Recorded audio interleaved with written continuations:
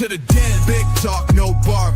Welcome to the den. Kings don't flinch, we don't follow trends. Truth gets raw when the lions defend. So take a seat, speak up where the real men vent. Mic on fire, wisdom in the pen. Respect ain't given, gotta earn it in the den. No mask, no lies, no safe pretend. This ain't a show, it's the lion's den. I've been stamped up, borders don't bind me. Dropping truth bombs from Ghana to the Thai seas. YouTube sold you dreams of beach queens and flights, but I show you real talk, not thumbnails and hype. Ain't about flexing, I'm exposing the game, where culture meets choices, not clout for fame. Black man travels, I elevate the route, not just girls in the frame, but what manhood's about. Borders don't bind me, dropping truth bombs from Ghana to the Thai seas. YouTube sold you dreams of beach queens and flights, but I show you real talk, not thumbnails and hype. Ain't about flex, I'm exposing the game, where culture meets choices, not clout for fame. Black man travels, I elevate the route, not just girls in the frame, but what manhood's about. What manhood's about. What manhood's about. I'm fearless with the data, cut from a rare breed. Cyber-trained vet with the tools that you need. Break bread on the mic, blueprinting your mission. From crypto to code, I decode your position. Been married 7 deep, still sharp as a tack. Talk legacy, freedom, how to never look back. Podcast ain't therapy, it's elite consultation. You step in here, respect the conversation. Warrior poet, seasoned vet with scars and lessons. Call me Ronin Lone Wolf, but I lead the pride. Gulf War scars and a sharper mind. From Somalia's heat to boardroom biz, I've lived 10 lives just to speak like this. PTSD in my rear view, still moving with poise. Now I show these young kings how to silence the noise. No gimmicks, no scripts, just war-tested truth. This ain't YouTube clout, this is mentoring youth. Big talk, no bark, welcome to the den. Alpha minds only, we don't blend in. Voice to the voiceless, fatherhood and grit. Step to the mic and don't ever quit. Don't ever quit.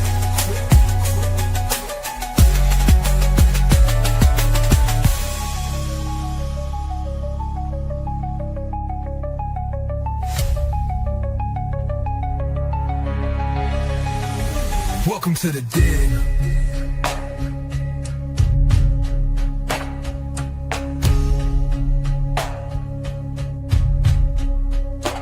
Welcome to the den. Alpha minds only, we don't blend in. Voice to the voiceless, fatherhood and grit.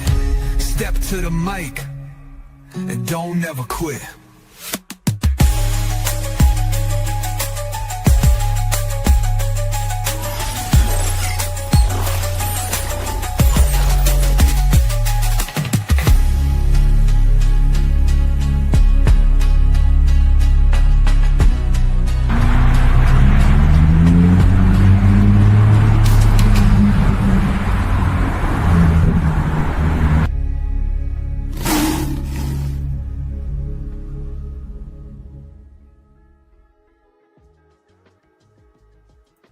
Right. Hey, right. we back.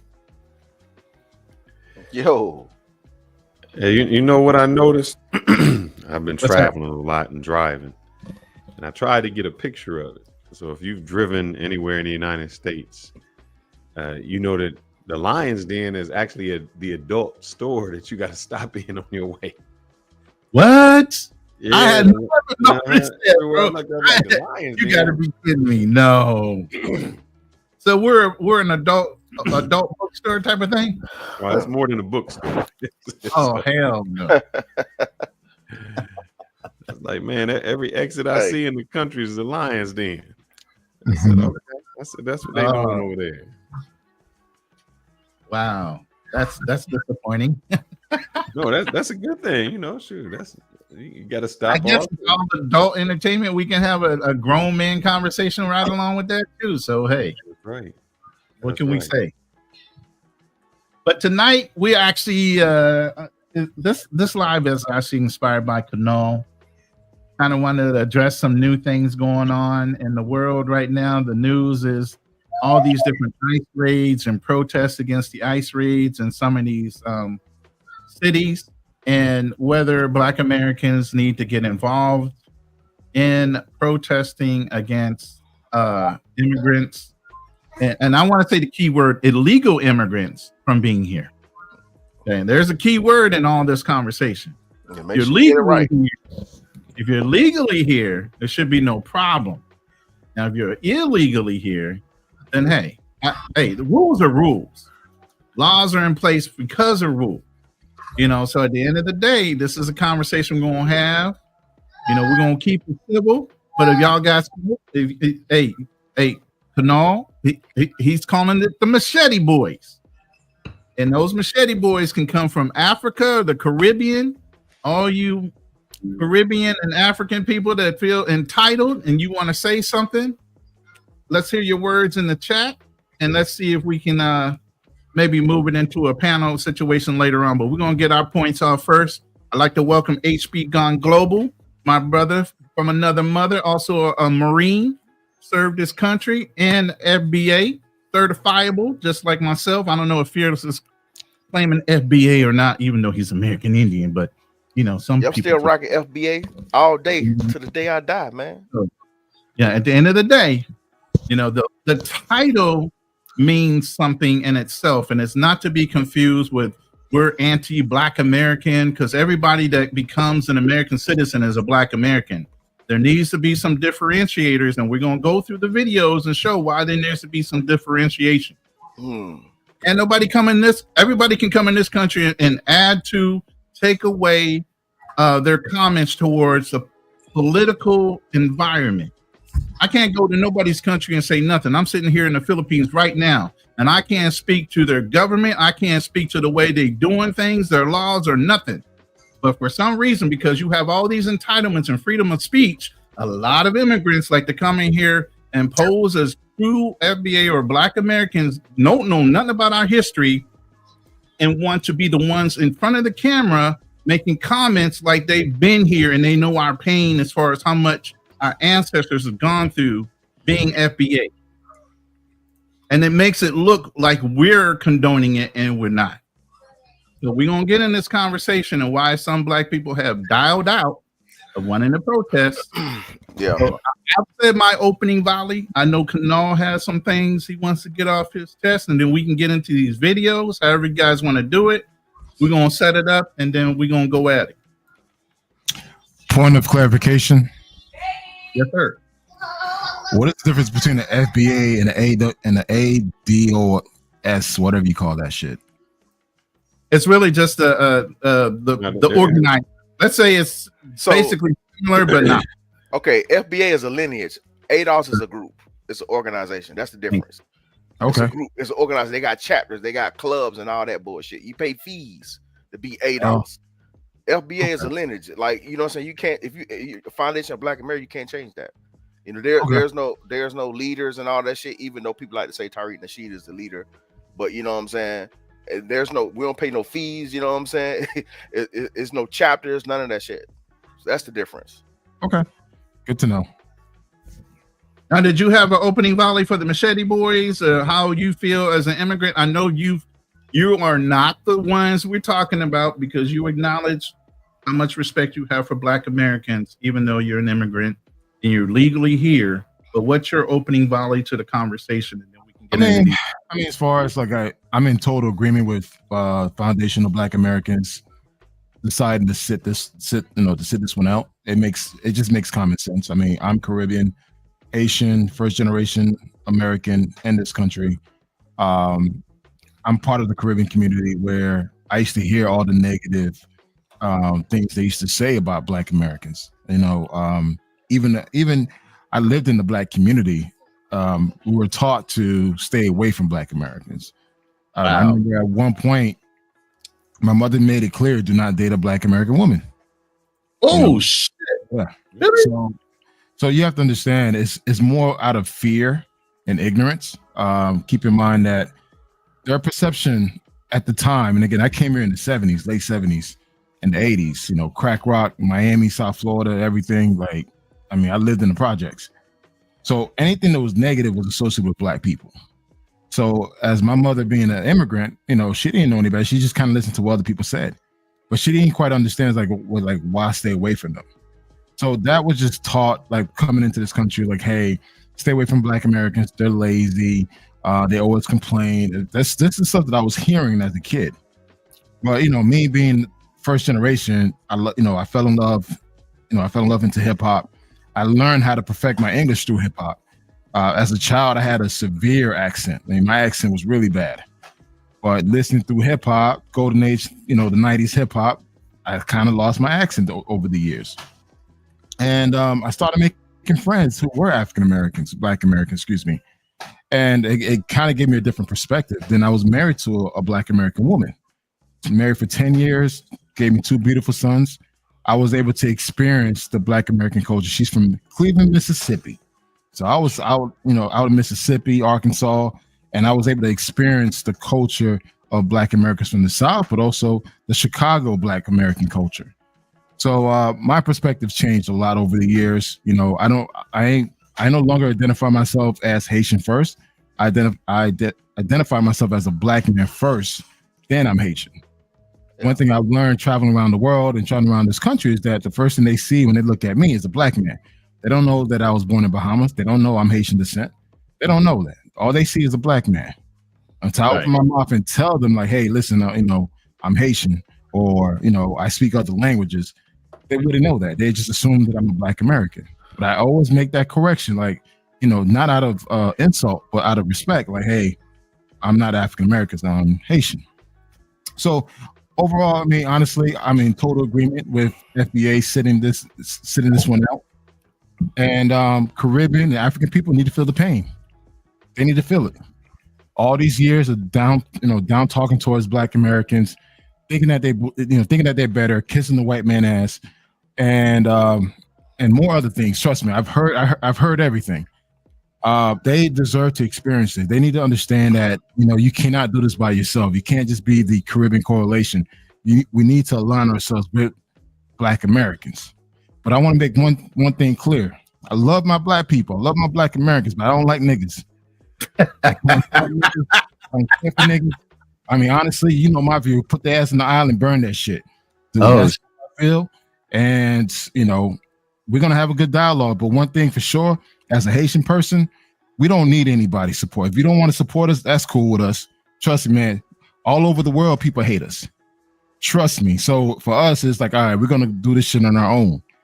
But at the same time, and I've been keep telling to other Caribbean people, we need to align ourselves with Black Americans, because Black Americans have a voice, and Mexicans and then Latin Americans are starting to realize, shit, Black Americans move shit. Yeah, no other race besides Black Americans. My question with that is, why is it that the Africans, the Caribbeans, they want to borrow from us, but they don't like us? Are we gonna get into that later on? Like the Essence Festival that just happened. Now I got a video on that. We're gonna get in on that conversation specifically. They want to compare, they want to contrive. It's almost like we want to be you, but we despise you. Right. You know what? I could go ahead and answer that question. Again, I've been around a bunch of Africans. I went to school. I went to University of Miami. I was surrounded by a bunch of Africans and Caribbean people, and they purposely distanced themselves. Like, how back in college people wanted to join fraternities. Most Caribbean folks didn't want to join fraternities or sororities. They're like, nah, that's just beneath them. They kind of created their own little thing. And the reason why is that it's kind of goes back to the whole tribalism situation. They think that they're better based on what the whites think that position them. You have to understand, when white folks been traveling way before Black folks to these countries, to these Caribbean islands, to the African countries, they already painted you guys in a negative light. So the Africans, they coming in based on someone else's perception, and also too what they see on television. So for them, they're like, hey, we don't want to be associated with that. Even though in their own country they do the same fuck shit. They do the same goddamn thing. And I'm fine with them not wanting to be associated. My problem is, they not Black until the cops come at them. Then all of a sudden they want to be with the NAACP. It's like, hold up, you wasn't us just a minute ago. And now when something happens, now you say you hollering racism and you saying affirmative action, but when it came to the fight, you didn't want to be a part of the fight. But now that they don't want to be part of the fight. I mean, I'm gonna tell you this right now: they don't want to be part of the fight. the way they're taught is to keep to themselves. Don't join these protesters that don't rock the boat. Keep your head down. No, but I'm saying they don't want to be a part of the fight until something happens to them. Yeah. And then all of a sudden it's like, what? I'm black too.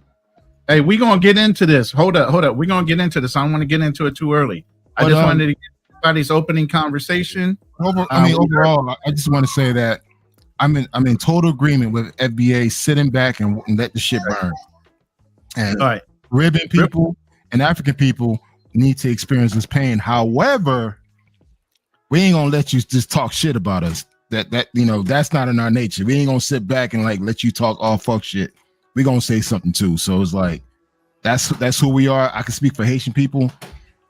Just like how ICE try to come into the Haitian community, try to take some Haitian folks and learn the hard way. They got their ass beat. So we don't sit back and let people do shit to us. Okay. All right. Hold on. I want to read this real quick, and then I want to hear from HB, our guest, and then Fearless. We're gonna round up with your opening statement, and then we're gonna get into some videos and some reactions, and then that's gonna carry the conversation on to what we're talking about right now. I don't want to jump into it too early. Big Mike says, I used to date a Nigerian woman, educated, beautiful woman. Unfortunately, she told me she couldn't date me because her parents would disown her.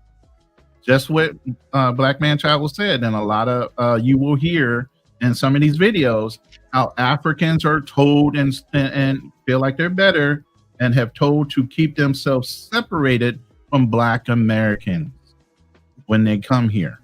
So just what Black Man said, there's a testimony right there. Somebody tried to date one. Now, HB, you're a guest on the panel in a representation of what a Black American or FBA is, beside from myself. And like I said, I don't know Fearless is alignment, so I don't want to speak for my brother.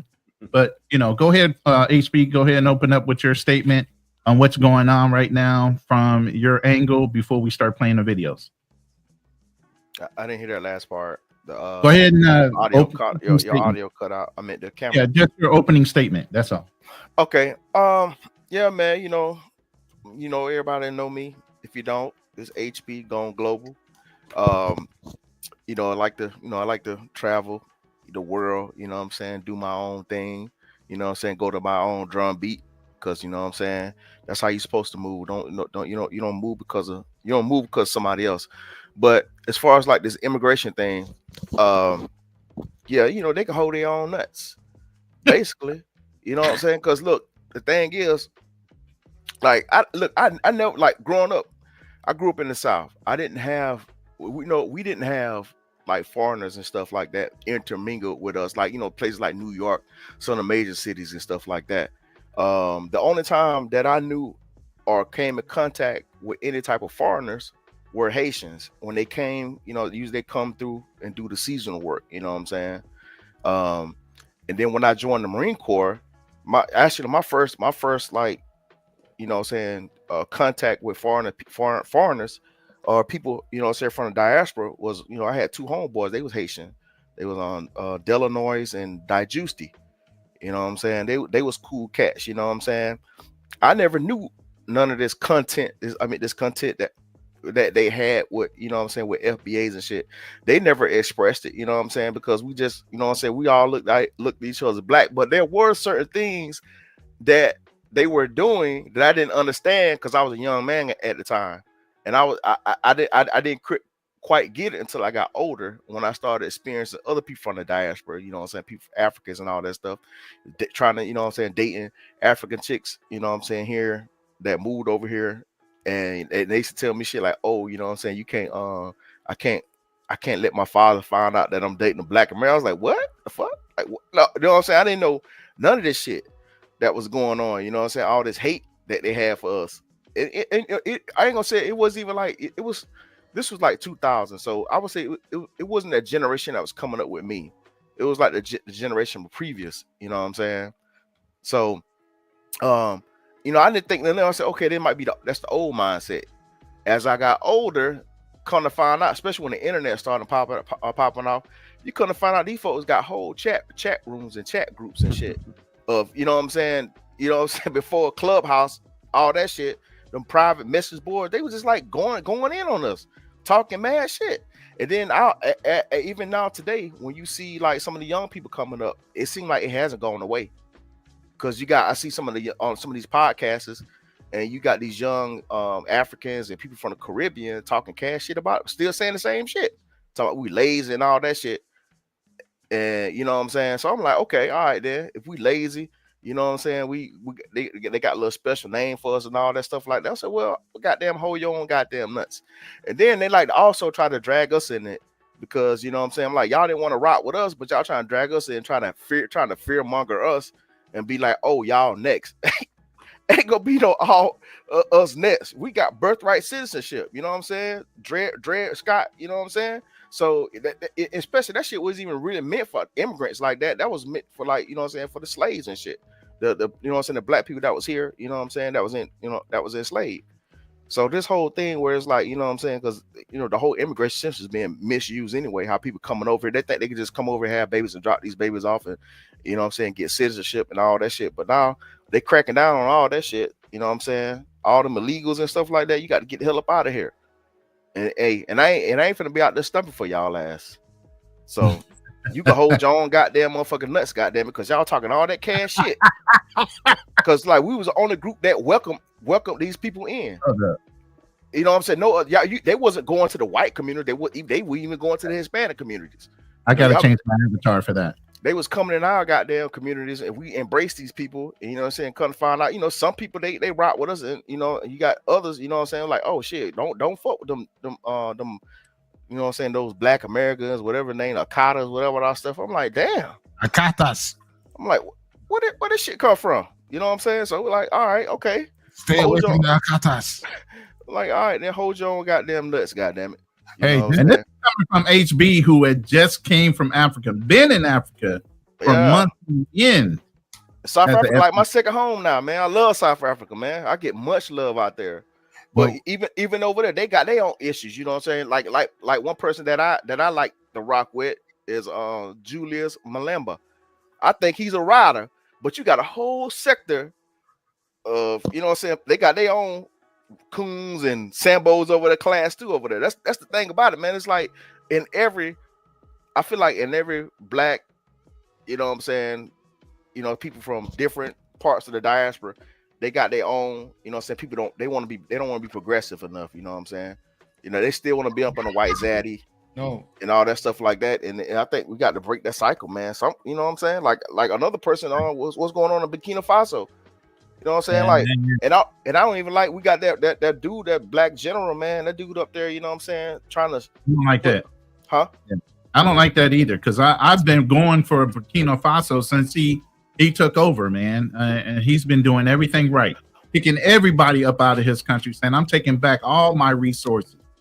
And we got our Sambos that sent up in there at the high ranks of the military up here co-signing that bullshit and, you know, speaking bad stuff on his brother's name. You know what I'm saying? Like, you know, hey, that's their land. Why are you worried about what's going on over there? We ain't, you know what I'm saying? So it's like, it's a money play. It's all about the money and the resources and shit. You know what I'm saying? And we can't be playing these people games, man. I mean, we can't get caught up in that shit, man. If that was me and I was a 4-star general, I resign. With me being me, who I am and what I know, as I got older, I resign. Because I'm like, ain't no way in hell I'm gonna goddamn sit here and try to go over there and try to take these people resources and say all kind of negative, bad stuff about that, which is not true about these people over there. You know what I'm saying? Especially people that's my cousins. You know what I'm saying? Okay. All right. You're gonna land your plane, and last but not least, the mental giant Fearless over there been thinking on all these comments. I know he got something to say for his opening volley, and then we're gonna get in some of these videos, read some of these comments, and get real active in this conversation. Go ahead, Fearless. You can't help them out.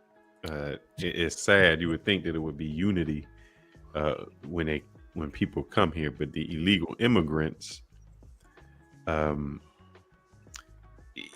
just in general, you know, anytime most illegal people come here, they have an allegiance to their country. And I know you've been in the military. If you put up a flag, like I had to tell the wife, she was putting up a flag, and then I think she had the Dominican flag over the American flag. I was like, no, that don't happen. I don't care if you want to wave your flag. Our flag comes first. If you love your country that much, go back. Once you're here and you're an American, it should be America first. I don't care if you from the Arabic countries. I don't care what your religion is. You become an American.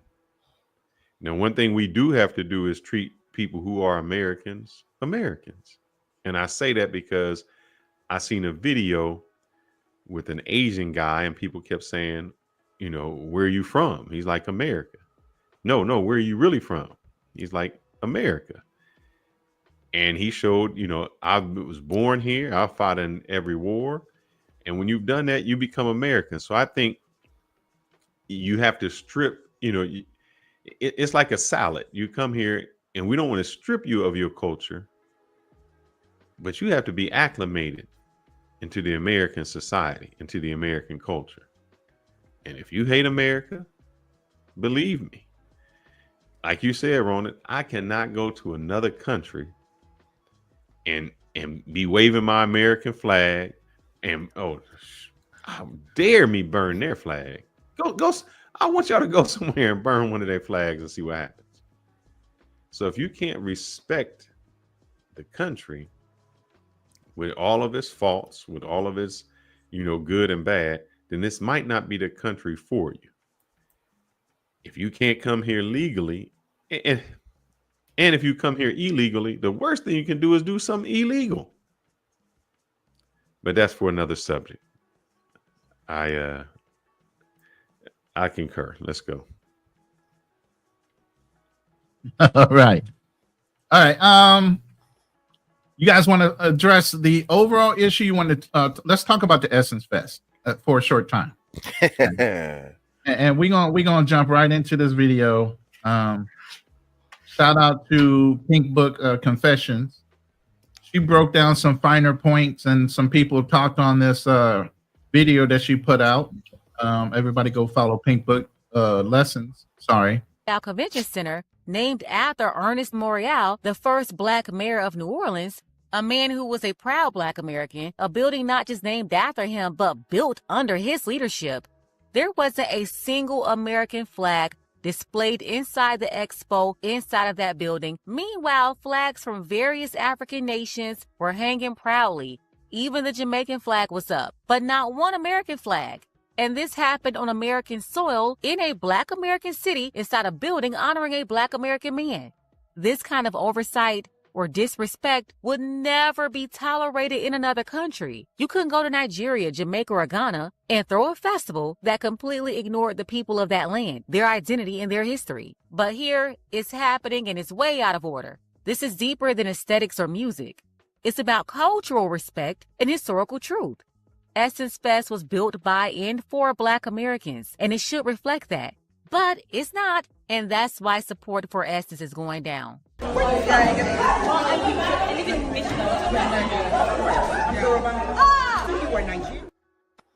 Hold on, I'm gonna have to play the second part on a different video because it shrunk it down. But what do you guys think on that first topic where there's the first Black African mayor helped build this convention center? It's in New Orleans, and because the Africans own the fest now. By the way, if you didn't know, Africans own the Essence Festival licensing.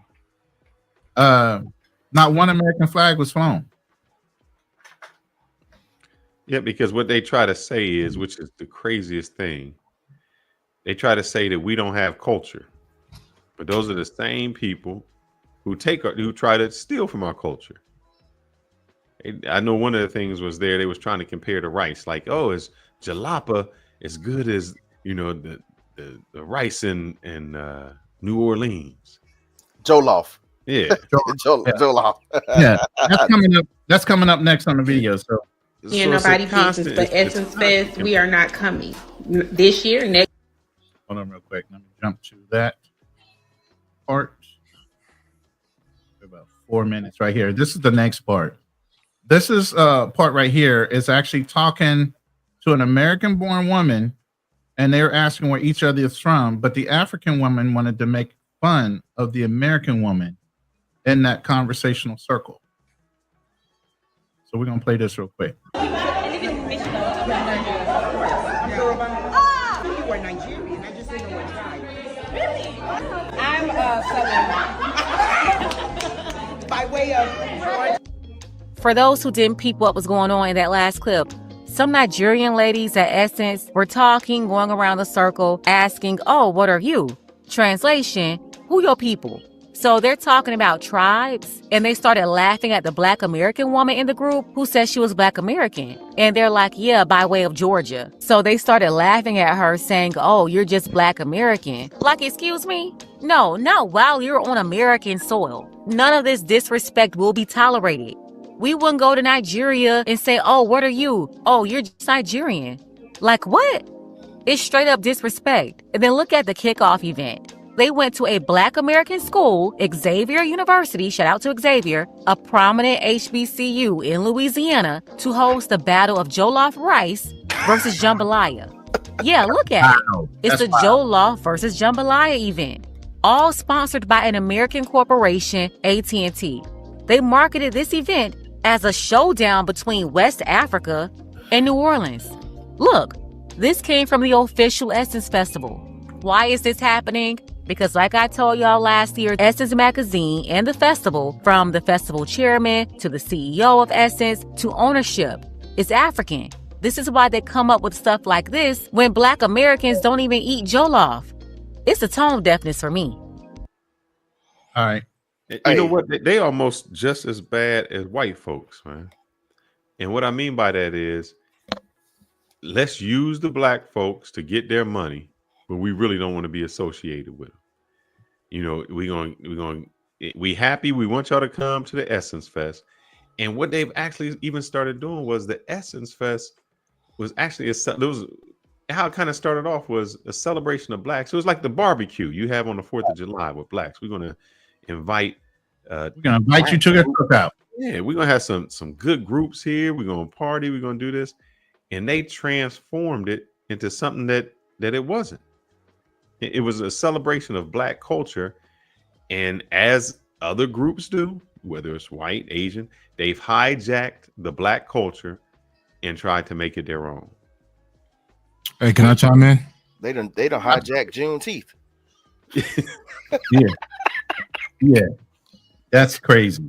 Go ahead, Black Man Travels. I just want to give you a little context. I used to work at Essence Music Festival.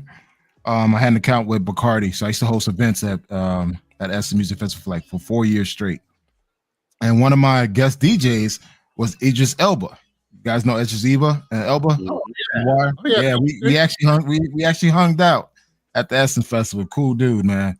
But I used to host events there at the Essence Festival, and one thing I always admired of it was the fact that I learned so much about the Black American culture. Again, being Haitian, although I was raised in it like somewhat in the Black community, I didn't really participate in the Black community. But as I gotten older, I was able to experience the Black culture for what it was, and attending the Essence Music Festival kind of gave me a good glimpse. Like, hey, this is their culture, the music, the food. I mean, just the lifestyle. And I really enjoyed it. I really, really enjoyed it. And I totally agree. I think the Essence Music Festival is for Black Americans. It's not for Africans. It's not for Caribbeans. I mean, you could participate, but respect that this is their culture. And I'm always checking people who say that Black Americans have no culture. That's a goddamn lie, because one thing I've learned traveling around the world is that all these Africans out there, they try to replicate Black Americans. Hello, bro. Listen, I be in their homeland. They don't even practice their own culture. Yeah. I learned that shit, bro. When I was in South Africa, I swear I was in America, bro. From everything they do, bro. Like, of course, might have some tribal events, but on a day-to-day life, even when you go in their houses, bro, I don't see no African shit hanging up, nothing, none of that shit. I feel like I'm walking in any Black American house here in America when I'm over there in Africa and shit, man. When I walk in these people's houses. So, I mean, just overall, the Essence Music Festival has been an amazing experience. But I'll tell you this: within the past 5 years, it has been going down. So it's not going down because Africans are running it. It's been going down. The attendance rate, the costs, everything has just been going really bad for the SM Music Festival. I think it's just now the new generation are not feeling the SM Music Festival like the prior generation. But that happens when you don't do the type of celebration. You know, you can't bring in, you know, an African group and, you know, but that's for the first year. That was this year. But the SM Music Festival has been going down for the past 5 years. Their attendance, their overall attendance has been going down. Period. It just this year, it just became very noticeable based on the audience that attending the concerts. This is not the first year they done brought in not African groups, because they've been last few years, several years they've been bringing in the what is it called, what is that music called, the Afrobeat. Yeah, they, you know what I'm saying, it's been actually 2 or 3 years since they've been starting to do that shit. No, but here's what the issue is. I know you say it's been going down a little while, but in 2018, that's when the African people bought it from Time magazine. Right. Ever since that time, they've been trying to mix in and throw in more African-centric things, and that's lost, you know, the essence of what it is. Yeah, that's what I'm saying. I was just saying, like, they started with the music first. Yeah, you know, because it was a vibe. It was getting popular. It was bubbling. Last few years, but it's been happening since it's been taken over by the African owner. Exactly. It's a transition that's happened. I want to let this young lady rock because I'm glad the children are our future and they're catching on early. So the ones that are coming up are noticing the the miscultural appropriation of our history and them trying to flip it and basically downplay what we have done in Black America. I'm going to close with her and then we can go to another video and continue with the conversation. Taking over the Essence Festival with the intentions of selling African culture and heritage, okay? They're trying to sell Black people African culture and African heritage. They really feel like that we are lost and we are confused on where we come from. The enslavement of African people lasted for 400 years, over 400 years, okay? There's nobody on this earth who's going back 400 years finding relatives and trying to figure things out from 400 years ago. It's purposeless, right? My ancestors came from St. Helena, South Carolina. Just to let y'all know. And it's a lot of information on my great grandparents and my great uncles and great aunts. It's a lot of, it's Black excellence, okay? And they try to push this narrative from now to slavery or the enslavement of African people, and that's not how that works. The enslavement of African people lasted over 400 years. Within probably 200 years of the enslavement of African people, the African American race started to begin because of the violence that enslaved Africans were enduring. But let's not take away from the fact the African American people have been around for a very long time. Stop telling us to go back to Africa. If you want to try to come in and colonize, be new generation colonizers, I just think that y'all should sell something that Black people are wanting and willing to buy. Stop thinking that we are insecure about our culture. Our culture is recognized all over the world. Without African American people, there wouldn't even be the culture in Africa. While y'all are hooting and hollering on y'all drums and bingos and we are the reason why the advancement is happening in Africa. We are the reason. We are the culture. We are the voice. We are the celebration. We are the color. Without African American people, there would not be a lot of color in this world. Let's be very honest here. Stop. What she's talking about? All right. What you got to say? Wait, what the fuck she's talking? Wait. I'm sorry, man. She said Black American culture is the African culture in Africa. It's the influence of African culture. Didn't I say that. Hey, you know why? HB just clarify that. HB said they're not even acting Black down. They're not acting their culture. They're using our culture. They're celebrating our music. They're doing everything. Didn't make all his money in Africa, brother. Akon made his money here. He couldn't have done what he did. He couldn't have became who he became in Africa. That whole genre of music, all it is just a mix of hip hop. It's just like reggaeton and everything else. That's as far as music. As far as culture, so African American culture influenced Africa culture. Yeah, Now it has. Absolutely. That's what you're saying, right? Absolutely. That's bullshit. Tell I'm me sorry. how I'm not. sorry, man. How are they dressing? Hey. How are they dressing? What do you mean how they're dressing? How are they dressing? How are they talking? How all of that? Well, I mean, I've been to South Africa. They don't talk like African Americans at all. So they don't use any type of the street slang, any type of what we do. Like they what? don't. Like what? All Nigga? of it. They use all of it. No, they use all cap. All man, listen, I was here like it was cringe, bro. Like I'm telling you, I was bro. I'd have been to South Africa in the year. I'd have been there 4 times already. HB, tell them it's so bad. They pretend to be Americans. Yo, you capping, bro. You capping, bro, and all that shit because they got the way they speak differently because they got a different accent, but they still use all the Black American slang, bro. They be on TikTok all nonstop and Instagram all stop emulating what we do. Even from man, stop it, man. Maybe you might Kanal, you might be hanging around like maybe older Africans, then I can say I can understand that. But when you talking about people that's goddamn 40 or under, shit, I'll be down. Tanzania, all that shit. He just came back. Wanda, I was over there for 2 months. It's hard pressed to discredit HB. He just was there. Mm-hmm. And he's spoken on this on several videos of his, how these people pretend to be American until another American walks up on him and say, bruh, come on. Stop. And one of my problems, like, all right, does Haiti have its own culture? Fuck yeah, we have our own culture.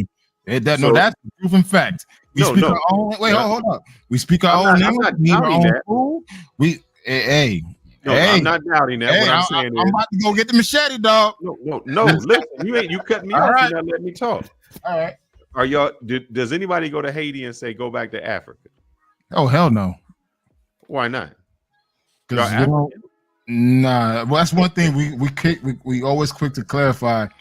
We Haitians. We don't do that. Go back to Africa. So what I'm saying is, you originally from Africa. You have your own culture that you created.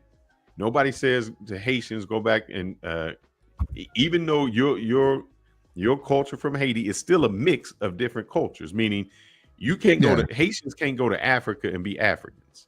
No, just not gonna happen. The same, and I'll take New Orleans. New Orleans is a mix of some Haitians. Yeah. In New Orleans, they practice voodoo. Voodoo wasn't from the United States. Actually, New Orleans was inspired by Haiti. Yeah, but we've taken our culture when they're not Haitians. Now they've mixed that culture, and now it's an American culture from New Orleans. They can't go back to Africa. That's their own culture. I don't understand how Africans all the time try to say, "Oh, this is taken from us. This is us." It's not. We have developed our own type of culture because we've been separated from Africa. We don't have a language. We don't have the food. It's just like you can in Africa, they can have the same type of food, plantains or whatever, but the way they cook it is not going to be the same as how a Haitian cooks it. It's not going to be the same as how a Black person cooks it because we have our own culture now. I agree. I stand corrected. One thing is I do make it clear when I speak to when I speak to Africans, I let them know that they're weak. I tell them and this is always an argument. Whenever I argue with an African, man, I let them know that, listen, how the fuck you let someone come in your own country, take over it, and you guys celebrating your independence in the 1970s? And again, me speaking as a Haitian, like, hey, we got our independence since 1804. We fought for our shit. Yes, our country ain't shit, but that's one thing you can never say about Haitians. Like, hey, listen, we took our shit. So whenever I speak to an African, I'm like, okay, you want to go ahead and shame African Americans or Black Americans, but yet you celebrate your independence in the 1970s. How the fuck are you gonna let someone else come to your country, take over your shit, put you in a lower position, and you got to celebrate your independence in the 1970s? So to me, I always label Africans that they're weak. I've always said that shit. I don't care what anybody defends that shit. Look, let's talk about. I know we're gonna get to this subject. Let's talk about we hitting on Africans. Even though you got people from Dominican Republic, you got people from Haiti, you got people from Jamaica, all these places in America where all of us came through the same experience. because they can't they like it seems like they the only ones get to have their own ethnogenesis and identity. We can't have our. It's always we don't know where we from. I'm like, bro, you Jamaican. I'm here. The same shit happened to you, happened to us, bro. You just got dropped off in a different spot. So what makes you different from me? You know what I'm saying? That's the crazy shit about it. And then you especially got Dominicans, y'all speak Spanish. You know what I'm saying? It's like, bro, that shit don't be making no sense when they be saying that shit, bro. Just like when I'm gonna say that it was a proud moment. Took my girl to get her ID. She identified herself as a black person. I was like, yes, thank you, Jesus. I ain't said nothing. All I just saw, I just looked at the application.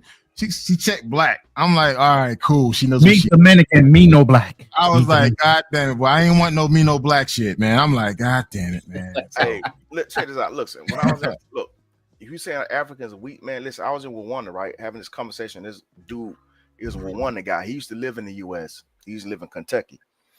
So we having a conversation. He was like, yeah, I don't know why he brought this shit up. He said, oh yeah, black American women are whores. Oh I shit. said, what? Damn. Hey, I looked him dead in face. I say, bro, hey, you ain't talking to somebody who's stupid, bro. Listen, I said, bro, y'all women are whores. All y'all selling pussy out here. All these women selling pussy, all of them. So what are you talking about, bro? Stop playing with me, bro. You act like I just landed here, bro. Like I said, I've been in Africa for 2 months. I say I've already been in Africa for two months, bro. And this ain't my first time here, bro. All I'm out here tricking, dog. Stop playing, man. Let me my women, bro. Let me read this comment. Let me read this comment because it falls right in line with what you almost saying and what the Z lady says all the time. I was dating. You talked about the Z lady, and all of a sudden she shut you up. We don't hear you groaning. I'll read it for you because it cut you off. The Z lady married an Ethiopian man. That's insane. You got cut off, Ronan. When she said the Z lady, you got cut off. She okay. Well, yeah, the witch. I mean, she done got on me. All right. So anyway, I was dating an Ethiopian woman in college for 2 years. As soon as she graduated, I wanted to marry her, make it legit. After 2 years of pounding it out, hey, that's good. She let me know her parents wouldn't allow it. Damn. We parted ways. She immediately married because they arranged marriages. An Ethiopian man. No, but here's one thing I can say. I will congratulate them on that. We are when I say we, African American people are very accepting of other cultures, other races, other people. I mean, what other neighborhood you can go to and you got an Arab store in your neighborhood, or you got, we go to the Chinese restaurant, but they'll never come to a soul food restaurant. We are very accepting of other cultures. None of those cultures would be accepting of us. So I don't know why we don't isolate the same way others do. Because it's like, we'll date you, we'll go out with you, we'll hang with you. But when it comes to procreating and keeping this money, we're not doing it. We're not sharing this. I think we had a long struggle of equality and shit. And our ancestors fought for equality, and that shit kind of been bred into us. So I think that's why we have been our necks been stepped on for centuries. You know what I'm saying? I think that's one of the reasons why, we kind of all inclusive too, without even not even knowing it. Maybe no, that's what I'm saying. Why are we all inclusive when none of these other races are? Because we're America. We believe in equalism. We got mixed in. So all that tribal shit, that shit got bred out of us. You know what I'm saying? We just one big. How did we say it? We just one big nigga. How do white people look at it? We just one big nigga now. We have a combination of so many different tribes and races within our breeding because of the way they bred us on the plantation, buck breaking and all these other things. They would breed you with the strongest black woman in order to have the alpha superior black male to do the work. You know what I'm saying? So we were genetically altered through our breeding through slavery at that. But I want to play this first video, this TikTok video that Black Man Travel sent me. with this African woman addressing something. We're not African Americans. We're Sudanese Americans. Yes. We are African Americans because Sudan is in Africa. So we're African Americans. I know that. That's a whole separate question. Because Dr. Umar actually we are African created his own by definition. the term. And that's why some Black Americans say they don't want to be called African Americans because they don't feel like they have any ties to Africa. I think reparations should be different for African Americans compared to us because we just got here. No, we don't. They need deserve reparations, but most of the reparations. I'm gonna tell you this right now. We shouldn't even be in the conversation of reparations because we're not descendants of slavery. Reparations from the how we were colonized in Africa. Yeah, we can get reparations from France and Britain and them, but we don't need to get reparations here at all. Yeah, we'll never get it. Can I ask this question? What are the nuances or parallels to the South Sudanese or African with the Black American experience? When I was growing up, most of my friends were African, and when I would say like stuff about Black people, they're like, oh no, I'm not Black, I'm African. And our parents would say that too. I would hear their parents say the word akata like towards Black people. So I just don't think that our generation feels like that. I think it's the older generation that really feels like the separation more, just because they were immigrants. Honestly, I felt more othered and more like pushed aside by Black American women than anyone else. Not to perpetuate that trope of angry Black woman or mean Black woman, but when I met Sarah in high school, she was my first best friend. All the way up until high school, I had never had a close friend that was Black.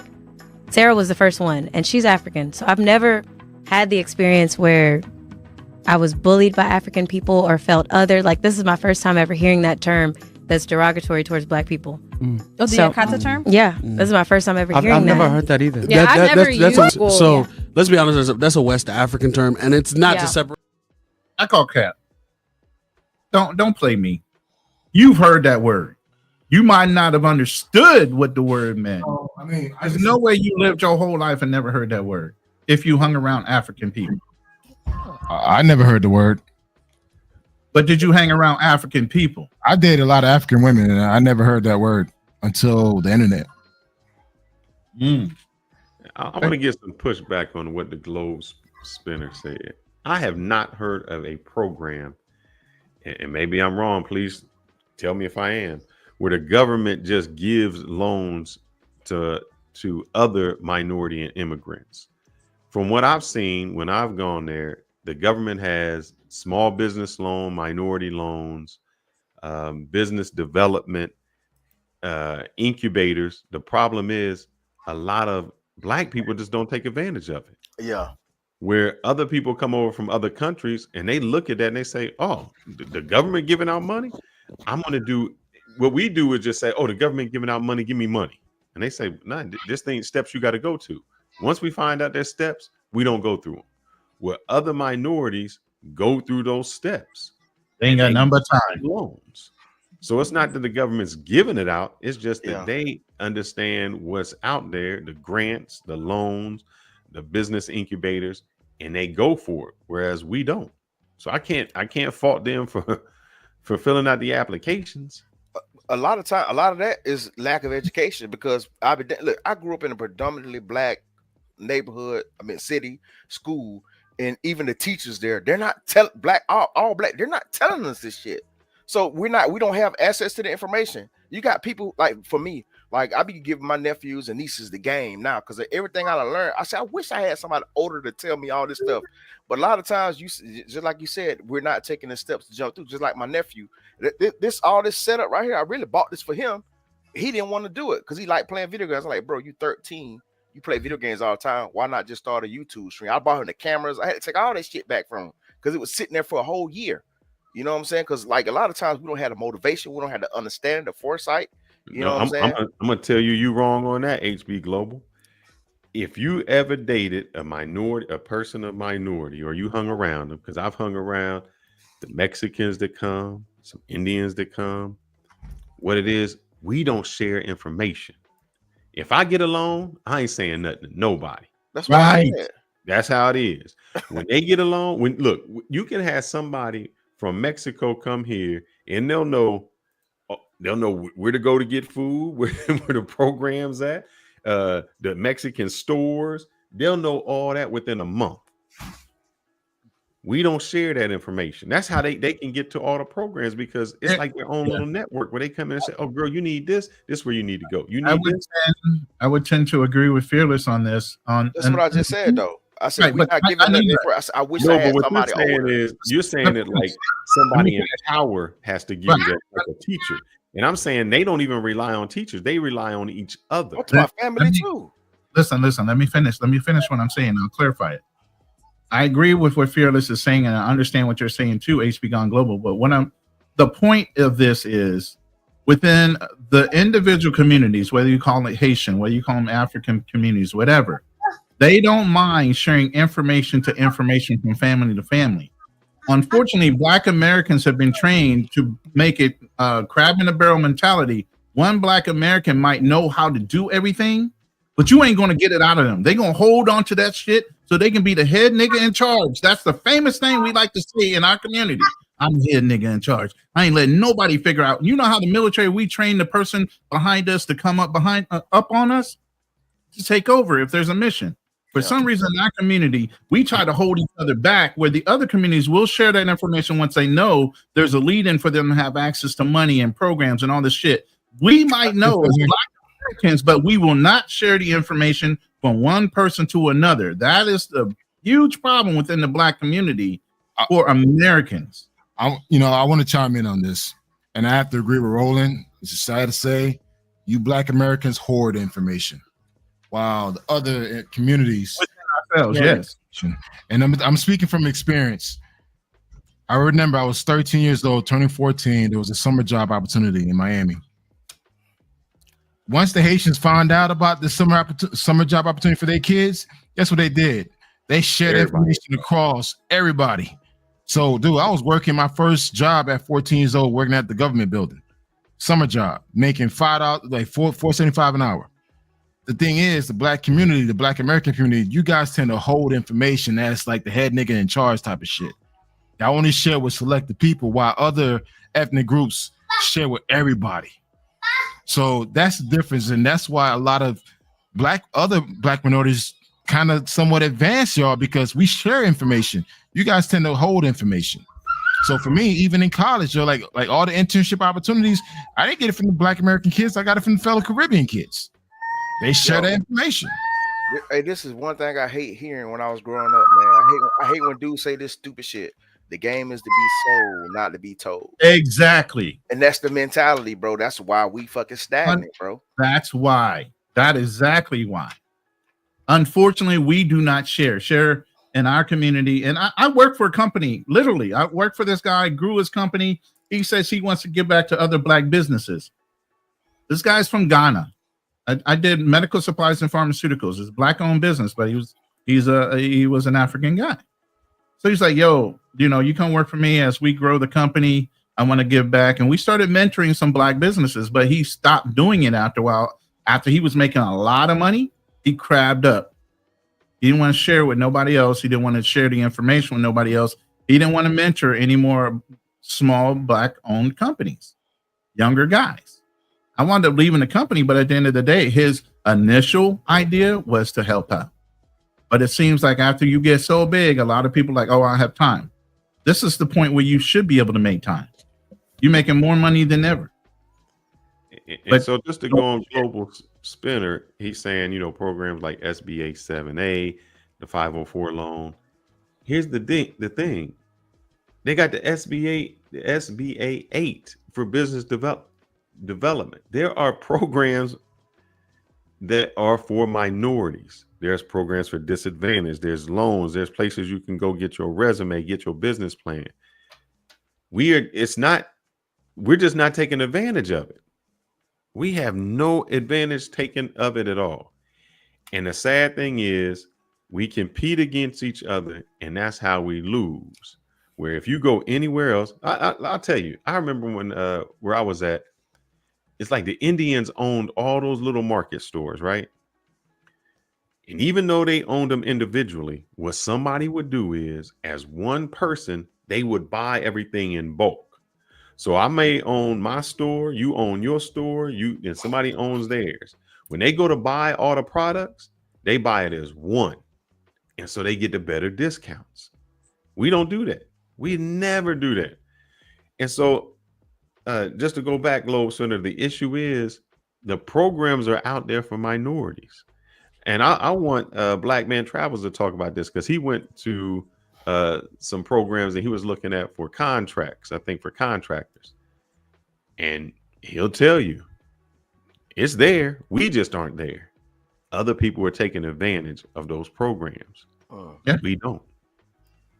Facts. Yeah. I mean, I can speak from a professional perspective. It's sad. I work around a bunch of Indians and Asians, and to see them work so collectively together is amazing. That's why they exceed us in every setting. Black folks, you see me as your competitor. Another black man see me as his competitor. So instead of us linking up and working together, he's going to hold that information that he should be sharing compared to that Indian person. They're sharing that information to the next generation of people coming in. And that's why even in corporate America, Black folks is not exceeding in corporate America because we withhold information. Even in the public sector, same thing. While these other races, the Latinos, trust me, the Latinos will be surpassing Black folks within the next 10 years. I guarantee. And it's not just that. I'll tell you an example. And we can't say this is something new. When can somebody tell me when hip hop kind of started, when brothers started getting a record deal? Just give me a date. 80s, let's say 1980. About 82, 83. All right, let's say 82. So I'm DJ, Fearless, and I get my record deal, and I get screwed on my record deal. Yep. You know what I do? I don't tell nobody.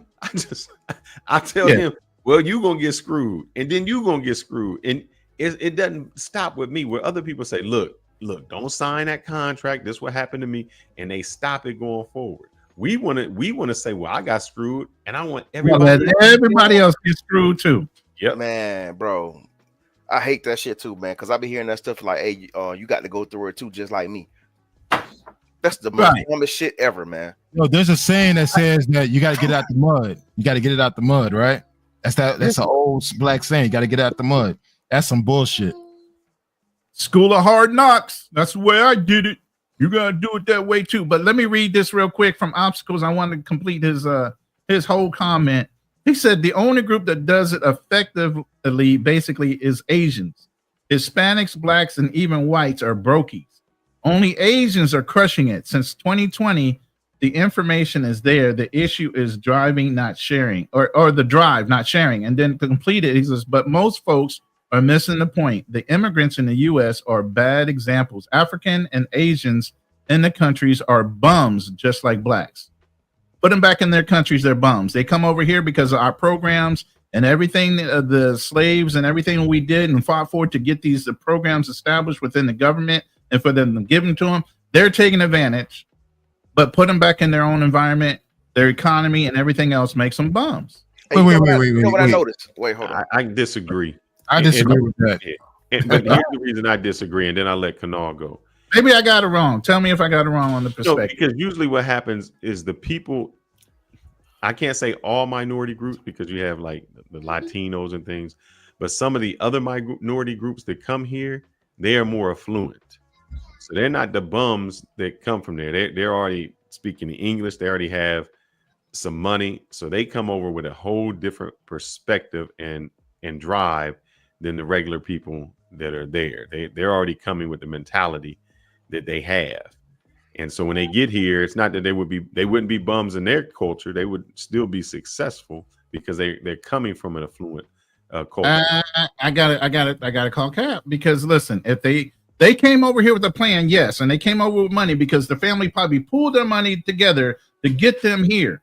But they knew there were programs. Ronan, do you know how much it costs for an international student to go to college? It's not an in-state. It's not out of state. International is like triple what it costs for a person to go to college. Right. So where do you think they're getting that money from? You don't think families over there have enough money to pool together to get one person over here because they know once he gets into those programs, $60,000 a year.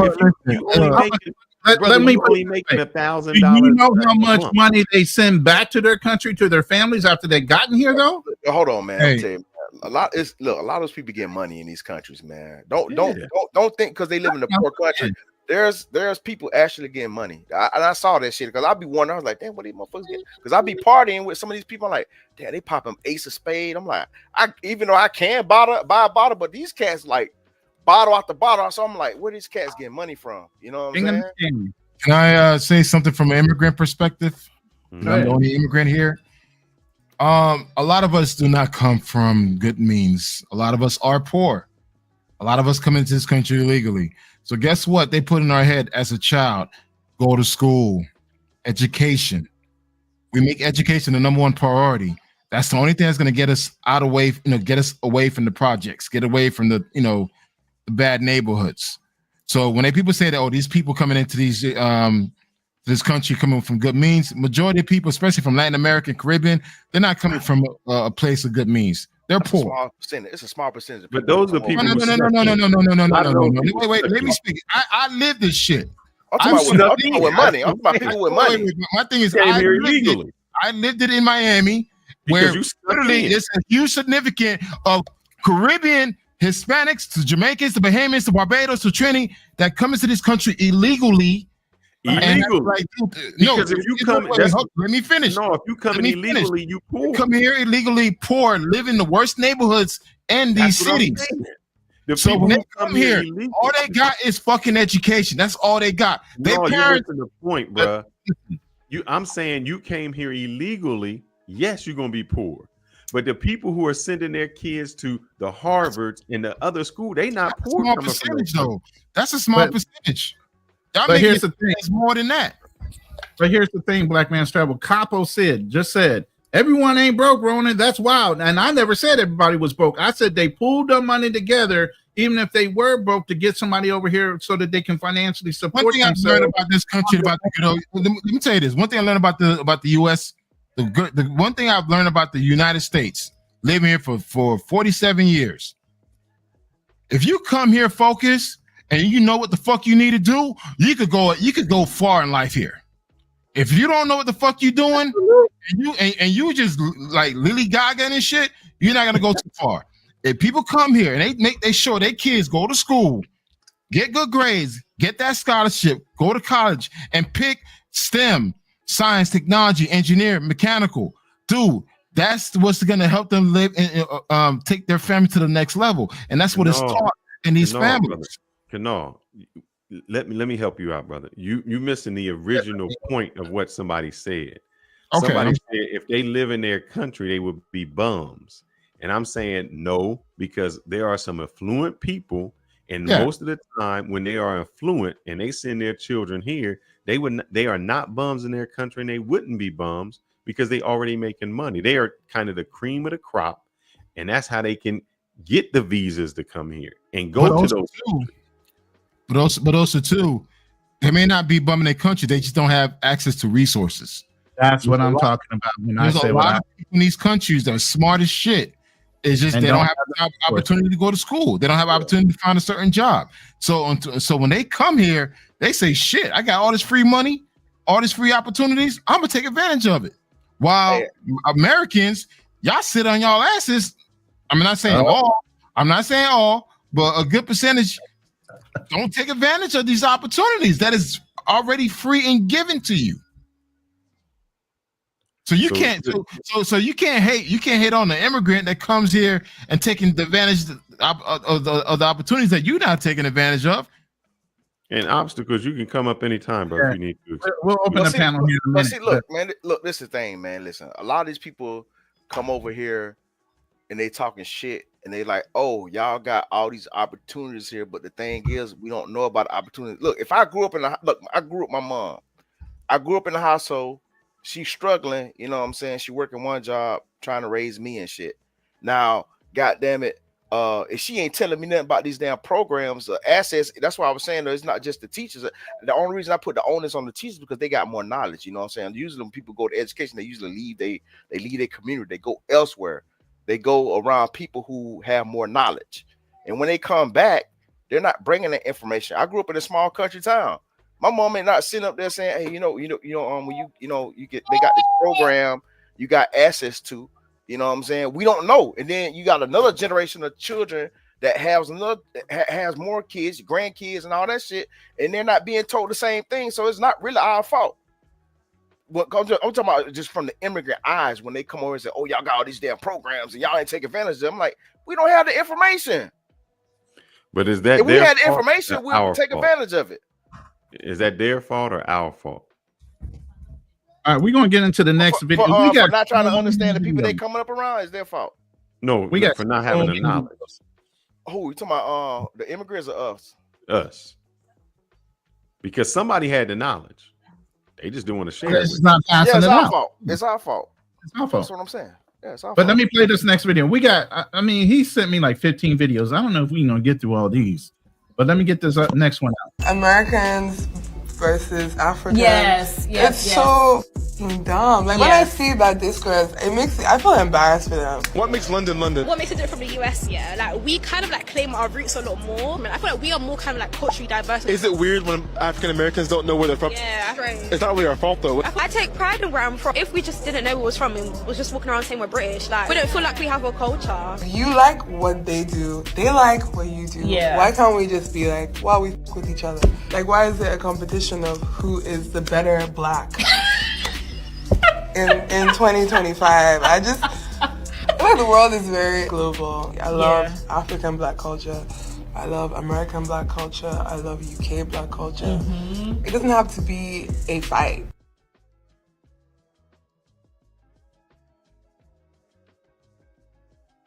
I got a question. Real quick. Why is it we got to know where we're from? I know I can go to a whole bunch of white folks and say, where you from? They're like, oh, somewhere might be Irish and Dutch and well, my granddad, something. They have no idea. They not celebrating Irish Day. They don't care where they from. They like, I'm from America and I'm making this money. That shit annoying, bro. You know what? I've been asked that one time while in South Africa. Someone asked me where I'm from. I said, well, I'm from Haiti. But like, where's your African from? I was like, I don't know. I'm Haitian. That's all I know. I don't care to know anything beyond that point. It's just like all I know. I'm a Zoe, and I had to throw that number 1804 on their asses, and it's just like, hey, I don't care to know anything else beyond that point. Bro, I get the same. Look, I get the same. Every African country that I've been to, they do the same shit, and I'm like, bro. And see, the thing is, you know what I'm saying? They might be talking to somebody who ain't really up on game. I'll be like, okay. I'm like, what? I'm like, why is it important to know where I'm from? I'm like, shit. I'm like, who is your great granddad? What's their name? I don't know. So why the fuck you asking me? You know what I'm saying? y'all didn't even start taking censuses until like the damn 1900s. So how the hell you gonna ask me where I'm from? Why is it important to know what, you know what I'm saying, what African country I came from? You know what I'm saying? Because they want to have a bias. Because they so fucking tribal over that bitch. You know what I'm saying? Like, I ain't got time. I'm like, bro, why does it matter, man? It doesn't matter. Yo, HB. Because you still poor. So why? Because you know where you from. You still broke as hell, living in the damn dirt, living in your roof. Literally, they roof a 10. They don't have no insulation. So I'm like, why is that important, bro? No, HB. When I was in South Africa, I had beef with the South Africans there because they thought I was Nigerian, or they thought I was from Ghana. Hey, let me try to hit you with the Nigerian shit too. I said, how the fuck I look Nigerian? I'm light skinned as hell. I'm like, I understand if you to call me colored. They were like, yeah, you have to keep in mind, guys. Africa have this xenophobia to the next level. They don't like you if you're from the West, East, North, South, or the certain region. They don't like you. So that's why they bring that fucked up culture from Africa to over here to the United States and try to like position themselves more than what they are. Yeah. So it's just like, always keep in mind, man. And that's why I always quick to check their ass. Like, I remember one time this Uber driver was driving me from the airport. And he kept looking at me. I'm like, where you from? I said, well, what do you mean where I'm from? It's like, where you from? I said, well, I'm from Miami. He said, okay. Are you American? I said, no, I'm Haitian. But I kind of see what he was trying to get at. I'm just like, well, I'm Haitian, but I lived in the United States since 1978. And he said, like, okay, like he tried to like give me props because I was from Haiti. I'm like, bro, my kids are African Americans. Yeah. And it's just like, I'm not gonna let you sit here and downplay my own kids and start saying some bullshit. They have no culture. You're not doing that. Hold up. I just got a question. It's between me and Fearless. Have you ever been asked where you from? Out of the country. Yep. What country? You know, well, if I go to DR, they think I'm Dominican. Thank you. So you ain't no goddamn Dominican. You don't look nothing like no goddamn Dominican. They them by his skin. And they think I'm Dominican too when I'm in DR. Man, you like goddamn Spanish to me. I'm like, what? I'm we like, don't get confused. All I'm saying is we don't get confused like that. I will never get challenged like, where you from? The only person I ever got challenged from that was when I was in boot camp. They shaved my hair. I got into the dentist seat, and he said, I can usually tell what most people are that sit in my chair, but I can't tell what you are. So what the fuck? I'm a human. First of all, why does that fucking matter? You know what I'm saying? But at the end of the day, that's the only person that ever challenged me was another white person. More so now, if I went to Africa, I'm sure I'll get that question. But other than that, I don't get that question just because, as a general point of view, obstacles. What the hell you got on your nose, bro? You doing the whole breathing thing over there? What the hell? Yeah. I had a little cold, so shout out to you. But I'm just saying, as a point of view, light skin, dark skin, if y'all want to put it that way, I don't get asked that often. Where you from? I don't know why they do that to darker skinned people. What does it matter? I haven't asked this though, just like you probably be like, you black? I mean, are you black? Yes. Like, I've been asked that several times. How black are you? I've been asked that plenty. I ain't never been asked that though. Exactly. No. Your ass look black. I get asked that all the time because a lot of Africans think I'm African, so they look at me. They trying to figure out, okay, what is he? And I'm like, I just look back at them like, I don't know. Like, all right, obstacles. Go ahead, bro. I know you had kind of tried to make a point. Maybe I interpreted it wrong. I don't want to interpret your statement, but go ahead and make that statement again. What were you talking about? The comment section, it was hard for me to explain what I was trying to say. But basically what I was trying to say is that it's hard to compare just regular blacks or regular white Americans to a very ambitious group of people that decide to leave their country legally or illegally. That's a very ambitious thing. One, legally is not easy. So they have to go through a lot of hoops. They got to be serious. And then number two, illegally, you know what that is, right? Cartel, about to get popped, skitty pop. So then comparing those people to just regular black Americans or whites who don't even want to move into the next city to take a job. They believe that the coal industry should come back to their coal town and rebuild. Google needs to start producing coal so the coal town can come back versus just moving itself to California and Texas and take a job. And so what I was saying about if you go back to their countries, if you go to Asia, if you go to Africa, you'll see regular people just like blacks, meaning being bums. They would never try to go to America. They'll just sit around and stroll on TikTok and then drive a scooter all day, and that's it.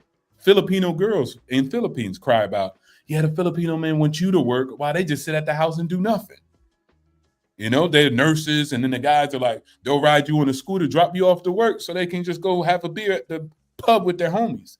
So you don't see that side of Asians, Indians, because you got to live in those countries, and then you'll be like, dang, okay, they're just like black Americans and whites that are bumming in their own countries for multiple reasons. But when you look at that migrant group, it's a very ambitious group of people. So it's hard to compare it just to regular people. But it is the same, like when we go places and they think, you know, like, oh, you black, you can play basketball like Michael Jordan, or you know, they think we that. They automatically put us there. So we are comparing ourselves to the cream of the crop, the people who are the most ambitious, which is kind of unfair. We're comparing average to their above average and trying to say that we're equal. So of course, if you were to take the most ambitious people from the United States and put them in their country, then they'd be like, oh, these Americans, you know, whatever, blacks, whites, whatever, they say, oh, these black Americans are the best. It's not that. You just chosen the best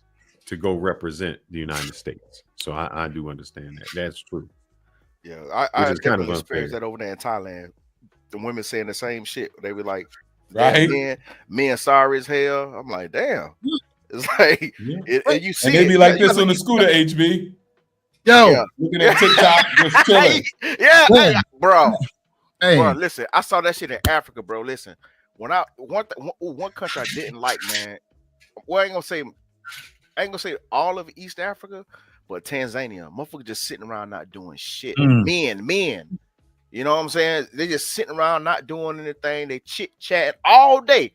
Cause I'm on the tuk-tuk. I'm observing. I'm taking this shit in. I'm like, damn, why the fuck these people ain't got them doing shit? Niggas sitting around not doing nothing. They on their phones and stuff. And I'm like, what? You know what I'm saying? So the people that do come here that be talking shit, I don't like it. Especially when you broke and you came here. You know what I'm saying? Like, bro, I've been to your country, bro. Don't sit here with the disrespect. You know what I'm saying? But I do understand that there's a certain type of people that come over here that want to work hard, that's ambitious. You know what I'm saying? I can understand that aspect of it. But that, like, as far as like running your mouth and talking stuff like that, nah, I ain't having that shit. I'm like, bro, I'd have been in your country, bro. I'd have seen it. You know what I'm saying? It's people from different financial what's the other word for it? Economic groups and shit. Yeah, financial means from the bottom all the way up to the top. And there's so many people in between. And it's the same shit in America. They think like all Americans are rich. I hate when I go to these countries, motherfuckers think I'm rich and shit. I'm like, bro, I'm not rich, man. I just got a little bit more money than you do. But I'm not rich, man. I'm like, shit, I got my own struggles too. You know what I'm saying? That's what the people, they don't concept when you deal with people who dirt poor and shit. They just don't understand.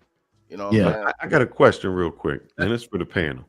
You know, the thing is, Black Americans in deportation protests is it our fight? When I was just I was over in DR for like 6 weeks, and you know how this is, Kanal. If you go into the airport, because I always had to pass through, there's a toll, and there'd be a Caribbean tour bus. They would stop every tour bus.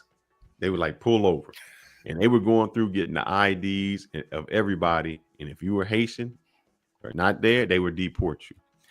If you were in Mexico on the like near the Guatemalan border, and you're not Mexican, they will deport you. It's not even an issue. There's no protest anywhere. Why is it that the Mexicans in this country want us to help protest them getting deported? You could never go to their country, and they're not protesting anybody getting deported from their country.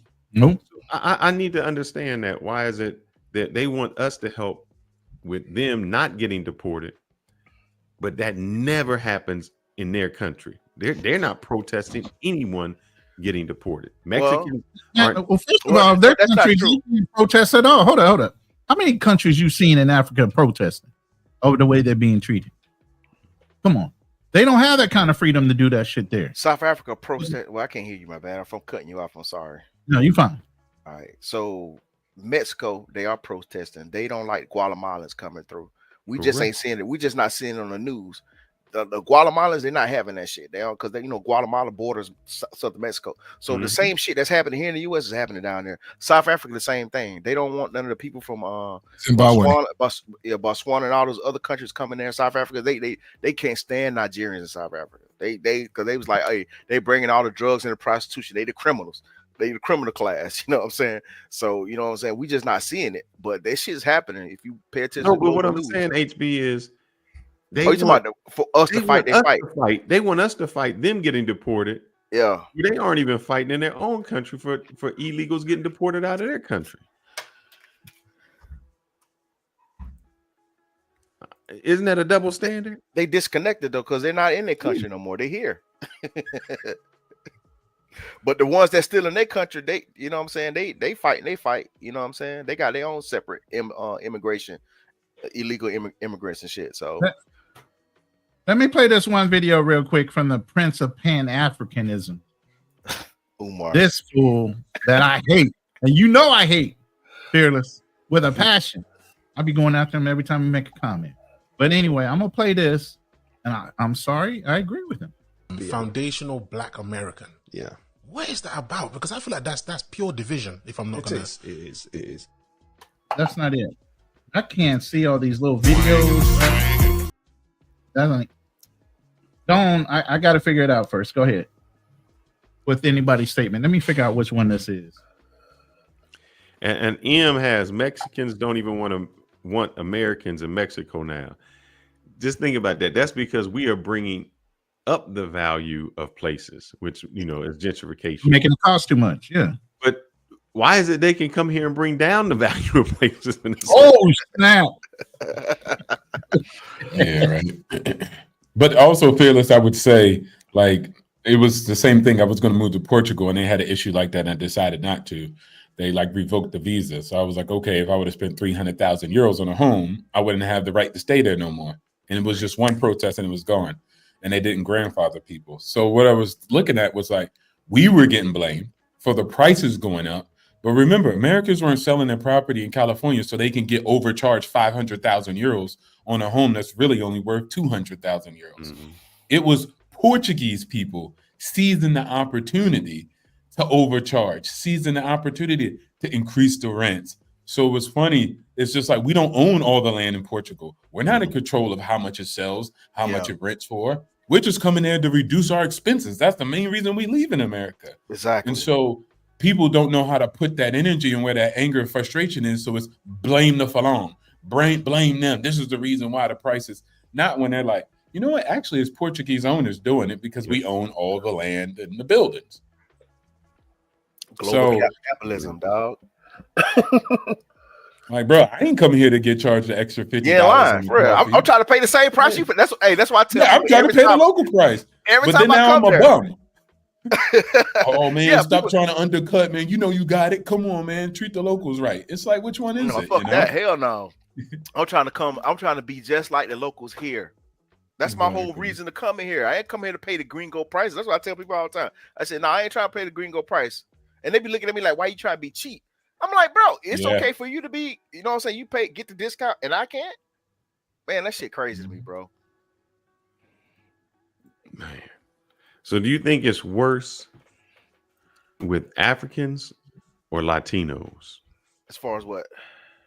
Where they say, you should be with us. I think I hear it more so just because of my algorithm. I hear it more so coming from the black people from the diaspora here. I'm not on any type of Mexican channels out, so I'm not really hearing it from them. So from my perspective, just because of what I'm watching, I hear it more so from the black people and shit that's trying to fearmonger us, saying like, "Oh, we're here, y'all. If y'all don't help us, y'all gonna be next." I'm like, "No, buddy, Dred Scott, buddy, no." I figured out which video it was. Hold on, let me play this real quick. This is what the Prince of Pan-Africanism, Dr. Umar, had to say about deportations and immigration. Check this out. Here is my position on the migrant crisis and the migrant protests that are sweeping the country. No group has ever come to America to help black people. No group has ever helped black people. Latinos never said we're going to help black people as a community. They come here to replace us. And most of them align themselves with the white power structure against African people. With that being said, I do not support black people getting involved in the migrant protest. That is not our fight. Dr. Umar participating? Absolutely not. These are individuals who came here, who are benefiting off of the black struggle for civil rights and set-asides, who have never spoken up or defended black people at all. Not Dr. Umar sounding like an FBA. Is it that Pan-Africanism is dead? Is that what they mean by foundational? Black Americans built all the southern states and had influence on the northern and western states. All the infrastructure that's in the South, Black Americans built. Railroad tracks, building structures, even universities. Y'all. I got to stop what he's saying. I just wanted to reiterate what Dr. Umar said, because I'm sorry, the Asians helped build the tracks too. So, I don't agree with everything the brother's saying. Yeah, but they came much later though. We laid down the first. They just kind of finished the last part of the leg up. Well, they came over on the West Coast voluntarily to get that freedom papers by working on the railroad. I get it, but at the end of the day, I get what you're saying. We started. But see, the thing is, they pushed the narrative that they just built their whole entire system. That's the narrative, though. I'm talking about when most people say it. Just like when Mexicans talking about, oh, America stole the land from Mexico. No, Mexico sold the land to the U.S. I'm like, what are you talking about? You know what I'm saying? So it'd be shit like that where people just be talking and stuff. You know what I'm saying, to fit their narrative. Crazy. All right, let me go ahead and read this first super chat of the day. What? Anyway, Just John, thank you for the $5 super chat and the contribution to the conversation. He said it's a double standard. Mexicans want Colombians and Venezuelans out Dominicans don't want Haitians. No country on earth allows illegal immigrants. But yet and still we supposed to let that shit happen here in America. Thank you, Just John. Any comments on that? I mean, those are facts. No, that's straight facts. And I think it always happens. Anybody from a poor economy always tries to migrate to a more wealthy economy. Exactly. So that's just how it goes. That's why Guatemalans are trying to get to Mexico because they think it's better. Mexicans trying to get to the United States because they think it's better. And when they say, "Oh, why is everybody trying to come to the United States?" It's not that. It's whatever's close to you. Africans, they're trying to get somewhere in Europe. So it's just whatever's close to you, they're trying to get to make it more economically feasible. I had to read this from Globe Spinner. He said, it's not our fight because our civil rights leaders and ancestors already fought for Black Americans. The immigration issues is not our issues, even though we understand their plight. Simply put, not our fight. We did our fighting already. We fought so hard that you guys are coming in over here to take advantage of the system that was built around our fight. Why should we have to fight anymore? But isn't that everybody doing that? What you mean? It's not just the Black, in the Caribbean, Africans, everybody across the globe that's coming here to take advantage of the opportunities. Absolutely. Yeah, they come here to extract resources and take them back. Yes. Back, yeah. All immigrants. But if we did that, they would definitely kick us out. So we don't have but that's the whole thing. Obstacles. There are no advantages for a foreigner to be in another country and get any kind of benefits. I'm sitting in the Philippines. You think they got benefits here? If anything, it's disadvantages. Right. We just talked about how in Asian countries are lazy. Do you realize in the Philippines you have to have a college degree to work? I mean, people are educated and poor because the economy is so fucked up. And I can't say any more than that. I got to stop talking about since I'm here now. And to get citizenship, if you're just trying to go like the DR, you're not married, you got to have an investment. You can't just go there and say, hey, I want to be here. No, yeah. Some type of business. You can't come here broke. You got to actually invest in the country. You got to put money in the bank. You got to look stable in a lot of these countries. But let me ask you this. Well, whose fault is it? Isn't the United States should take some accountability for allowing this shit to happen? To allow immigrants to come here and take advantage of all these great opportunities. I mean, the fact that someone from Venezuela could come here and get $7,000 in food stamps, Section 8. Right. So, I mean, so whose fault is it? Is it the immigrants or is it the United States? No, it's also partially the government's fault. Now that the government's cracking down and making those rules effective, now this is where the protests are coming in. Hey, what are you doing? Hey, we're enforcing our laws. You guys are taking advantage. You've been here illegally for 10, 15, 20 years. Yes, you established a whole family, but that family wouldn't have been here had you not been illegally here. So all of y'all need to get the F out or go through the process of becoming legals. I mean, period. Again, as I said, I mean, like I said before, I'm not against the FBA's not participating in the fight for illegals. I'm not against United States, going against the whole birthright situation. I totally agree with that as well. For someone who came into this country illegally, I had to do, we had to do things the long way. I just think it's just fair. You just follow the process. My mother and I, we had to follow through the process. I mean, granted, we did come here on a boat, but we still follow the process. For someone to come here now and get all these benefits while your everyday American or your everyday American citizen has to struggle while immigrants are coming here getting put into luxury hotels, getting Section 8, getting free tuition to go to a trade school.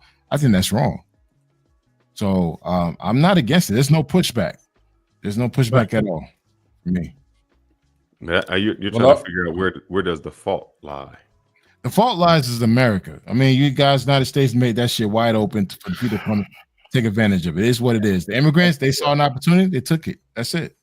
See, yeah, and I would agree. Oh, go ahead, HB. I think a lot of times, man, these laws they get passed, we fall for the trick bag because a lot of times they might have something in the bill that they try to tailor it towards Black Americans, but really it's not for everybody. And then if you go like deep down in, they're gonna like have these little underlying bills saying, well, you know, because they want to be able to pass it bipartisanly. So you know what I'm saying, they have to put something in there. And I think a lot of times we overlook the small fine print of some of these laws and bills that get put in place. That's why I think a lot of shit happens, even for white Americans, they fall for it too, because it's all propaganda. Because it's like they be like, okay, we want to pass this bill, but you know what I'm saying, they be like, oh, we want to have this, you know what I'm saying, for XYZ, and little than we know, we like, damn, we didn't know this law was in place and shit. I think that's a lot of times why we don't know certain laws exist, because sometimes they get underwritten into some of these larger bills and shit. Right.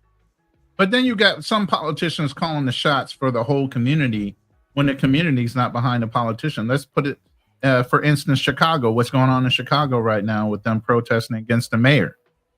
You know, you have almost 60,000 homeless people already in that city alone, but yet and still the mayor is backing the immigration, and it being a what do they call those type of cities that allow immigration to stay? What's the name of the term for sanctuary cities? Yeah, sanctuary city. It's being a sanctuary city, and the people in the city are going to all kind of committee or board meetings saying, "Hey, we already have 60,000 people that you have homeless here. Instead of going out and asking the government when Biden was in office and everything else for support of immigrants and giving them all kind of advantages and head of the line privileges to get housing, why didn't you ask for all that money for the 60,000 plus homeless people that you already got here?"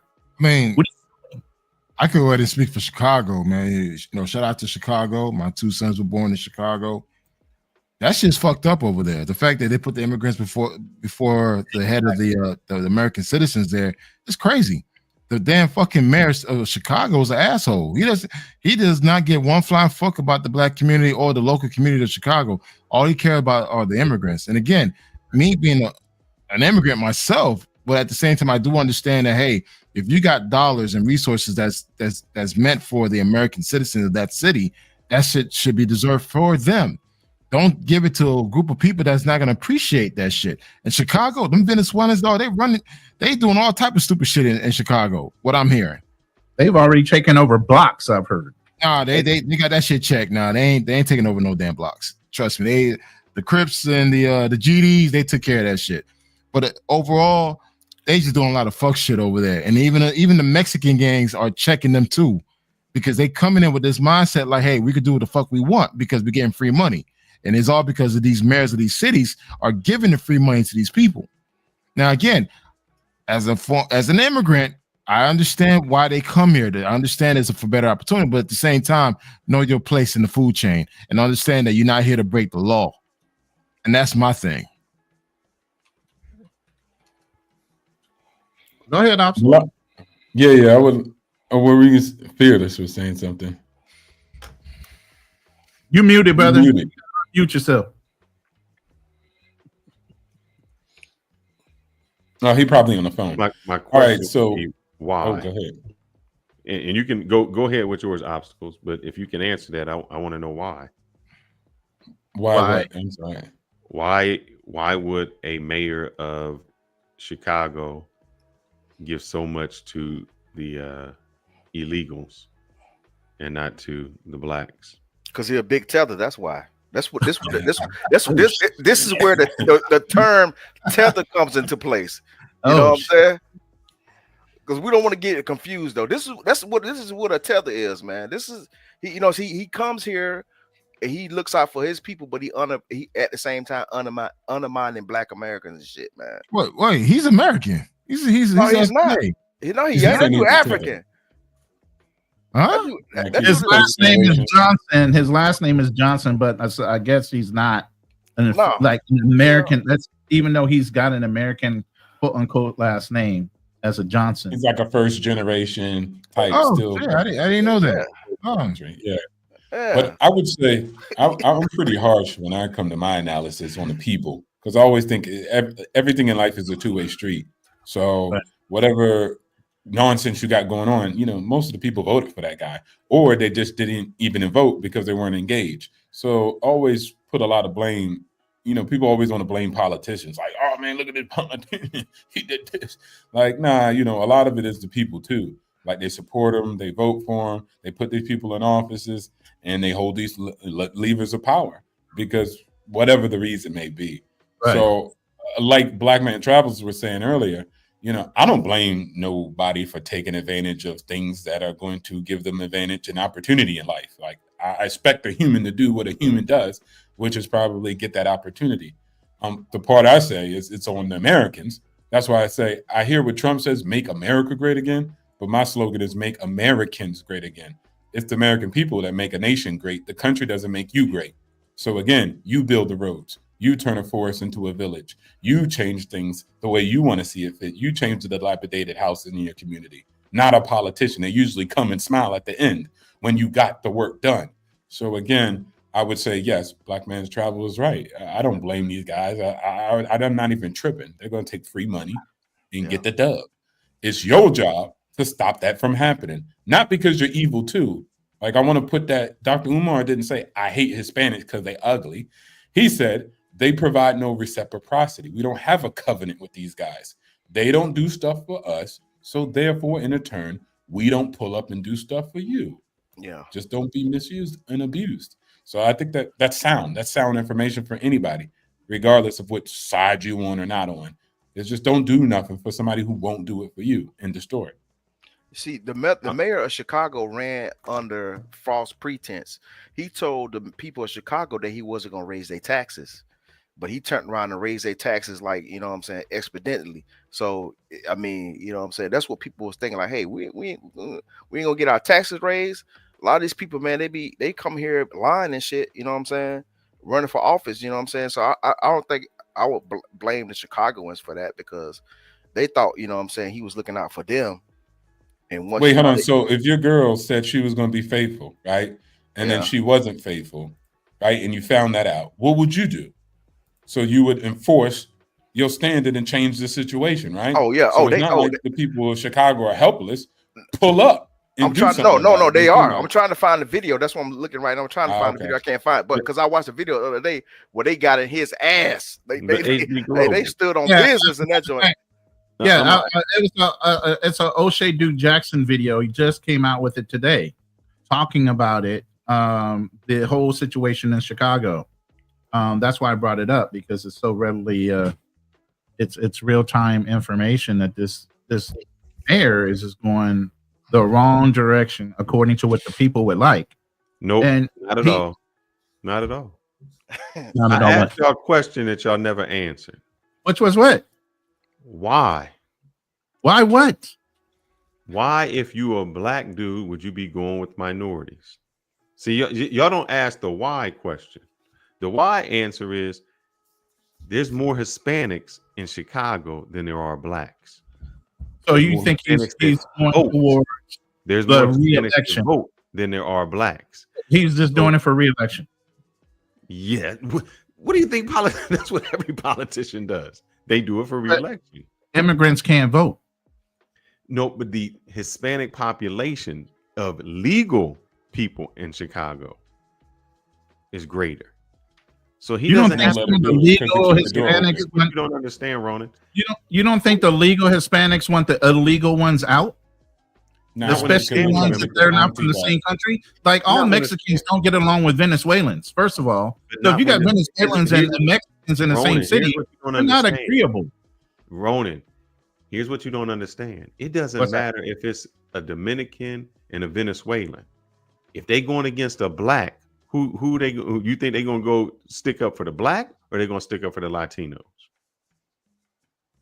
They're sticking up for the Latin race, period. So exactly. Number two is he's black. There's no advantage for the Latinos to be voting for him, besides for he's just allowing them to stay. But when he allows them to stay, he is their family members. He's being more open to them. And another thing is the main factor is the whites. They aren't competing with the whites, man. The whites don't care. They're like, that's your problem. No, they care. The right don't like them being there. They don't want them there. It's not even their competition. Matter of fact, by the way, O'Shea brought up the fact that there is a black community leader, a female. She has this whole program right now pushing to switch a lot of black people over to being Republicans just to vote his ass out. Yeah, they talking about we're gonna flip this bitch red. Yeah, it's called flip to red. It's called flip to red. That's exactly what it's called, flip to red. And it's actually succeeding. So by his action, being a Democrat and portraying the community that he's supposed to be representing, he's going to wind up flipping that whole city. And that's why white people are backing off, because it's working. He's going to wind up flipping that city from blue to red. And why would a Republican have a problem with that?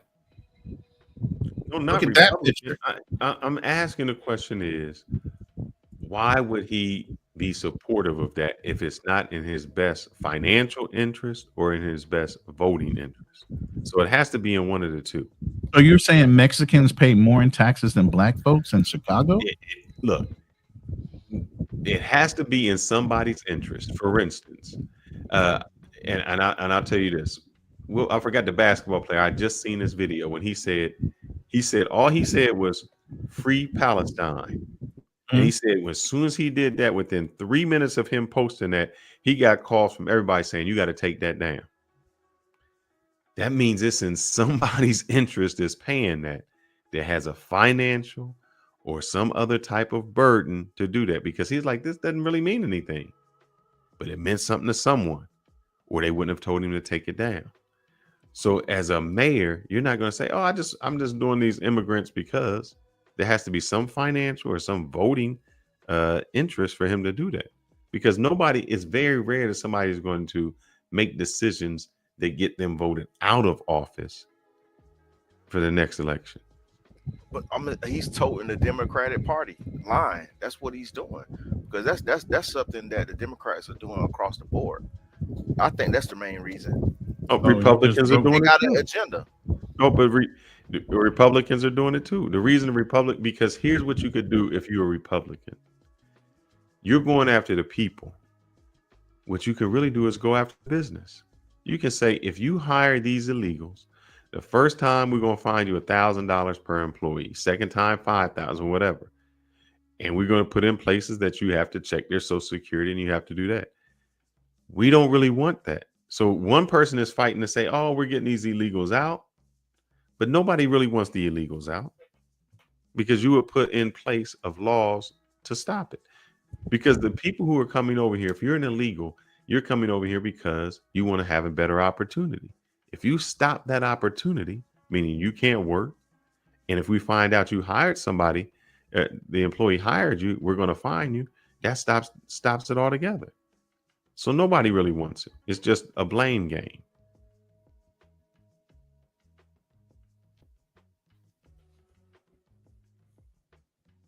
All right. I did some research while you were talking. Economically, let's break down economically first. Chicago is put into a system where, yes, black people are the lowest income by economics. You're looking at white, Asian, Hispanic, middle class, and then the lowest is black. But when you look at that population, it's flipped. White, then black are the next highest race, then Asian. But do you know why? Let me show you this. Yeah, I don't know why. I'm saying, do you know why that is? That we are the poorest? Because we don't live 30 fucking people in the house. Usually when black people leave, bro, we are counted individually. You know what I'm saying? So you're saying Hispanics are more because of their household household income comes from. It's not based off one person. It's based off because you got 30 motherfuckers in one house. Of course, their house income, because they have a culture of people living in the house well up. Right, but it's not just about income. It's also about population, because population is the vote. I'm showing you the population right here. I'm talking about the household income aspect of it, because they live, you know what I'm saying? They live like 30 people in the damn one house. That's why their household income is way higher than, you know what I'm saying, the average, you know what I'm saying, black person household income, because we don't have 30 motherfuckers in one house. And that's what all the other races too. We have more of a Hispanic population in Chicago, brother. I had already looked that up. I'm looking at 29% on mine for ChatGPT. 29 versus 28.7. it's real damn close. But if you look at all the other populations together, you're going for one race to offend all the other ones at 29% of the vote. Man, you know what be confusing, man?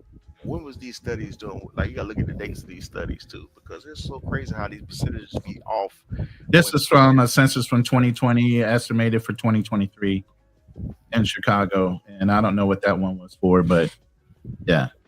Either way, it's real tight. Let me read this second super chat from Just John. I hate to blow his super chat out. Just John, thank you for the $5 super chat. New York had a homeless crisis before the migrants were bused from Texas. Still baffles me how they started using all those resources when they came. Exactly. But again, the federal government is bolstering these city governments for taking in the immigrants, and now they're focused on giving 100% of whatever that extra money was supposed to be to the immigrants. Then why didn't you focus that same effort when you were getting money for the homeless to help them out when you were giving it from the federal government? It seems a little bit cattywaller a little bit when there's money given to every government, every city government, and everything else to help with the homeless situation. But it's not necessarily spent directly to and given to those homeless people. It's spent by building buildings, is supposedly helping, giving them resources and all these other things. But it seemed like when the immigrants got here, that money was given almost directly to them through credit card assistance, giving them housing immediately. Like I said, they bumped them to the front of the line where you have all these homeless people and all these programs that are supposedly already established that aren't moving as fast. How the fuck does that happen? Money. Because what y'all failing to realize is this. The people who did the hotels, who did the meals, who put those programs together, those are the real people making the money, man. Yeah. But that's how it always goes. For instance, we say, how don't you have no money to help out the homeless? Because the homeless, we could solve that problem with $500 billion. And they say, we broke. They said, well, you just spent $1 trillion sending it to Ukraine. How did you do that? Yeah. That's what we wanted to do. So the money, we can always find money for what we want, and whoever is in that best interest of spending money. So if you are part of the war machine and you can sponsor, you can get money. The problem is, man, the thing is, man, American people ain't getting upset enough. You know, they playing in our face. They've been doing that shit like at least since my adult life. And that's been mostly through the whole Iraq war and shit from, you know what I'm saying, right, 2000 on up. From what I've been noticing, they just playing in our face when it comes to getting anything or solving any problems in this country. And the problem is American people are not getting upset enough. They're not mad enough. Now, do you believe what 1350 is saying? Do you think illegals are their second tier for replacing the Black American culture and people? Of course, because these people, the thing is, they'll work under the table, and you know what I'm saying, they won't say anything. But the thing is, like, shit, as a Black American, ain't no way I'm gonna let my damn employer fuck me over and be like, hey man, where's my workers' comp? You know what I'm saying? I want all my benefits that's entitled to me. A lot of these immigrants come over here, you know what I'm saying, they're not fighting for, you know what I'm saying, you know, their rights and shit as far as like working and shit. Just like right now, I'm talking to this chick in Africa in Tanzania. Her job ain't paying her in 3 months. What? You working for free? And you talking about, I got rent due and all that shit. I'm like, who the hell's allow that shit? The only people who, you know what I'm saying, come from damn these destructive, poor ass backgrounds allow that shit to happen. We ain't having it. No, brother, you wrong about that. I seen a video where it was in a manufacturing and they did something to one of the Latinos where they wanted to fire him. And the other people said, if you fire him, we all walking off. It was too many of them. They couldn't do it. And the person filming that was a Black guy. He said, could you imagine this? He said, if they wanted to fire me, no, the Black people were like, well, let him go. He got to go. I'm not losing my job. But what they said is, if you let him go, we all leave it. But was it something? I mean, was it something that would affect everybody? Because sometimes it depends on what happens. You know, if it's something that. But it don't matter if it affects everybody. How many times if your neighbor was like, "Hey, we're gonna fire HB non-global, and you're like, well, brother, I'm sorry, unemployment waiting for you. You ain't gonna protest. I need context though. I need context of what happened though. All right, let me ask you, when are you going to walk out with somebody and they getting fired? You making $100,000, you will walk out. What it was, and it was it affect everybody else. I'm talking about like if that guy was a legal citizen, and if it was something that was going to affect everybody. We have strikes every day on these companies and stuff, man. When something ain't right, and they know it's going to affect everybody. We got union reps that organize these strikes and stuff like that. That's what I'm saying. Like, I need context of what happened. No strike, just we gonna fire him because he can't, whatever he did. I don't know what he did. You ain't like brother, I'm sorry for you. I got my family to feed. That's the difference. They stay together. We don't do that. I need context, man. I need to know what happened, what exactly happened. Because this shit happens every day, man. People going on strike. They striking. You know what I'm saying? You might have that small percentage of people that are gonna be like, nah, I'm going to work. You know what I'm saying? But because a lot of times, you know what I'm saying, they be having these replacement workers and shit. But sometimes those people, they're like people who striking, and something that affects them entirely as a whole. They gonna stand on business usually and be out there blocking the people from getting in. All right, let's play one more video and then we're done with the videos. There's too many of them. I can't even tell which is. Can I do this one? Let me see if I can. Hold up. If you want to play it, I'm just saying he asked me about it, so I want to see if I can share this. I apologize. If you got it ready, go ahead. Yeah. Because I've been seeing a few documentaries and stuff lately, man, where people have been, some of these factories, I think the Pepsi factory got shut down in Chicago. A couple of tire companies in New York got shut down and shit. I haven't watched it in a while. Mexico, man, this is what black people need to be on, man. I swear to God, I love this shit. They are packing they shit up and shutting this motherfucking, huh? On my mama, all that shit. They are not bullshitting. They backed up. Yeah, I see it's over. Them motherfuckers packed up and dipped. They thought they was gonna play with these amigos, and they said, "Oh yeah, we rise together, homie." And they leaving, and they not bullshitting. Take this in, man. Look at this, man. They shut this big motherfucker down today, man. We all going home, man. The SAs, look, ain't no grinding, cutting, welding. This motherfucker dead ass quiet. The messages shut this motherfucker down, nigga. Said, fuck you, bitch. And really, see, this is what I'm talking about, baby. I swear to God, they got me here geeked up on my Malcolm X shit. Oh, my, who y'all think y'all playing with? I'm only laughing at my man. But I say that because we won't do that. And if it's an illegal place, they legal or whatever, when they come in droves. And they become so intertwined and the business becomes so dependent upon them that it becomes difficult. In Alabama and Arkansas, when the place in Alabama, when they came through and ICE was coming through, and they're like, we got to get rid of the illegals, and they left, they couldn't find anybody to work. Matter of fact, they had the prisoners come and try to do some of the labor, and they couldn't do it.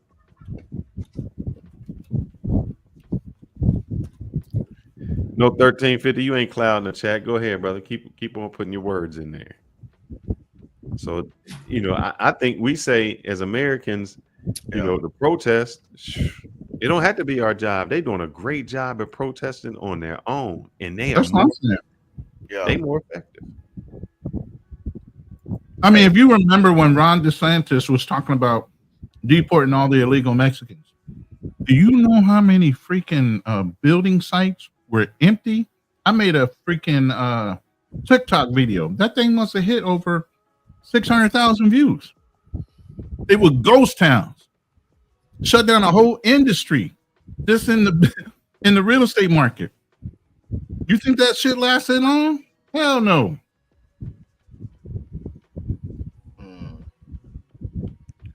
So economically, man, we are becoming, we're not a powerhouse anymore.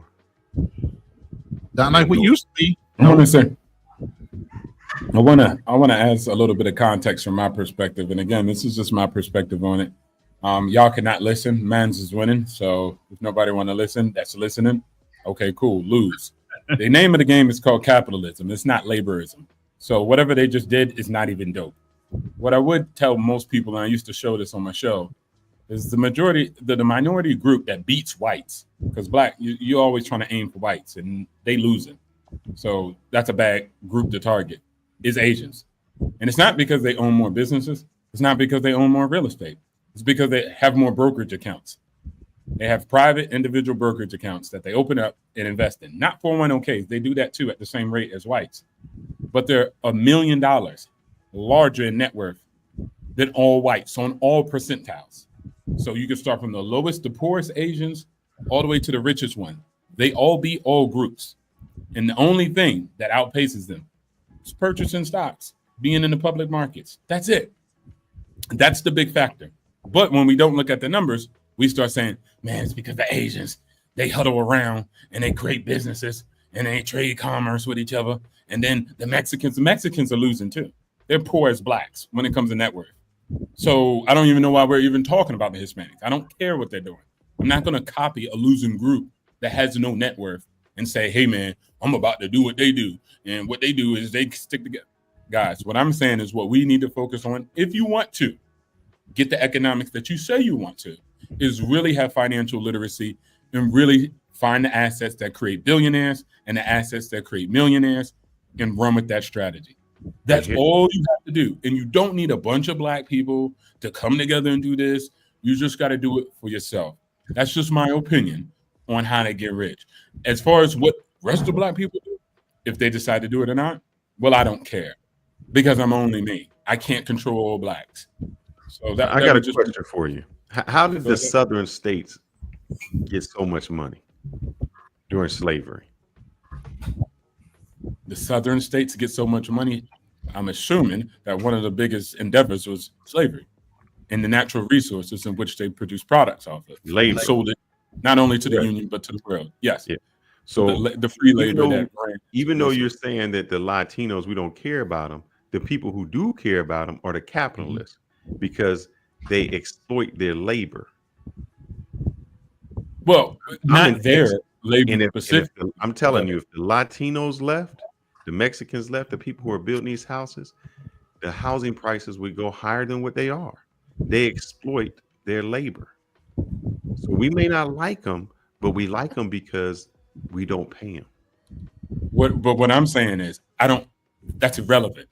If I want to get wealthy, knowing that they use Hispanics and they lose cheap labor globally, it's not just Hispanics, right? But net, okay, so what? What I'm saying is you don't see Asians doing these protests. Why? Because they have their money straight. And it's just because they invest in the things that I'm saying, the assets in which they invest in makes them richer. That's it. You're talking about like, hey man, it's the capitalism in these companies. But what I'm saying is you could own the richest companies. And if you own the richest companies and you have a share in it, then you own the structure of capitalism. You own the most important aspect of the whole entire country. So that's what I'm saying. Don't worry about, oh man, what the Hispanics, they protest and they're just cheap labor in the whole system. I don't care what they're doing. I care about, I'm going to look for the richest people in the country and say, what are they doing? And then I'm going to copy rich people. Are you talking about individuals? Because usually when you say it, and there's no problem with that, it's talking about how I got rich individually. But when you're looking at like more of a bit like, let's take a McDonald's, a corporation. Yeah. McDonald's aren't hiring the Asians to come in and do the work. They're hiring the lowest paid Latinos. I mean, I go in the hood and I see Latinos that are working at McDonald's. So they're exploiting the labor. So we can talk. I understand as an individual, we can make money and you can invest and do that.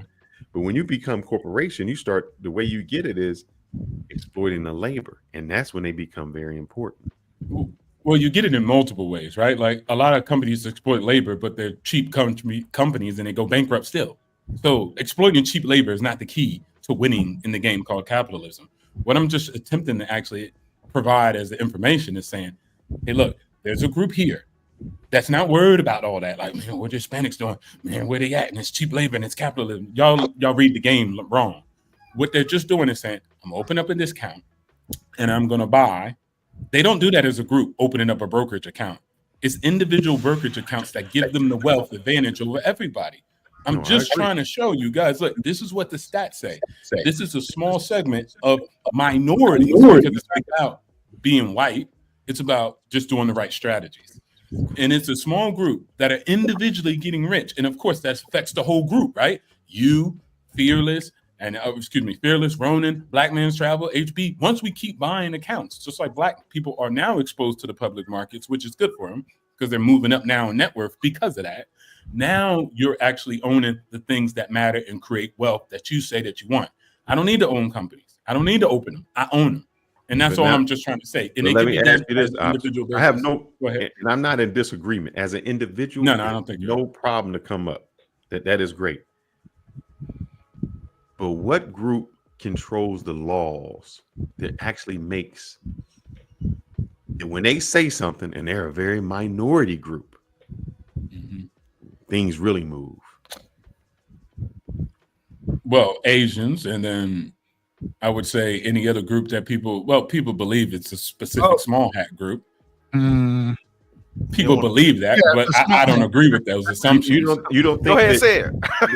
No, I don't agree with those assumptions. They getting bombed and getting slapped up in the Middle East. That doesn't sound like winners to me. It sounds like losers. How many billionaires do they have? Of the top 10, of the top 100 billionaires, I think they man, I just seen that number. And the reason I say that is, even though Asians are wealthy individually, that's cool. But when you want to make laws and move things to your benefit, then it becomes the collective. No, again, that's why people will complain Elon Musk has too much power in the allegedly political sphere. You could be rich and have massive amounts of influence on the nation politically. It's not the group. The group mostly doesn't do anything for the most part. They just go vote. But everything outside of that, hence why people are complaining about the political system now. Bruh, they're saying it's the oligarch. But APAC is controlling. We got senators that don't even want to admit they're American. So you can't. You saying that, and the person I get what you're saying is passing those laws. They're contributing to that group. So yeah, you can be rich individually, but those. But again, I'm rich individually, and I don't have Jews beating me up and putting me in jail in slavery. So I think it's irrelevant. Like, we focus on that. Oh my bad. Small hats. And they don't like what do we like? It's relevant. You got to make moves, and I again, I don't agree with those premises as people say like this is a big conspiracy theory. I don't agree with that, bro. Like they're getting beat up in the Middle East. I don't think that if you're all that knowing and powerful, you're not going to be getting bombed by some dudes with some rocks in Palestine. That wouldn't be a problem for you. You would be in a better position in the world if that was a real, if you were really that powerful. But they are in a better position. They don't have welfare. They don't have a debt. They do. Israeli people. I lived in Israel for about 3 years. Those people are hurting. They're not winning. Israeli people are losing. The most of the people that see, that's what I'm saying. We take this imaginary group from America that are outperformers and do probably very well, and then we put that on the whole people. I lived in the country for 3 years, bro. They're bums. They're struggling. They can't even pay rent. Yeah, let me add to what he's saying. It's mandatory service in Israel. You have to do at least 2 to 3 years of military service. Every citizen. Go to Arab nations.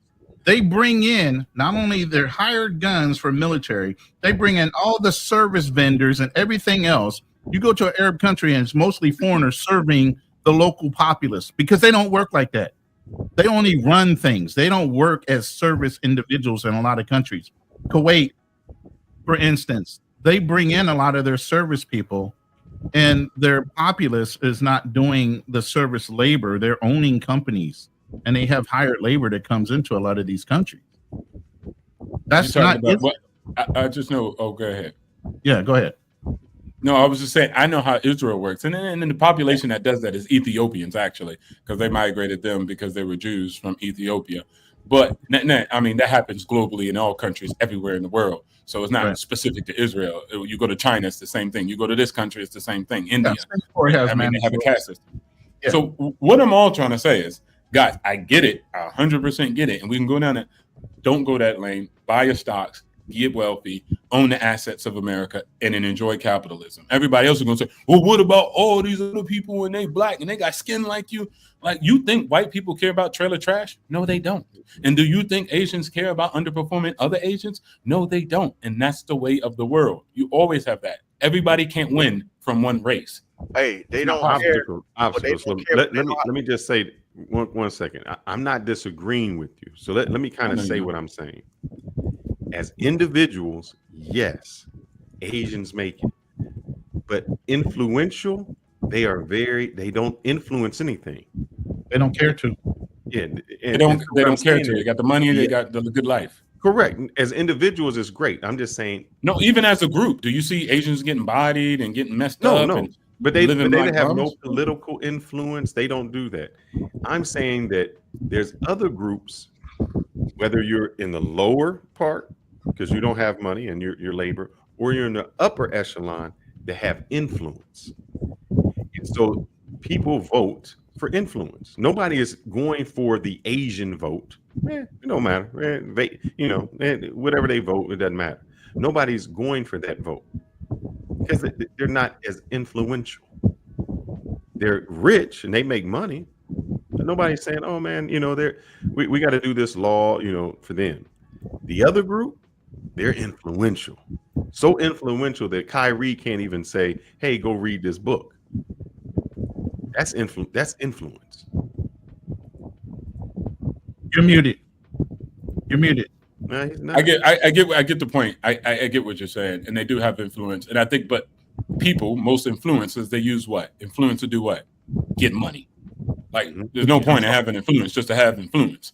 You try to translate it into getting money. Even if you're a politician, you want the influence to get the political position to get the bag. So all of it transitions into a bag, into value, into currency. And then you transform that currency into power. You don't have to be loud power too. See, that's the thing that most people don't understand. Asians aren't loud power in America because they don't have to be. As long as I'm not getting beat up, getting stabbed up, and living in grotesque conditions, I don't need to speak. I'm just going to live my high quality life from the perspective in which they do. So what I would just say is, I get those aspects and what people have those conversations about. I get it. I'm just saying, buy assets, win in life. Bruh, that's what matters. All that other Jumanji stuff, but do you irrelevant. think that you can't read this book, and if you the Jays and you go on and you talk about this hidden book from the hidden temple, bruh, what? I understand the BS, but do you think that is the issue with blacks? I mean, Asians can be rich individually, and they take care of as a group.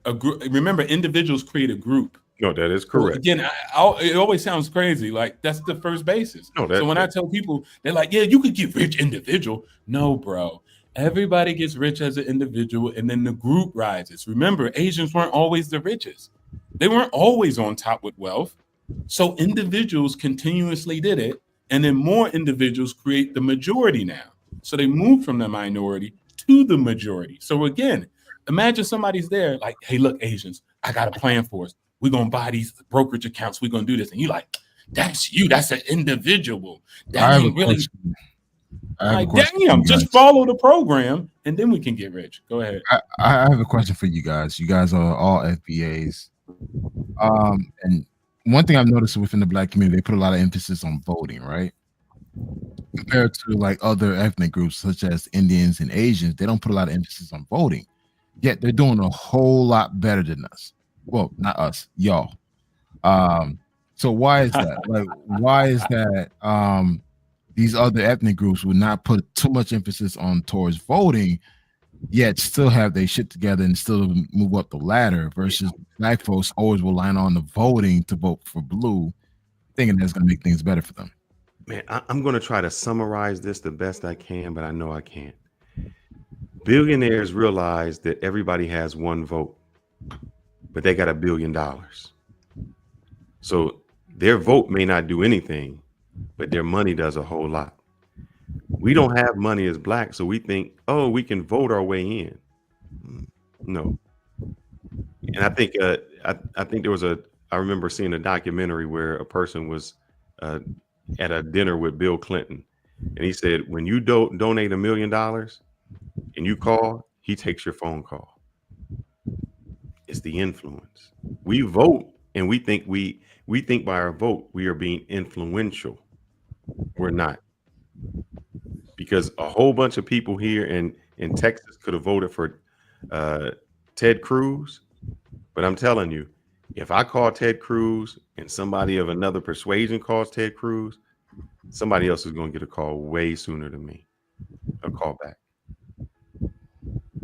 Our vote doesn't matter. It's that dollar that matters. Let's take a break. So there's a comment from Strax Trading. It's the point I was trying to make. Go ahead, Black. Indians make up a small percentage. Indians as a whole are not doing better. What the fuck? I mean, Indians are, when I speak of India, I'm not speaking Native Americans. I'm speaking of Indians from India. They're the highest earners of all ethnic groups. Here in America, not in their country. Yeah. I mean, here in America. Yeah. Well, understand it. Well, I mean, we're all common sense. We're speaking about America. We're not talking about outside of America. Yeah. But shit, even in Canada, the Indians are the highest earners in Canada. So my question is, then what do we want to do? Do we want to say, do we want to go with the obstacles way to say, you know what? Let's just politics, because, and I say this in the best way I'm trying to describe it. The Indians and the Asians really aren't trying to be political. They're just saying, I'm gonna make my money, I'm gonna earn good, and I'm gonna put my generation in a great possible position. Whoever's president doesn't matter to me, as long as I can do well. Should we look at it like that? Because the way we've been looking at it for years ain't helped us out. We got to have this Democrat in, and Obama gonna help us, and that really hasn't done anything. So should we stop trying to figure out? I think what we're trying to do is look for a leader, and they say, we're gonna be our own leaders. Yeah, because when I was South Africa, the Indians, they run this shit out, especially in Durban. They run Durban. Every time I get an Airbnb out there, some Indian, Indian dude, you know what I'm saying? Like they like this whole section, I think it was like what is it, East Durban, all Indians on all that shit, man. And this shit look nice as hell too. I ain't gonna lie. But just like you said, like the thing is we need to start putting our group first and start thinking about building our community instead of trying to find a leader and depend on somebody else, because like I was trying to do that shit with my family, but it's hard to do it from afar. Like I have to go back home because you have to build. It's really trying sometimes, man, because you have to really step on people's necks, man, to get shit done. I think obstacles ain't even saying that. People lack the vision, man. Obstacles are saying put yourself first, and if everybody puts themselves first, then the community can come. Yeah. Stop worrying about them people. Start building your wealth. They look at you, they'll start building their wealth, and then all of a sudden your community has the wealth. You still trying to put community first. Because you got not gonna get you nowhere. There's got these fucking kids, when they passed on, the kids ain't shit. So yeah, exactly. Most generational wealth fails. So again, all I'm saying is the aspect of owning the assets, getting extremely wealthy in your own life. The problem is, and again, this is not a black thing. I go to whites and they do the same nonsense. Hey, do this, buy this. This is how you can change it. Oh man, you talking about you as an individual. I'm trying to save the galaxy. You galaxy saving dudes, always trying to save and build Wakanda, but you got zero success in your own life. Let's just let's go down. If you can't make a fundamental change in your own life, is it really realistic for you to change a whole block? Right? Even some of our greatest leaders didn't have the financial literacy to get us where we needed. There were some that did, right? And they built great things. But what I'm just essentially saying is all these other groups don't spend much time in that. They spend time about the business securement and the assets management. And I think if you just lock that, it's not that the small hats are, they talk a lot and they dance a lot and we got all the influence. But when you have the actual business securement and you have the investments cornered, you basically control everything downhill. Because again, the name of the game is capitalism. When you control capital and the flow of it and the ownership of it, then you win. Not the labor part. That's downhill. That's the cheapest aspect of the capital gain. So I try to give people game, But then they tell me stuff like, oh, you worried about yourself. Oh, you don't understand. All this and that. The boogeyman gonna come out when I apply for a loan.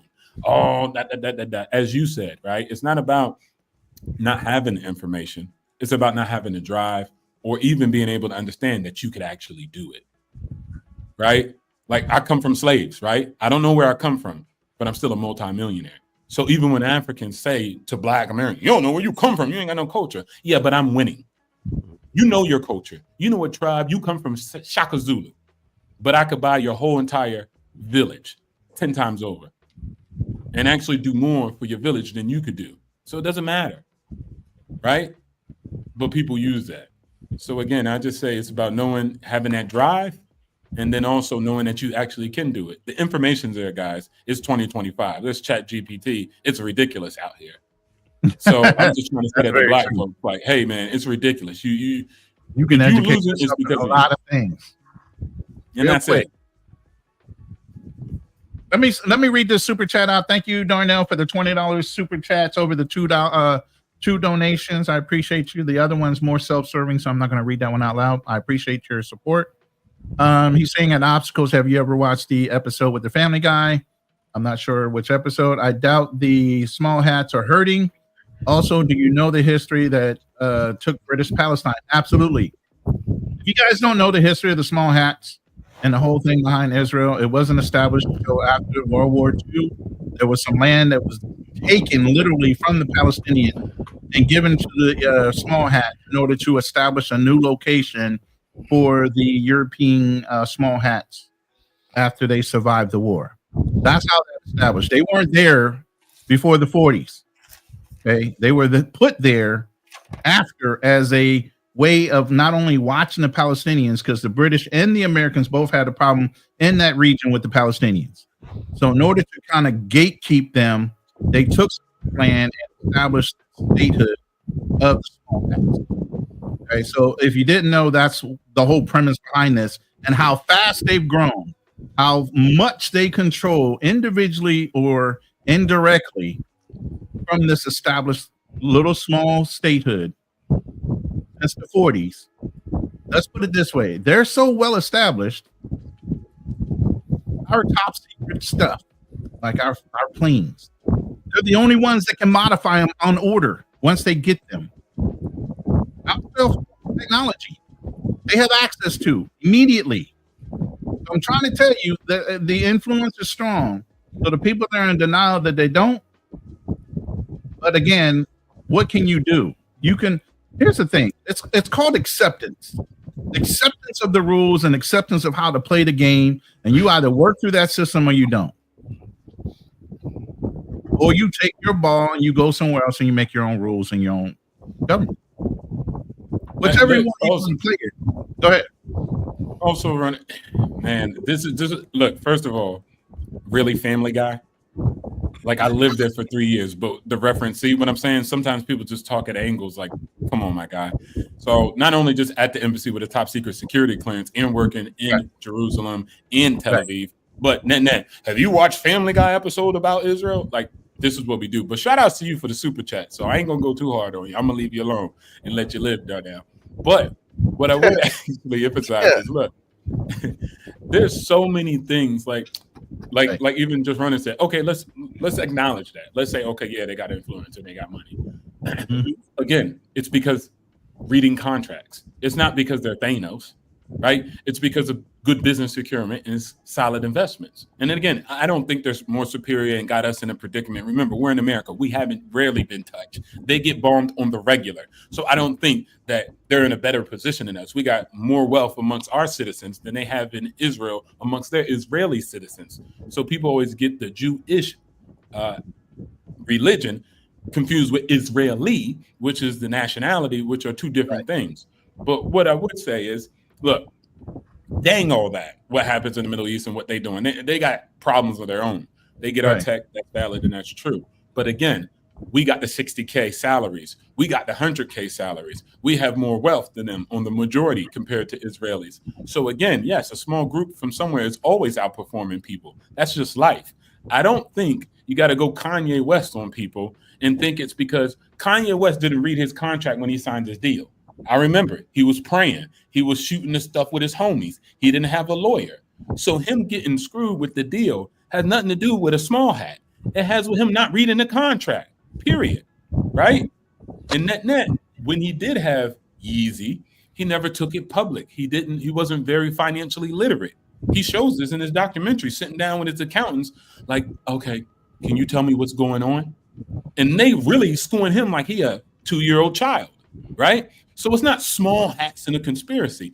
People are going to take advantage of you if you a lick. A Mexican that understands that you don't know what this pipe is and you really believe it costs $10,000 to fix this roof, he going to run you. He going to be like, yeah, nah, that pipe, that roof going to cost you $100K. You gonna be like, really?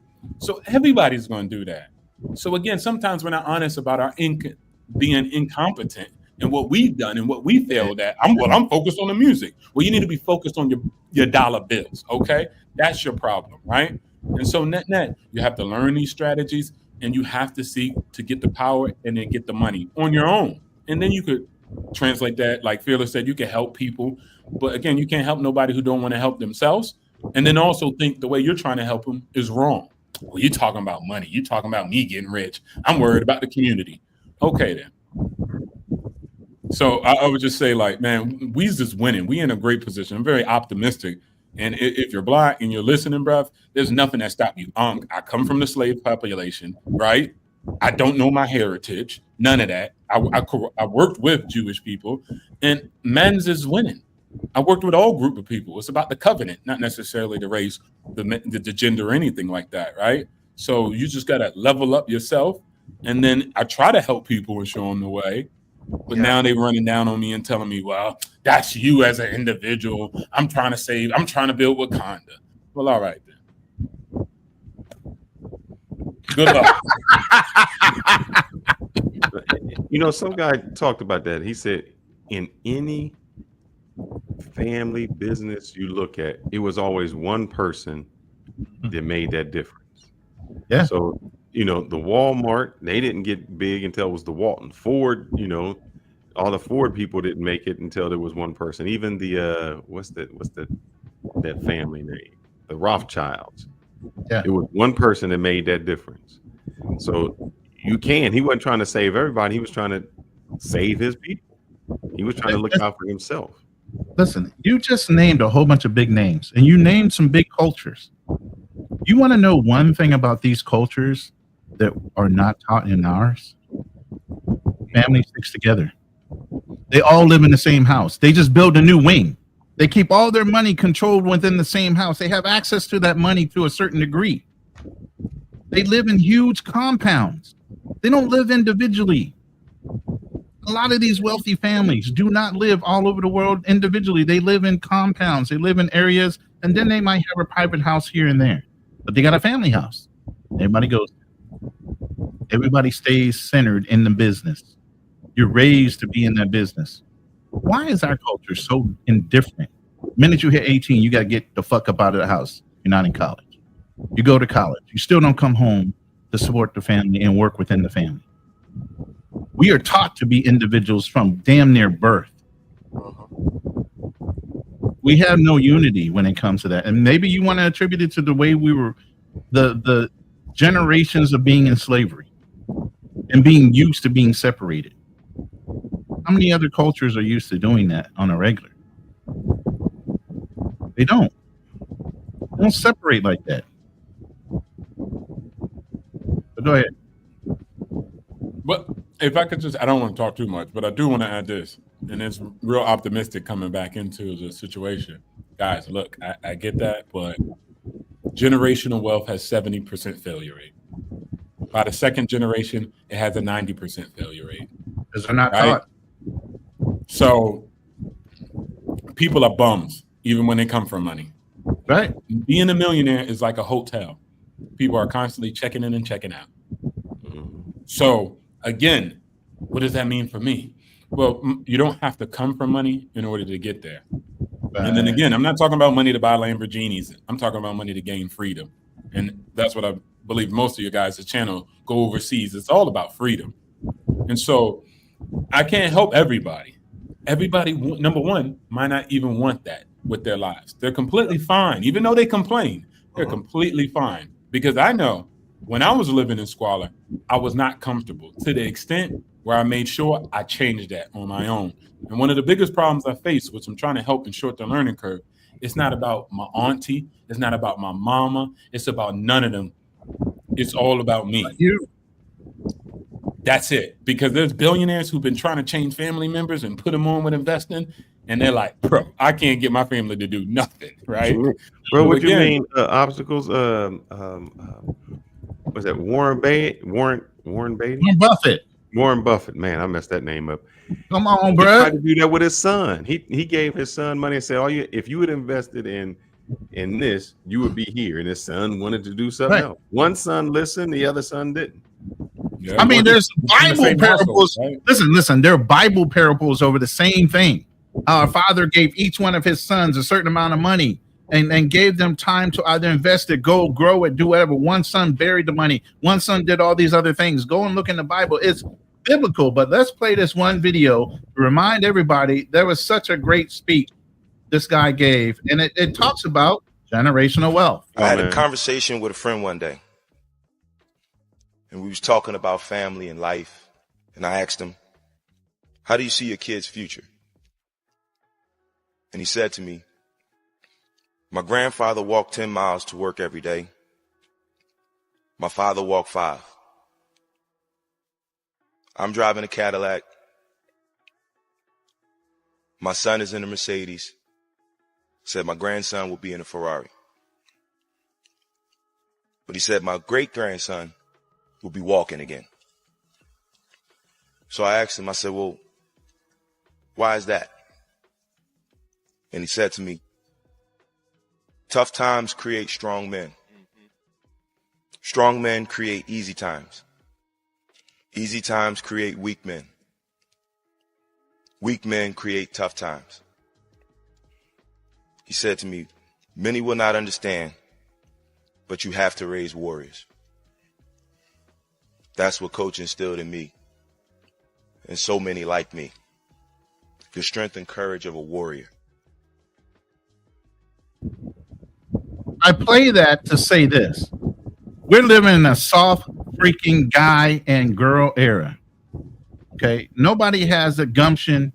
No country has some pushback in their generations of being raised. You see very few people pushing back on society and everything else. It's not on you as a father, as a generational person. I taught my son certain things. They're either going to survive or they're not. You can't coddle people. You can't handhold them. And unfortunately, with the way these kids are being raised and the generations that are coming forward, we're in that generation where it's going to have to get real tough before they start getting hard again. There's too many soft people out there, and they're just. I want to say maybe 2 generations ago, everybody had a sense of entitlement. Nobody wanted to get it on their own. They just felt like they're waiting for great grandma to die or grandma to die, and they're just going to get it. They don't have to push. They don't have to work hard. They're comfortable in their lifestyle. How does this relate back to protests and everything else? We've sat back and let the government do whatever, but at the end of the day, obstacles is right. You don't give a damn what the government is doing if you're secure monetarily. Monetarily, it gives you every access to anything you want, regardless if you're in the white boys club or not. If you have money, you have access, as long as they allow you in. And if they don't, who cares? Go on about your business and find something else you want to do. You know, a lot of these things, you came over here driven to do something in this government, whether it's for you to get education, whether it's for your family to progress, whether you want to build legacy as an immigrant or whatever. You came over here on a whim and a challenge, and you pushed yourself. If you don't know how to fight back by now, why should we? If you don't know how to use the legal system against the own government that you're here, why should we have to help you? You felt like you were entitled to get everything else we already provided in this government and in this country.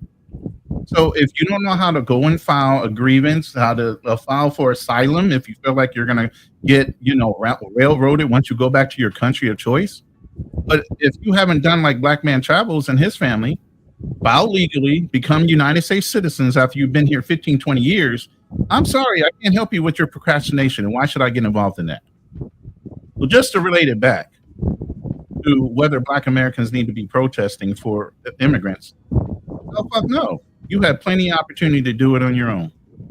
You had plenty of opportunity to take advantage of all the services.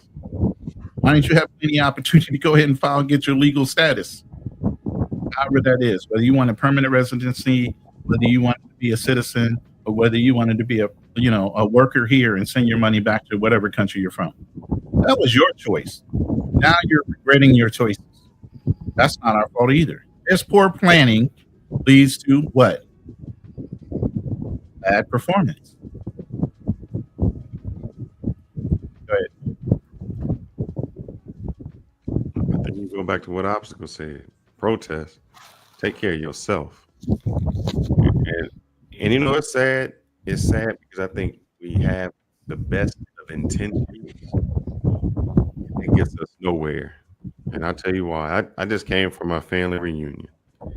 My grandparents left 150 acres. Man, we can't do nothing with that land. You know why? Because they had 8 kids. 8 kids. Then those kids died. Then you had the grandkids. And then you had grandkids that don't come to the family reunion. It goes so far in tentacles. We got one family member. She can't sell her land. She's landlocked. So she has land here and everybody got land around her. So she can't sell it because nobody has an easement to get to her land. You know what they start doing? I just seen this. This is in Mississippi, man. They got a 4-wheeling, some trails where they got 5,000 people coming tonight. They partying all around her with her property. She can't make no money off of it. And I say that is the best intentions of my grandparents was to leave something for their family. Right. And now they have nothing to do. Leave what? They can't do anything with it because it's been divided, I guess 8 times, and then you divide that. It's divided 100 times now. Nobody can do nothing. And so it's almost best to just say, you know what I'm going to do is I'm going to spend my money and I'm going to leave you an education. And I'm going to leave you as an individual with, sell that. And here goes your money. And then you do something with it and you make your own opportunity. Because we're not doing that as people. We're trying to save a community and we haven't saved ourselves. So we don't have the man. I don't even know how we would want to fight. We can't fight for ourselves. How we gonna fight for somebody else? It's crazy. Black man, you okay over there, bro? Is it past your bedtime? Are we keeping you up? I'm just listening, man. I know you guys kind of went way off topic, but I'm just listening. Oh man, so I already know that you feel like it's not our fight for the protest. What do you think as an immigrant, the ones that are here maybe illegally or fighting for others that are illegal, what do you think they need to do as an immigrant yourself that's gone through the proper process to become legal? I mean, they got to do what they got to do as far as like doing things the right way. I mean, it sucks. Things are more expensive than it was, back in the 80s. But I mean, protesting, burning the American flag is not the way to do it. I mean, if they could be here for 20, 30 years and drive pickup trucks and stay in houses, you can save up your money and just do it the right way. And just go pay for the process. But a lot of them don't want to do that. Speaking for the Haitians, I mean, they know what they need to do. They just been lazy on it. So it is what it is.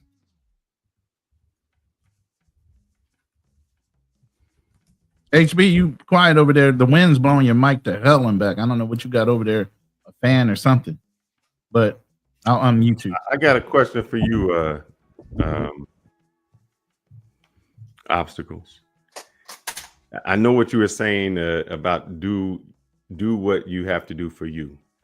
There's a famous quote that someone once told me, and I just want to see how you go. Someone is sitting in the shade today because someone planted a tree that they could never sit under. How you feel about that? I love it. That's why I'm successful the way I am today. Fellas, I got to go pick up the key for this new property. So I'm going to step out in the background, but enjoy the rest of the show. But what it's saying is you plant the seed for someone else's shade. Meaning you have to do something today so someone else can enjoy it. Mm-hmm. So if you're thinking only of yourself, how do you think that will help someone else? Okay, I see what you're saying. But I'm a realist. Everybody can't sit under the tree. It's only one. Everybody's not going to sit under that tree. It's only one. So, as much as I do stuff individually, I'm not somebody like most people will say, oh, I got money, so I give it out to people. I don't do that. That's reckless. I'm going to give it out to somebody who's going to squander it. So now it's just burnt capital, right? But if you're talking about a young buck who's up and coming in Baltimore and he needs his shot because he hasn't found any investors that could invest in his rehab project, I'm pulling up. That's an individual who wants to create. That's an individual who decided to go out with that drive and make things happen. That's not everybody. Most people are consumers, not producers. YouTube is 97% consumers, 3% content creators, right? So for me to be like, I want all 97% of you guys to be content creators. People they don't even got a goddamn profile. They got Bug Boy 111866, and then that's it. Or they never subscribe, right? So it's just not realistic for me to push that on there. I think the tree that I'm going to seed and grow is those individuals who are going to, have that drive and determination for whatever reason. And then therefore, like I said, they left it for me. And so now I'm here running up amok and running up numbers on their behalf. But if everybody ain't got it, that's not a representation as if his work is bad. And I got to call Black Man Travels out. Now, I heard what you said. It's not your fight. It's not this. But when we first started this conversation, you said, you seen what we did to the ICE when they came into Haiti. So how do you feel about that? You say it's not your fight, but you see illegals are going against Americans who are trying to get them out. I mean, isn't that kind of being hypocritical? No. Why not? Americans. I mean, you have to understand. Wait, hold on. Hold on. You have to fighting against them. You have to understand the type. We got all machetes. You come in our neighborhood. You have to understand the type of people you fucking with, dude. Haitians ain't pushovers, man. Like we're not that. We've been doing this shit for a long, long time. You're not gonna come into our community that we actually built within in our own little society. Yeah, it ain't worth shit. But you're not gonna come in and just feel like you can just come in and do what the fuck you mean want. You're not gonna come if you illegal in the United States. Again, you could come in, but you best believe you're gonna get some hands on you. It's what it is. Or get shot or get stabbed. So what you're saying I'm just telling you the way my people are, they're gonna react. That's it. Now, granted, ICE could still do their job. They're gonna still do their job. Granted, they're still gonna take people in and deport them. Yes, that's gonna happen. But they're not gonna be no pushovers. So if ICE came in and shot them all, then what would you say? It's what it is, man. So you'd be fine with you have to understand, man. The Haitian people have dealt with bullshit for hundreds of years. Every country we go to, we are like the black sheep. Every country we go to. But we're not gonna lay it down and just let you fucking do what the fuck you want. That's not gonna happen. But on one end, you're saying I'm telling you the people behavior. They're not gonna sit back and take it. Hold up. What I'm saying is when we talked about the Mexicans and the Venezuelans on one that's on them. Hold up. You saying we got to get rid of them. Then when you talk about the Haitians, you're talking about how they got to fight and we No. I didn't say no. You're not gonna do that. You're not gonna put fucking words in my mouth. I didn't say that. Then what did you say? I didn't say. I said that. You come in our neighborhood, which you illegal when you don't know. Let me say what I gotta say because I didn't say that. I said they're gonna come in. They're gonna know what the type of people they're dealing with. However, I'm not against them taking it. I said initially in the beginning, they need to feel fucking pain. Africans, Caribbean people need to feel pain. The fact that this whole thing about, hey, we don't need to align ourselves with Black Americans is foolish.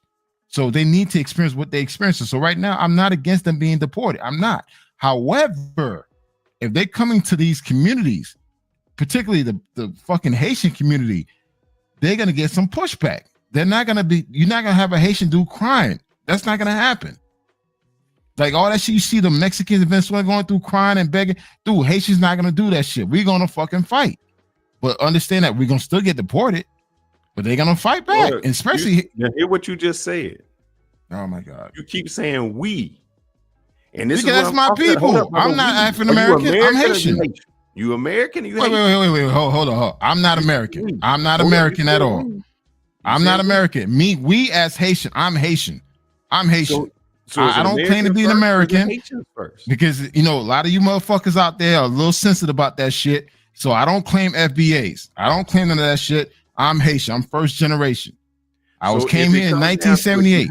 First, they're not American. Look, I'm black man first. I'm a black man first. When you fucking see me, you don't know the fuck I am. I'm a black man first, then I'm Haitian. Now, granted, if they were to come, no, but I said, are you American first? No, I'm not American. I'm not. I'm an American citizen. I'm a Haitian. So you Haitian first? Yeah. Oh man, that's crazy. It is what it is. Wait. That's crazy. Wait. Hold on. You're not gonna wait because I got to say the same thing to you. I would say the wait. First. The little hats. If I claim American, y'all niggas are gonna say, "Hey, you're not American." I wouldn't say that. Come on, man. Do not insult my intelligence here. If I were to say, if I were to say I'm American, I was not born here. I became a legalized citizen here, but I was not born here. So I'm not technically American. I'm an American citizen based on being able to have rights here.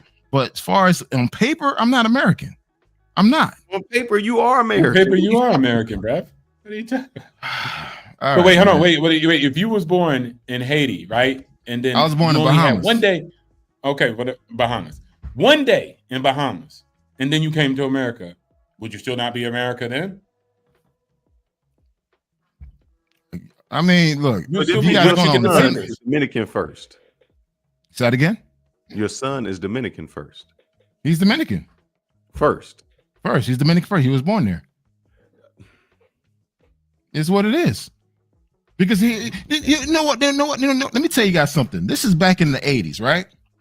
I remember I used the word nigga one time. You know what a black American kid told me? I didn't have the right to use that word because I wasn't black.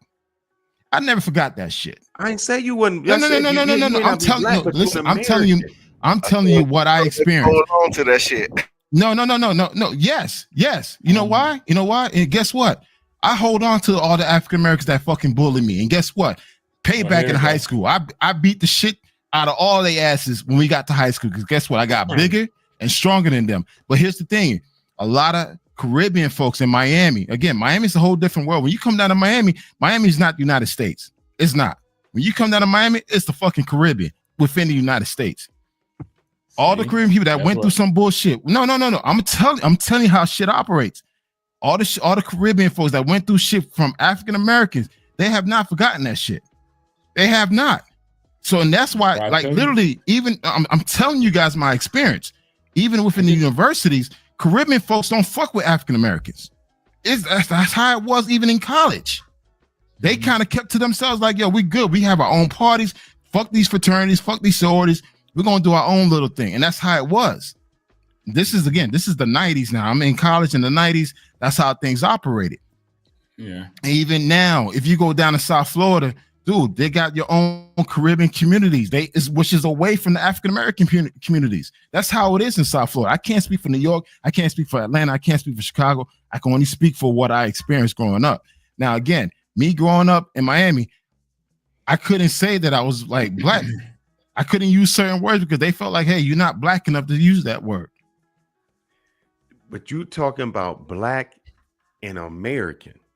Mm-hmm. That's two different things. I can't go somewhere and say I'm a cracker. They're gonna look at me like, yeah, it don't matter that you're not a cracker, brother. So you keep saying you're not an N-word. No, you're not an N-word. I never said I was an N-word. 1 second. No, what I'm saying is, hold on, let me get this. You twisting my words, man. I know I had a few drinks, but you twisting my words. Ronan, hold up. Give me a second. I'm gonna let y'all go. Go ahead. We got Nat Neezy here. Go ahead. What's up, Nat? Hey, good morning, brothers. Good morning for me. Good night, brothers. How y'all doing? Good. I know you got something. What's up, Nat? Oh man. First of all, this is a great topic. I'm glad y'all. I was gonna go live on it myself, but and YouTube is too saturated with content creators. So let me start with this, and shout out to Black Man Travels, brother. Peace. Do y'all remember maybe a year or so ago, when I called this brother duplicitous, and I said, "Put away the machete"? It's because of the talking points that he just had. I can't take away what happened to him as a youngster with Black Americans in Haiti, in Miami. But there is a narrative, and a false narrative, that Black Americans were the only ones bullying Haitians. Okay? The biggest haters of Haitians in my community of Little Haiti, in Flatbush, Brooklyn, where this supposed Haitian uprising against ICE happened, were Jamaicans. You want to see xenophobia? Go to the Labor Day parade. The Haitians did not get props. The Haitians as a whole were not proud to be Haitian until the Fugees dropped. Talk black to me. That's when the Haitians started pushing that I'm Haitian, sac passe, Haiti, and all of that. Before that, the Haitians that I knew were claiming to be French Canadian, claiming to be French, claiming to be everything except Haitians. Now, yes, they were getting bullied. And if you push a Haitian to a certain limit, like any other human being, they're going to strike back. I have a house in the Caribbean as well. There's Haitians out there. People tend to have the same narrative against Haitians. But let me tell you something about Haitians. For the most part, I don't know about Miami with that Zopound stuff. They stick to themselves. They contribute to society. And they do their thing. Now I'm starting to see something different with a lot of first and second generation Caribbeans, especially in Flatbush.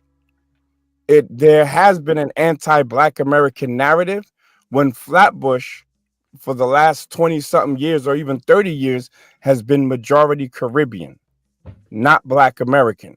There was an exodus out of New York of Black Americans to go to the South, to go to Westchester, to go to New Jersey. So this whole Black Americans bully me thing, I have to call cap, especially if you're in, and I'm not calling cap on Black Man's Travels. I'm saying, especially if you're in a city that had a high population of Caribbean immigrants. There's a lot of Bahamians in Miami. I don't know about, there's a lot of Cubans in Miami, but a lot of people say Black Americans bullied me. I was called a Yankee boy in Flatbush, right? I was called a whole bunch. One Jamaican lady said, "Me never like him from birth." I'm like, what the hell? Like, she really had a deep hated dislike, I'll say, for Black Americans. And now when they say, well, we didn't F with y'all, that's right. We didn't F with them either. I'm not going to act like Black Americans don't have xenophobia in them as well. You look at some of our comedians, Eddie Murphy, Richard Pryor, and the shit they were saying about Africans back in the day. Eddie Murphy had this thing called Jungle Bee, right? With Umfunfu and all of that. We all had jokes, but the thing is, that's why I don't push this Pan-African, we're on one narrative, because we're not. Haitians and Jamaicans and all of that were dressing funny when they came to America because they just got there. So they got joked on. A lot of them kept it to their heart. Cool. But to tie it back to this, if you are in a country where we've already been and you don't rock with us, cool. Now we hear you loud and clear. Now, when Donald Trump is telling you to go back to your country because I think it's TPS or whatever, temporary protective status, is over, be a proud Haitian in Haiti. Be a proud Jamaican in Jamaica. I'm tired of seeing all these goddamn foreign flags hanging up in these parts of America that have been colonized by immigrants who are essentially leeches to the economy. If you look at the political posters in Flatbush, a lot of them are in other languages, Spanish, Creole. They're trying to get their people to vote for them, and then where does that leave the Black American? Out. Nah, it's those times are over. I want to see proud Haitians in Haiti. That's like a unicorn at this point. They say, "Oh, look at what's happening." That's Port-au-Prince. You go to outside of Port-au-Prince, you good. But they don't want to be Haitians. They want to be Americans of convenience and arrest.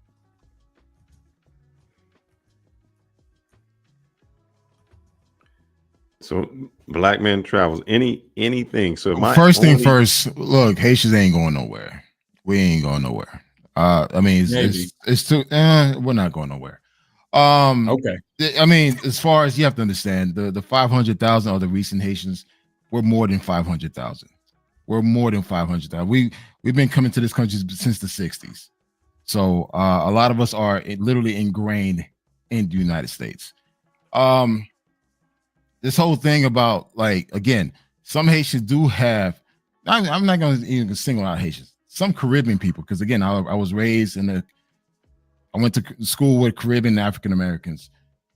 A lot of the Caribbean folks who experienced some hardship, some harassment, do keep some resentment. Now, granted, the younger generation don't. They fuck with each other. But my time, when I came here, 70s, 80s, and 90s, it wasn't like that. And you're right, Magnesi.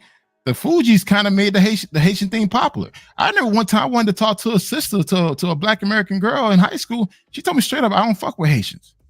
Not knowing that by senior year, she wanted to fuck with me. Granted, I got bigger, stronger, and I look better. So it's just like, oh, all of a sudden you got a thing for Haitian. So now all the things, shit, Haitian men are the end thing now. So it really depends on who you talk to, man. At the end of the day, listen, yes. Do I feel like Caribbean folks need to be in line and fall and appreciate what the FBAs have done? I appreciate it. I've said this plenty of times. Shit, my ex-wife was African American. My kids are African Americans, Haitian descent. You know, I've learned about the African American culture. Again, I always give him my flowers, but at the same time, I'm not gonna sit back and let you talk some fuck shit towards me because I'm Haitian. That shit ain't gonna happen at all. And that's the thing about social media. Social media let people talk their shit, but they know damn fucking well you will not say that shit face to face. Because trust me, I seen niggas get sliced up like crazy in South Florida when they used to go try to fight Haitians. Man, I blast the Haitian. But what I would again, South Florida is different. I can't talk for any other fucking state. Hey, South Florida is a little bit different. South Florida, we move a little different. And again, I seen niggas get stabbed up. I seen dudes got an arm chopped off with a machete. I seen that shit growing up. So, I mean, honestly, yeah, you can shoot somebody, but again, you won't be talking all that tough shit in person. It's good to talk about send all the Haitians back. Again, you can say all shit online, but when it's time for you to say that shit in front of a Haitian man face or a Jamaican man face, you will not say that. Yeah, I would. It's what it is. I would. No, I you don't know wouldn't. about other people. Yes, I would. I don't care what you say. But what I was going to ask is, man, if you got married, again, the tough shit don't go nowhere, man. I'm not acting tough. I'm just saying I would. Now, again, because I'm a man, I'll say what I wanted to. But what I'm saying is, consequences come with it too. I don't care, man. What do you mean? I'm a combat veteran, decorated. That don't mean shit. That don't mean shit. And it don't mean shit that you wait, hold on. Being a combat veteran don't mean a goddamn fucking thing, dog. You think having machetes is it's not even a machete. Again, talking on social media don't mean shit. Bro, people talk so much over social media doesn't mean a goddamn fucking thing. Would you say the shit in a man face to face? You wouldn't. You wouldn't. Yes, I would. No, you wouldn't. I said I would. I don't care what you say I wouldn't do. All right. You mad about it? I'm not fucking mad. Wait, look. Wait, hold on. Don't go there. Don't do that shit. Don't do that shit. I'm not mad. Everyone know I'm a very high passionate person. I speak fucking loud. Don't say I'm fucking mad. Don't use that shit, bro. Don't use that shit, man. Don't do that. I'm going to do in my life. I didn't tell you what you was. Don't do that, bro. Don't do that. That's some whole shit, bro. Be like, oh, online, and if you was in real life, you wouldn't say that. That's what it is, because all this fucking Reddit is online. All this Reddit shit's online. I have not heard this shit in person. Oh my God. Trust me, I have not heard none of this shit in person. I haven't. Not a single FBA talking all this shit in person. I have not heard none of this shit in person. What shit, man? If you said you was going to chop somebody up and I say I'm gonna blast you again. As easily as people can talk about it on social media, but again, out in public, I have not heard this in person. I have not heard a FBA downplaying a Haitian or talking about, hey, they all need to go back. All this shit is happening done online, but not in person. Right. And this let me jump in here. We do see you in the back. I'll bring you guys up momentarily. Go ahead. So look, let me be a person who lived amongst a whole bunch of Haitians, right? And in these communities that are majority Caribbean, Black Travels is right. There is no F Haitians outwardly. There is none. And a lot of it has to do with numbers, right? A lot of it has to do with the little bit of Black Americans that are left there tend to have grown up with Haitians and don't really look at them like something different. It then just becomes New York culture or Miami culture, right? So they share culture. You got Black Americans that grew up on griot. You have Black Americans that grew up with Haitian girlfriends. I had a couple of Haitian girlfriends and shit, right? But make no mistake, this whole narrative that Haitians are somehow built differently, or that no one would say anything to a Haitian in their face, that's not accurate. Okay, America's a lot bigger than the major cities on the East Coast. Okay, Detroit, I don't think they'd have any issue with saying whatever about a Haitian, and I don't want to promote that, but there are a lot of people, especially from the Caribbean, that tend to play this super gangster narrative. I can turn that super gangster narrative to look at it from another perspective about hyper violence being introduced into certain communities by outsiders, by Haitians, by Jamaicans, by Trinis. The Jamaicans specifically was supported by the PNP and the JLP. The only one that I kind of can't really say is, because I understand the history of Haitians in America, Haitians was getting picked on by everybody. So certain groups that were formed based out of self-defense. Okay, I got to give that. I got to say that off the rip. They was blaming Haitians for the proliferations of the SIDA, SIDA, backwards. You already know what it is. Yeah. So I get that. But Haitians are not super gangsters. Jamaicans are not super gangsters. We're all humans. And if we say that, we would say that to somebody, then we would. You know what I'm saying? It doesn't, we all bleed. You know, there's this narrative that Haitians beat back ICE. I haven't seen the video. And if Haitians are wired like that, and not sorry, brother. I just, what I wanted to bring it back to, what my issue was, Black Man Travels, is when you said if ICE comes into the community, we are going to take them. And so what I'm saying is, you put yourself in the we of Haitians, and then I went to ask you, are you Haitian or are you American? And it seems like you sided with you being Haitian. And that goes back to when I hear Mexicans and then others come to this country and they're like, oh yeah, I came here, I'm Mexican. And it's like, well, no, aren't you American now? It's like, no, I'm Mexican. And it's like, well, why even come to this country if you're always going to be Mexican? If you are here in this country, now you should have the American flag. You should want to be an American. It doesn't matter your nationality. I don't care what your nationality is, but it should be American first. And if I'm going to say that to you, if I'm going to hold that anger to you, I'm going to hold that same anger when I hear someone like Ted Cruz talking about, oh, I got elected so I could support Israel. And I'm like, no, you're supposed to be elected to support America, and it should be America first. So it's not, I'm not saying it in a bad sense to you. I would say it to anyone else that had come to this country or is in this country, that your priorities, no matter where you came from, once you got here, your priorities should be America first. And if you're proud of your people fighting an ICE agent that came into their community, I don't understand. I don't care what they built. It's not their community. That's almost like the drug dealer saying, this is my block. I mean, at the end of the day, I'm gonna say this.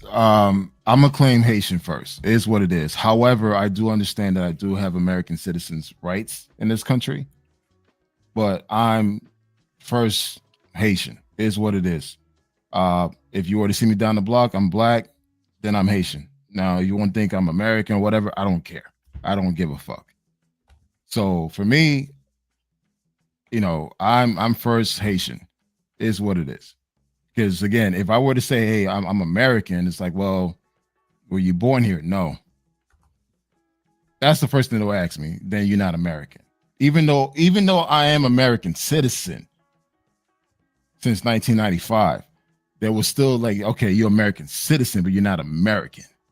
So the way I see American, as far as the way I see and define American is different than how you see it. Because at the end of the day, I'm seeing it from an immigrant perspective. Like, hey, listen, I wasn't born here. Now my kids are Americans, but I'm not. I just have American rights in this country.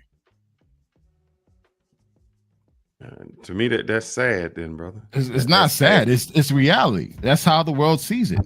Race, creed, and nationality is different things.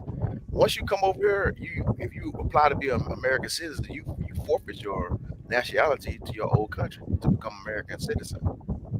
Correct? Am I correct or not? Some countries don't require that. So no, I mean, when I became American citizen, I didn't forfeit my rights as a Haitian. No, yeah. It was just okay. Do, but I don't believe Haiti does. But I'm pretty sure. I don't care at the end of the day. But if we had a discussion about it, I think as long as somebody, while in Rome, do as the Romans do.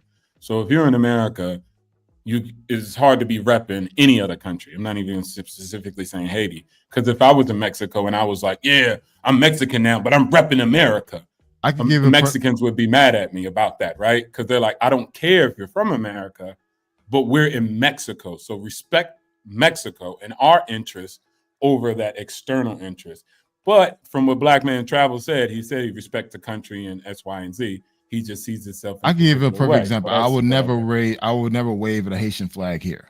I would never do that. Or burn the American flag. So I would never do that. I would not stand. If the allegiance is being played, I will stand up. I will show that respect. Again, I show my respect towards the only country that gave my mother, a poor woman with 6 kids, an opportunity to come to this country and make something out of herself, where she could retire and have 6 kids that actually became successful.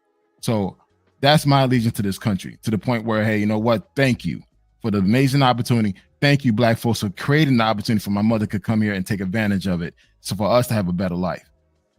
So again, I'm not shitting on America. I'm not shitting on Black and Americans experience. I'm not questioning you guys or nothing. If anything, I'm constantly defending you to other Caribbeans and other Africans when they talk that fuck shit. I'm like, yo, you can't be saying that. But at the same time, it's just like, at the same time, I know, as far as growing up here in this country, what I experienced were like, hey, you're not American. You can't say certain things. You can't do certain things. That's my experience. And again, this is the 80s now. I'm not. No, I think what they were saying is you're not African American, so you can't say certain things. Because you could be a white American and not be able to say certain things. But this is what it reminded me when I heard you say that. This is I think I put the right one. Let me know if you hear it. Liberals, watch this man say, look, I'm just American. I'm not Black. Yeah. Do you consider yourself a Black man? I mean, I'm considered a Black man, just like you're considered a Black woman. Right. But we're just Americans. You said don't call me Black. If we go to Africa right now, what they gonna call us? Americans. Black Americans. They're gonna call us Americans. But what is the advantage of erasing the term Black and just calling us Americans? Why are you calling for that? Because it brings us to appreciate us as an ethnicity instead of just as it takes away the divide, the thing that we think is so different about us. You go to Puerto Rico, people are all kinds of colors, blue-eyed, blonde hair, look like me, look like you, look like Miles. They look like everybody. They look like Cameron Diaz there. They look like everybody there. Mm-hmm. And but they call themselves with impunity. I am a Puerto Rican. We are African descendants, but we are not Africans. As a Puerto Rican myself, he's spitting facts. Trigger alert for. My question is, when you went to Africa, were you Haitian or were you? I was American? Haitian. I was Haitian. But the thing is, they first assumed that I was American, but I made it clear I'm Haitian because I know my Haitian roots. I know, hey, listen, this is who I am. Every country I go to, I identify myself as a Haitian person. But again, the fact that I speak English and they look at me as an American, they assume that I'm American. All right. I brought to the stage the world's best braider, and Darnell, I do still see you in the back. I just didn't want to bring everybody up at one time. Nakmeezy, before do you have anything to say, or do you want me to let you go, or you want to stay on? Yeah, I'll make my closing statements on this, and then I'm gonna go back to sleep. Look, it's unrealistic to expect someone to forget their true identity prior to becoming American when they get American citizenship. The most that we can hope for is that they do exactly what Black Man Travels is doing now, identifying as who they truly are, having respect for foundational Black Americans, having respect for our flag, having respect enough for our country not to fly their flag in our country. Once you got that, I'm Gucci. I don't expect them to become like a American first, because I'm not American first. I'm Black first. So Black American to me is my identity, because I understand the racial dynamic of America. So for me to walk around like wearing a MAGA hat, and well, look, the MAGA hat, that's political, but I can't identify as solely an American because there are different types of Americans. You got the OGs, which are the Native Americans. Then you got your Irish Americans, Italian Americans, and your Black Americans. You see what I'm saying? So I'm a proud Black American, and as long as the first, second generation immigrant doesn't have smoke for my Black people when they came legally, I ain't got no problem with it. All right, peace, y'all. All right. Thanks, Nakmeezy. I'd like to welcome world's best braider. How are you doing this evening? What do you have to say on the subject? I'm fine. I just want them to stop saying that they beat up ICE when it's not true. There's no video of that. That was like a flag. What is it? Haitian Flag Day parade or something. And then my thing is, That was not the video. huh?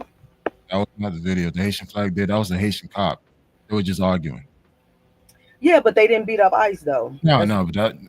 All right. Okay. Yeah. I want them to stop lying, saying that they beat up ICE when they didn't. And then also, I'm so sick of that Africans and other Black races come here about, oh, I was picked on. They call me African booty scratch. I'm foundational Black American. They call me African booty scratch. My people. That's how we do. That's like, ain't nobody picking on you because you Haitian. I'm foundational Black American. I was called African booty scratcher, spook, and everything. So it ain't got nothing to do with you being Haitian. And I'm That was it. No. Go ahead. Why you holding grudges all the way back from the I don't. past? Wait. Hold on. You speaking to me directly? Or you speaking in general? I'm just saying, people be holding grudge all the way back from the past. And That's. I mean, that's people trauma. I mean, you can't judge the next person's trauma issue.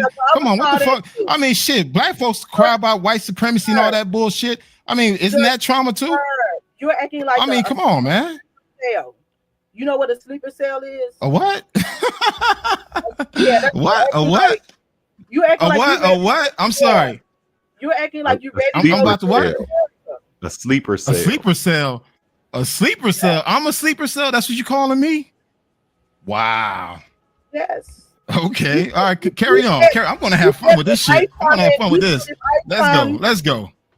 Mm-hmm. You said if ICE come to where the Haitians are, that you was gonna fight them. Because you said I was gonna fight them. But why y'all can't fight in your own country though? They are. That's what they're doing. Okay, I got a question for you. Why is Haiti fighting? What? Who is Haiti fighting right now? They're fighting amongst themselves. Why are they fighting? Because there's no government, there's no structure. They're fighting over crumbs. Come on. Let's go. They okay, so the Haitian people are fighting each other, and then y'all get there and act like we the enemy. What? Haitians never consider you guys the enemies. What are you talking about? Oh yes, they have. But how so? Give me an example. Give me an example. Give me an example. Give me an example. how we view you guys as the enemy. Please give me an example. I have plenty of examples. Give me one. Give me one. Okay, well, I can go to a store. I'm in line trying to get my stuff, and Haitians feel like they can just walk in front of me and do whatever they want to do. When I'm at work trying to work, Haitian people want to discriminate. Where you work at? Your kids, that's personal. I mean, shit, you got a bunch of Haitians working there. Are these? Oh, wait, hold up. Are these first generation Haitian? Are these second generation Haitian? Or these are recent Haitian? Which type of Haitians are these? Do it matter? It does matter. It does matter because it does matter. So somebody discriminated against me on post. Are you first, second, or third generation? Because as a Haitian who's been here since the 70s versus the Haitian that just got here off the boat just 2 days ago, we have two different mindsets. We got two different behaviors. So it really depends on what type of Haitians you meet. Are you meeting ones that just got off the boat or the one that just been here for a while? I need to know. Who's going to ask that question? Because the thing is, the Haitians that have been here for a while, there's a certain etiquette that they follow. We follow the American etiquette system. Now, granted, for the ones that just got here recently, I can't speak for them because, again, the way they were raised in their what? You can't speak for yourself. You were just very aggressive and violent. Talking about Haitians. Oh my God, I'm being violent now. I'm being violent now. Come on, really? I'm sobering up now. I'm wide awake now. How am I being violent? At what point was I being violent? You said you were gonna fight America. I said I was gonna fight America. Oh my God. You guys hearing this shit? You guys hearing this shit? You said we. Did you not say we? You said I'm gonna fight America. You said I'm gonna fight America. That's what you just said. You said if ICE come in. Which one is it? Is it me or is it we? Is it me or is it we? Which one is it? When you talk, you said we. So you were talking about you and whoever. I said if they're coming to these communities, we Haitians will fight back. It's what it is. We just fight. So in his defense, Brader. No, ain't no defense. I can defend myself. I'm good here. I'm good. Speak French, so they do say we. You know, they got a little French. We parlez français, man. We mean yes in French, though, right? We parlez français, man. Parlez créole, man. Parlez, yes, man. Right? Talk. Go on. Keep talking. Keep talking. You didn't say we in that way, though. Well, you saying that I was aggressive. At what point? I was aggressive or violent? When you was like start talking, you was getting very angry and aggressive. All I want to know. I'm not being angry. First of all, you kind of new to this shit. You kind of new to this. Everyone who knows me who's been on this show, I'm very passionate. I don't call it aggressive. I'm passionate. So trust me, when I log off of this shit, I go to sleep. I don't take none of this shit personal at all. Okay, so you telling me if Haitians over there in their country fighting for crumbs, fighting themselves and killing each other. Yes, that's what they're doing. Okay, then they come here. You think we want that here? The ones that's fleeing that country is the one that want a better life, not want to bring violence here. But you said if they gotta go, they gonna fight, right? That's what you said. You said we gonna fight. Natural instincts to fight. Fight for what? It's time to go. There's no time to go. Ain't no time to go. They're gonna fight back. It's like. And then this is the last thing I want to say before I leave. No, don't leave. I want you to stay a little longer, please. Please. You're my guest. Haitian people need to stop saying, "Oh, we are warriors. Y'all fleeing." I never heard a Haitian person. Wait, hold up. I never heard a Haitian person. Wait, hold up. I'm a Zoe. I had never heard a Haitian person in my fucking life say that they're a warrior. That's the African shit. We never even use the word revolutionary. We don't use that word.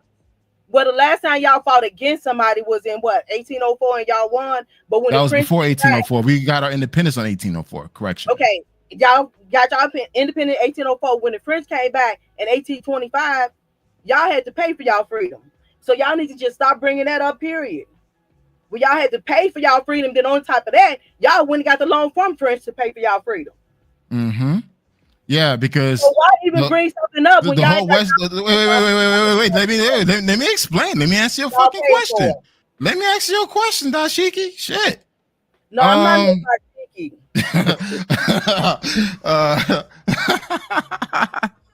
All right. Well, let me ask you. Nothing to do with Africa. What? Only my DNA is African, nothing else. I'm American. World best braider, may I ask? Yes. Wait. Hold up. I'm proud to be a Haitian. I'm proud to be a Haitian. And guess what? And again, I never, ever disrespected Black Americans or say anything negative about Black Americans. Dashiki though. Because I see the background, the whole leopard print background. It kind of draw my attention. So I thought it, dashiki type of vibe. You're going for with the necklace. That's what I'm picking on. But anyways, I'm proud to be Haitian. I'm proud of my history. I'm proud of the the history that we created. Yes, the shit ain't right now. The country's fucked up. It is what it is. But I also know that the Haitians that leaving that country, they're coming seeking for a better life. My mother left that country in 1978 on a raft boat. We came in this country illegally. But guess what? A single mother with 6 kids was able to have all her grandkids, all of her kids go to college, graduate with degrees, and all making good money, living their best lives.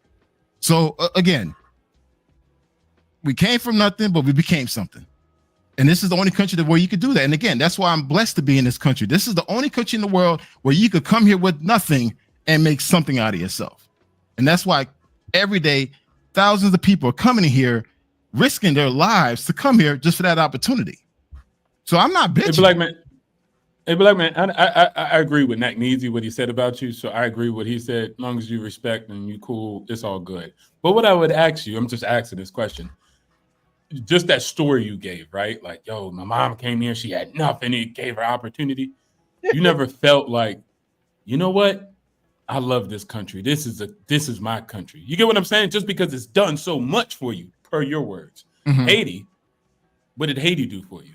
So I'm just asking. I'm not saying it's bad. I'm just asking if you ever thought about because that. the fact that I wasn't born there, I can't say that, hey, I'm American. But however, I did apply for my citizenship. I did try to serve the military. I didn't go through due to some aggression issues, fighting with drill sergeants and shit.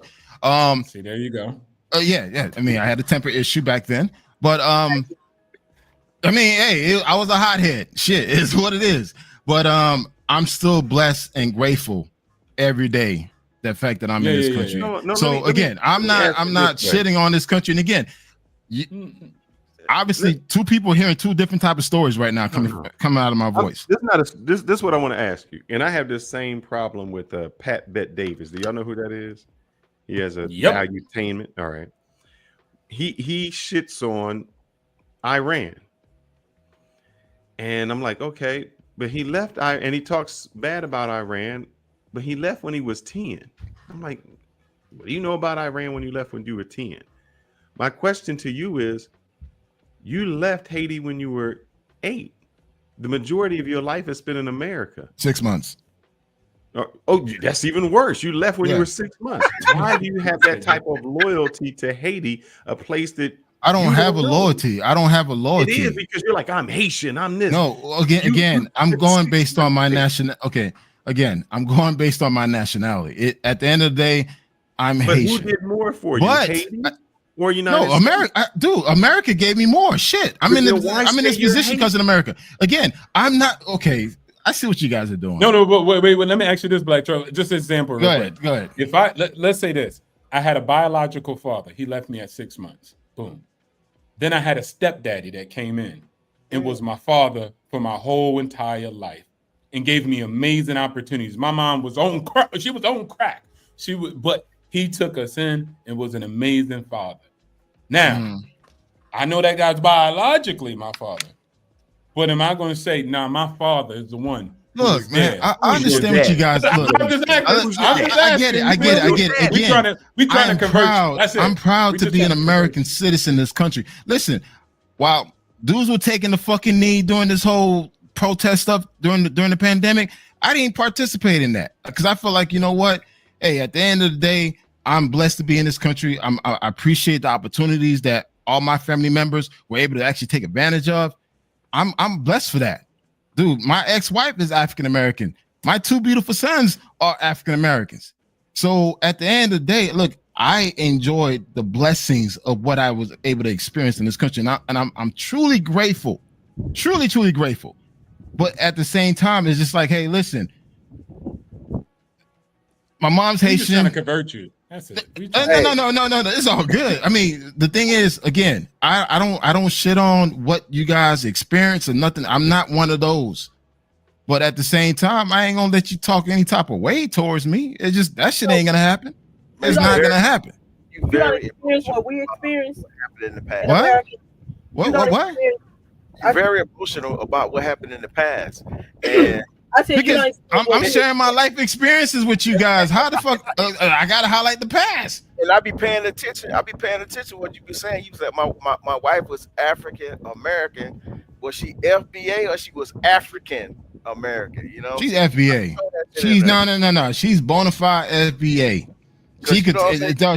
She even has some damn Native American in her system. I forgot which tribe was it too. Someone tribe in Oklahoma. Coming with the tether talk, and I be like, damn. He be like, 1 minute he be saying I be stomping for FBAs, and then you go to as soon as you get upset, get emotional about goddamn. Oh, they called me a goddamn whatever back in the day, African booty scratcher. You go straight back into tether mode. Me too. They call me African booty scratcher too. So. I've never been called. Well, first of all, clarification. I've never been called an African booty scratcher. Wait, hold on. I've never been called that. I never been called that. I've been called all the things. I've been called all the things, but not that. Well, yeah, you have to understand. You have to understand. Look, I was kind of a chameleon. First, my name doesn't really give off that I'm from the islands. It just doesn't. When you pronounce my name, my full name, you think I'm American. It's what it is, especially with my last name. The thing is that, again, I witnessed some of what my friends had to experience, the Jean Baptiste, the Pierres. I seen what they had to go through. I got a question. Okay, you said you've been here since 6 months? What? You said 6 months. Well, no, don't God damn it, let her talk, man. Stop interrupting her, man. He wasn't here since you were 6 months. I'm helping her out. He left Haiti when he was 6 months. He went to the Bahamas, and then he left. No. Wait, again. I was born in the Bahamas. I came into the United States at 6 months. That's what I'm saying. Okay, so you've been here since you were 6 months. Mm-hmm. How did anybody know you was Haitian then? My mother. No, so how did anybody in school know you was Haitian if you've been here since 6 months? Because I spoke Creole. So you spoke Creole. You've been in America since 6 months, and you didn't. Yeah, and I speak Creole. Yeah. Because in our house we speak Creole. Yeah, but when you went to school and everything, right? Then you learn English in school. Yeah, but I can speak Creole. I know, but what I'm saying, you learn English in school. Mm-hmm. And you were speaking what in school? English. So how did anybody know you was Haitian though? That's what I'm confused on. If you was here since you were 6 months speaking English in school, how somebody even know you Haitian? Because I'm looking at, I don't see I just see a black person. That's what I'm tripping on. I get what you're saying. No. I heard this from third party. I heard this through third party that a lot of people in New York, when they grew up with a lot of other black people that was Haitian and Dominican, they didn't even know they was because they were spoke English. Exactly. Because they was here, they grew up with them. So that I get what she's trying to ask you. Like Busta Rhymes. I didn't know Busta Rhymes was Jamaican. Like that. Like I'm looking at him. Like how did anybody even know you was Haitian if you didn't tell them and like stop. First, because I told people I was Haitian because I came from a Haitian household. Two, when I was a kid, I had a very strong accent because we had multiple language spoken in our household. So my English was not up to par. My English didn't get better until middle school. So again, people knew that I was not African American because based on all my friends being Haitian and Caribbean people, and I spoke another language. Okay, how often you meet an African American that speaks another language?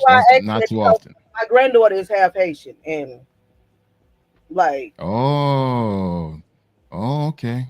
Yeah, and that's why I'm confused. I'm like, so why you so-called have all this trauma and act like? I don't have no trauma. I'm good. I don't have no trauma over here. I'm good. Your trauma though. That's how I have no. What trauma did I brought up? Please tell me, because I didn't bring up any trauma here. People was picking with you and calling you names and stuff. I said Haitians were getting picked on. And I'm actually, I don't see how somebody would even know you was Haitian if you was here since 6 months. because I had an accent. And living in Miami, if you have an accent that's outside of the standard English, they know you're not from there. To most people, most black folks, I would say at least 75% of black folks in South Florida are not Americans. They're from the Caribbean. So what happened to your accent? You lost it? Yeah. Yeah, I lost it. Yeah, okay. I lost it. Listen to music, being around African Americans, being around black folks, I lost it. Going to school, I lost it. That's what I'm saying. Any more questions? It sounds like fake trauma to me. That's all I'm saying. Fake trauma. God Yeah, damn. All right, cool. Well, again, just a clarification, guys. I have no issues. I have no traumas. I'm good. I'm just sharing my past experience because, again, someone out there probably experienced something similar to what I experienced. But at the end of the day, I have no issues with the FBAs. And I said at the top of the hour, the top of the show, and I say this again, I hope you guys are listening. I said, guess what? FBAs need to sit this shit out. Do not fucking protest. I said that from the beginning. Let the Caribbeans and the Africans feel this shit. Because they need to understand the fact that, hey, you can't do this shit alone. You need to stop trying to separate yourself and thinking that you're bigger and greater than someone else. And I've been saying that from the beginning. You forgot the Haitians. They're part of the Caribbean people, woman. I thought they was Oh my God. They were Latin America, right?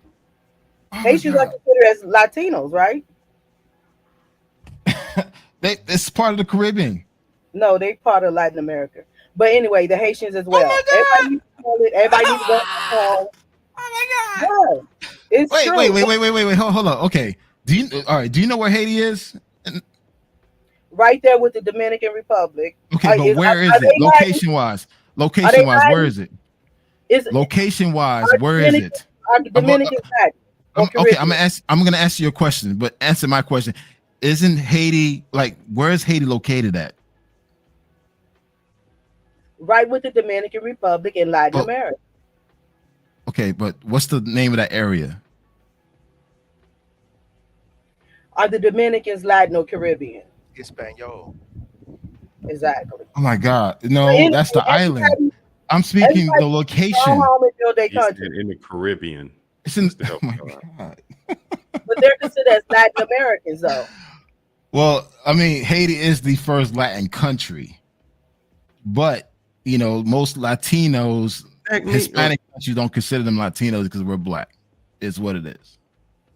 Nack Measy, don't get jealous, brother. We did not rush you off. I just said, was there anything left for you to say? And you said you was going to wrap it up. You're welcome to come back on. And by the way, my apologies if the word breastplate. I should never said that. Again, my apologies. I shouldn't call it dashiki, whatever. My apologies. I was just being a dick. It's bad enough Africans trying to make us African, but when first generation go back to Africa, they tell them they not African. So I tell Africans I ain't African. Shit, I tell them straight up, I'm Haitian. It is what it is. They don't do that to y'all though. They don't. Yes, they do. They do ask us like, where you from? Like, can you link where your family's from? It's like, no, most Haitians came from Benin and Nigeria. They say, oh no, they Haitian. Jamaicans from Jamaicas, Haitians from Haiti. But when it comes to us, they like, but where you really from? No, they do it to us too. Well, don't do the dashiki with me because I'm American. That's it. Foundational Black American. Where are you from? I'm gonna let you off because I think Nack Measy, he's a little jealous that you got a little more time than him. But may I ask where you're from? I'm from the Chi. What part of the country? I'm sorry. You're from Chicago. What city? Wait. What area in Chicago? West Side. I'm West from Side. K-Town. All right. What street? Damn, he really trying to narrow me down. No, I'm just saying because I actually wait. Hold up. I actually lived in the West Side of Chicago. I used to live off of Cicero. Laramie, L-Town area, Laramie and the Cicero area. Yeah, is that still the whole stroke? Cicero? Yeah, pretty much. I used to see hoes walking when I used to go to school. But I also lived in Humboldt Park and I lived in Edgewater. So I lived in Chicago for 10 years. 2 of my sons were born at Roseland Hospital in the South Side. I'm Cook County. All right, Cook County. All right, see again. I show my respect towards Chicago. I mean, I love Chicago, and again, that's why I stand behind Chicago. I stand behind FBAs. I understand what you guys went through. I understand the history. and the beautifulness of the culture. I understand and I respect that. So that's why it's like, yo, I'm not your enemy. I'd be confused when you say, like, don't you have our same experience here in America? No, it's just a different experience. It's different for you.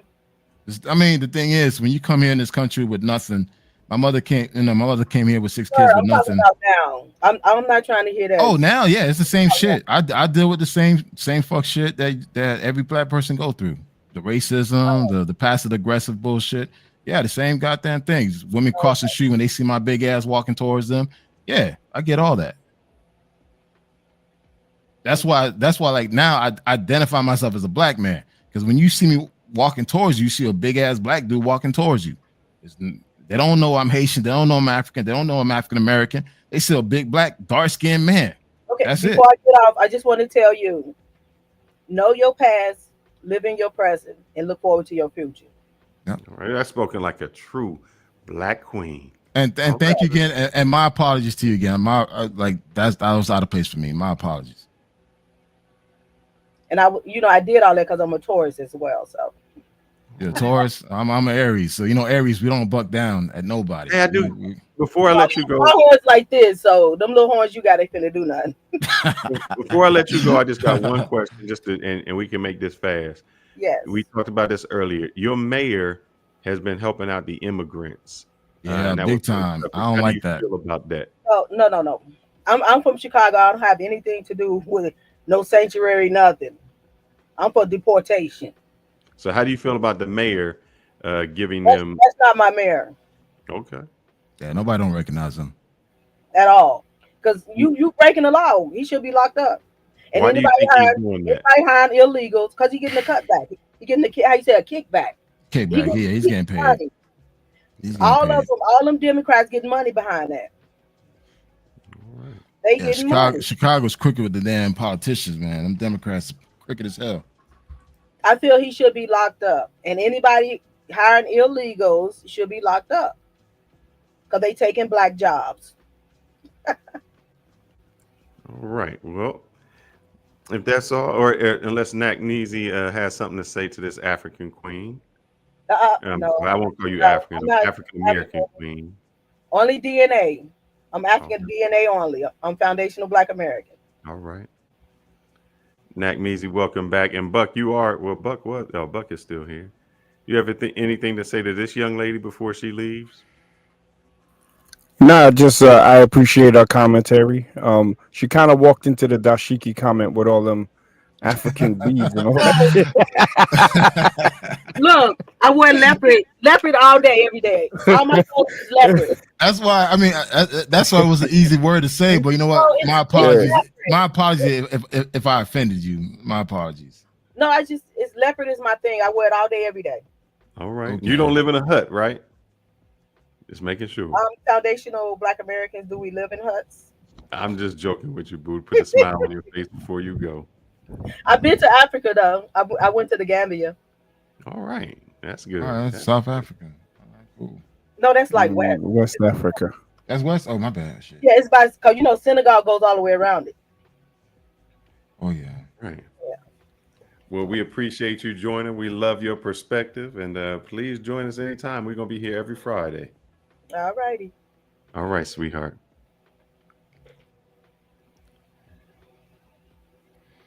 Nakneezy, you was in your feelings a little bit because that young lady was here.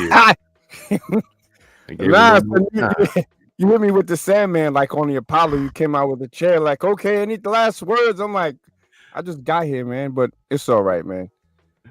Y'all biracials be acting like that. That was you know how we are, man. I'm only FBA when it's convenient. I'm waiting for reparations. Other than that, forget y'all. Well, your white side got to pay your black side, brother. I know, man. Ain't that crazy?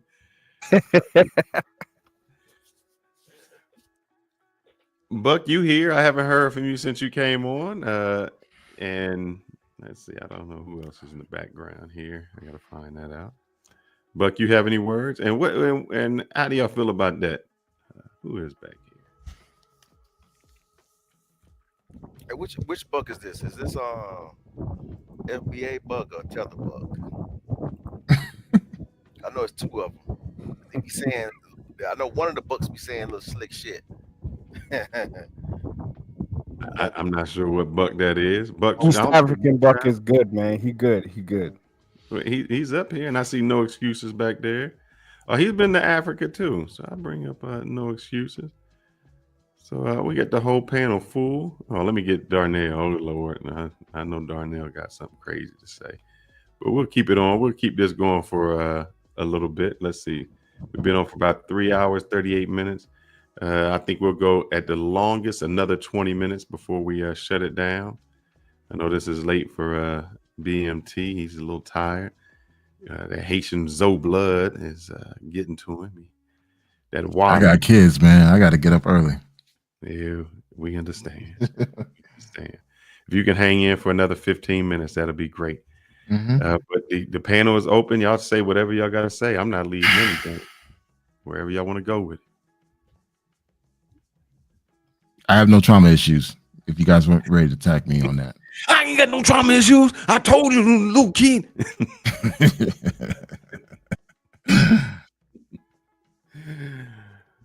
No excuses, Nagnees. What do y'all got to say? Y'all silent all of a sudden. Y'all, I had to. Y'all here? I want to hear what y'all got to say on this subject. I'm in the middle of sending a super chat, brother. You know, we appreciate that, my friend. Yeah, for sure. Let me finish sending this super chat, and then we're gonna get on if Haiti really freed themselves, and this Haitian gangster mystery. And then I want that. I want that. About that deportation. All right, should we be? Is that our fight? No, it's absolutely not our fight. And hold on, let me just send this. No, we should sit it out. Absolutely. You know what? I'm kind of like disappointed that we don't have nobody saying that it's our fight. You know what I'm saying? Usually, you have podcasts, you have this issue, you got people that'll come up and say, you know what I'm saying, they'll say, you know what I'm saying, the reasons why. But damn, we ain't had nobody, not even nobody in the chat to come up and say, hey, this is our fight, because I love to hear it, man. It's not your fight. It's what it is. I mean, most. We know that, but I'm just saying, I want to hear some opposition though. I don't think you're gonna get that. That's for TikTok.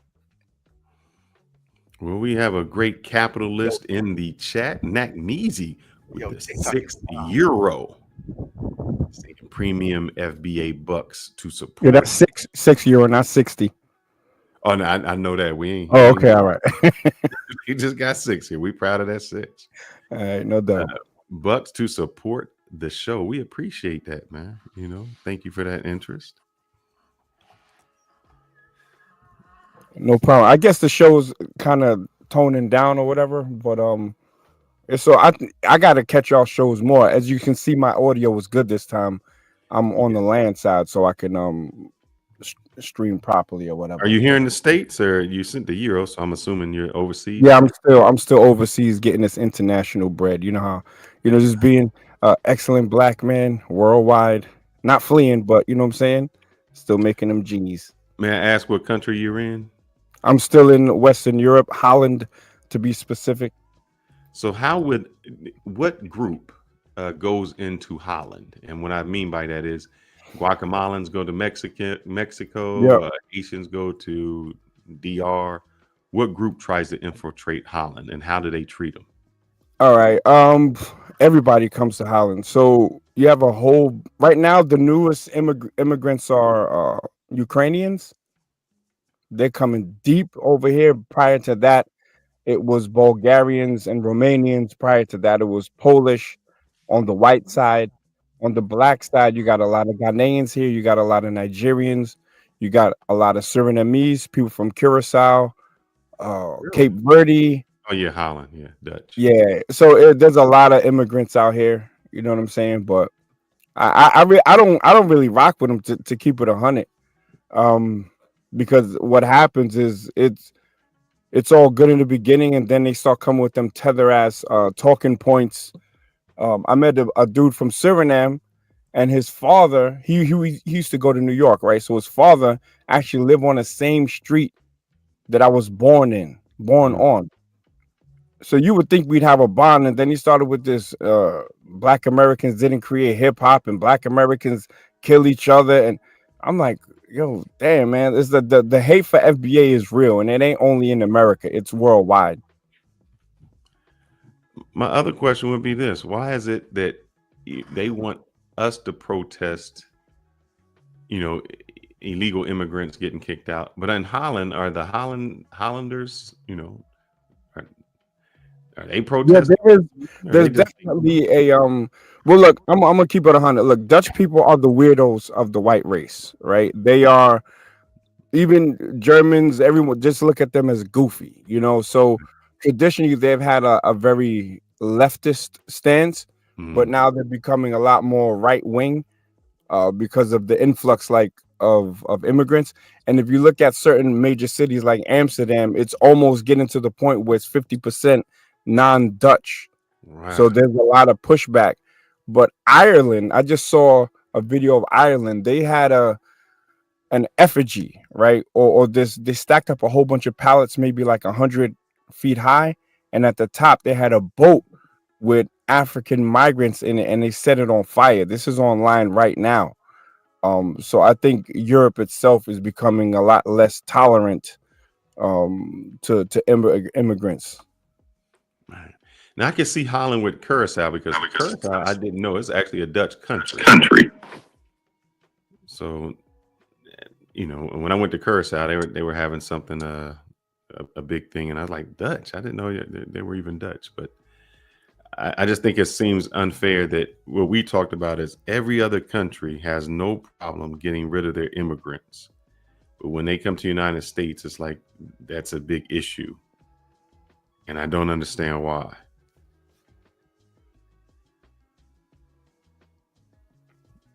No excuses. You were in Africa. I know you want to go there and find your future wife.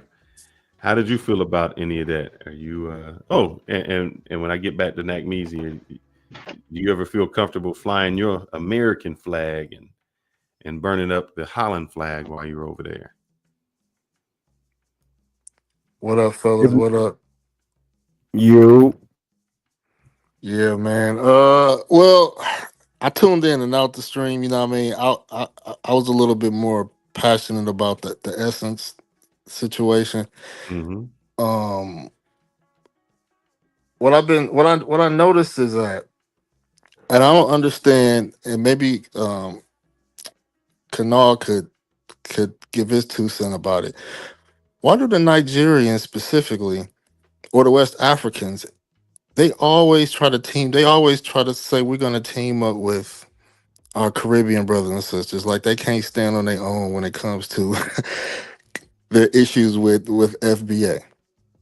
And so the essence really highlighted just how really hateful on the West Africans. I know we've been kind of spotlighting, like, Haitian and Canal, but I see an underlying issue with the West Africans. That Jollof versus Jambalaya, it triggered me a little bit, because all that is the play to try to elevate West African culture, and I feel like a lot of the West Africans that are anti-FBA, I feel like they're using Caribbean people to help them for their agenda.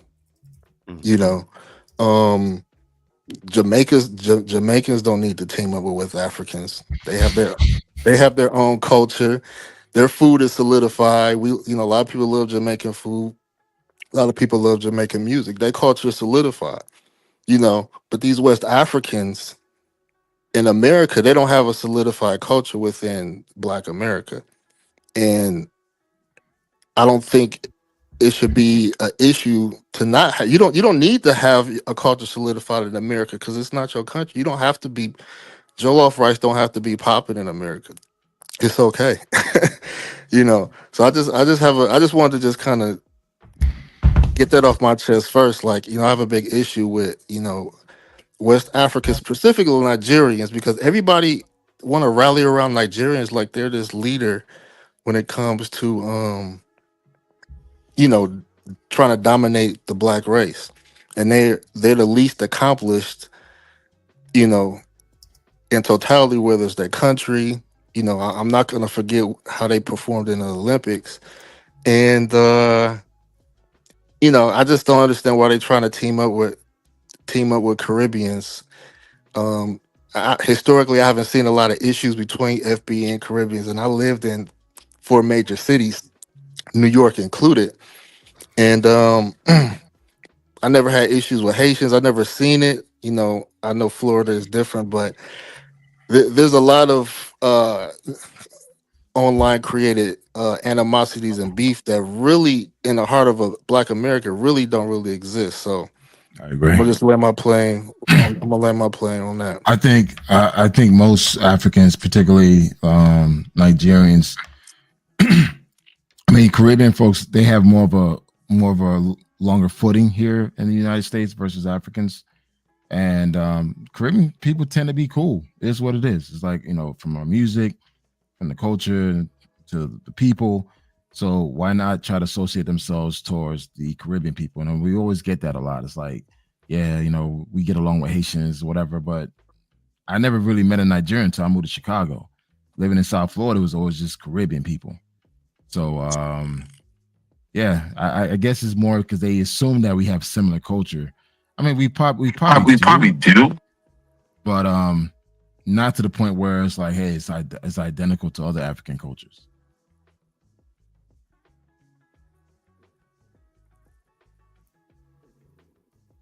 I call it jealousy and the marriage of misery. They both come from shithole countries, so they link up and spew that hate towards the Black Americans that kick the door in for them to come in and escape their poverty. That means what do you have to say? I don't know if you know what happened at the Essence Festival, where it's somewhat turning more Africanized. How you feel about that? You know, it was supposed I'm to be totally against it. I'm totally against it. But prior to being outward, we have to look inward. How did that even happen? You know, somewhere one of us dropped the ball for that to happen. You know, but now that it's here, I'm definitely against it. But to keep it 100, Essence hasn't really been relevant for a minute. I grew up, you know, looking at Essence and Jet magazine in the bathroom or whatever. But I don't like it. It's still, or it was at least, a Black American thing, and now it's not, and that's not cool because we can't go to Africa and do anything like that. You know, they'll remind you quick that this ain't your culture, this ain't your home country, so you really shouldn't be involved in it. But we tend to be arms open and allow everybody to come in our stuff, and then what they do once they get a foot in, they start to try to change it. Like they got African accent. Nobody going to Essence to see Africans, bro. They're going to see Black Americans. Yeah, I think that is one. I mean, we talked about that earlier, where we said that our culture is open to every other culture, and we allow people in. I mean, you have to understand they sold it. They sold it, so they sold it to Africans. What do you expect? No, Time magazine, I think, owned it first. I think they sold it to Time, then Time sold Yeah. it to Africans. So, I mean, again, when I used to do events at the Essence Festival, it was a great event. I mean, I really enjoyed it. But I also noticed that during the last 5 years, when I was doing it, I noticed that the attendance rate, things were changing. So I think it's just now is at a turning point where that crowd, that particular crowd that normally goes to Essence Festivals is dying away. And now the younger audience is not really into that. And now with the ownership of Africans, they probably want to add their little spill to it. Man, for one thing, that jollof rice ain't hitting on shit. Look, I'd have been in several African countries. They don't even eat that shit. Yeah, that shit nasty as hell, man. That shit, Like, heavy. You go to East Africa, South Africa, they don't eat that shit. You know what I'm saying? The only people who eat that shit is Nigerians. So I hate when they keep fucking. I mean, shit, even Haitians, we don't eat that. We tell them straight up Haitian rice is better than jollof rice. So, all right, jollof rice, man. Yeah. Even that I mean, had some that pilau shit over there in East Africa. That shit be busting. and some I heard people talking shit about the injera shit. That injera shit good too, man. I ain't gonna lie. It's Injera rice. You don't like it? no, it's bread called injera. I didn't know about injera rice. I thought it was injera rice because that's what I ordered. Unless it's because I don't remember bread come with the rice. See, let me say something before I forget. Now, this is what I think a lot of Caribbeans should do when it comes to West Africans trying to include them, because Haiti gonna catch some strays. Meeting what I'm about to say. I seen some comments where they was trying to say New Orleans was a watered down Haiti, and I was very offended by that. And it was an African person saying that, and so now it put me in a position. Now I got to defend New Orleans because I was, being FBA and my experience in New Orleans and Haitian culture, like New Orleans is a dope culture in itself. The food, the New Orleans food is arguably the best cuisine in the United States, arguably. And to say it's watered down, like Haitian, I had some good Haitian food, but the flavors of New Orleans, kills Haitian cuisine. You know what I mean? I'm just gonna keep it. I'm just gonna keep it a bean. What are you talking about, man? I don't know any Haitian cuisine. To be honest with you. I mean, okay. I'm gonna say this. I'm gonna say I don't someone expect you to. who. I don't expect you to co-sign. I don't expect you to. No. I mean, as far as I'll say this, because someone who's been to New Orleans plenty of times, work, personal reasons for everything. The food is similar to Haitian food. It's the staple of it, like the red beans and rice, like the jambalaya. We call it like no. I'm telling you because I eat it at home. Like the first time I went to New Orleans, it's like, damn, this just kind of similar to what my mom cooks. Even like the whole jambalaya, we call it bouillon. It's the same. It's kind of like the same, but the season's slightly different, but it's pretty much the same. I'm not gonna say one's better than the other, but it's just like New Orleans has its own little flair. Like I always tell people, look, if any city you need to travel to within the United States, go to New Orleans. New Orleans is a whole different vibe. So it's like I say go to New Orleans before you go to New York.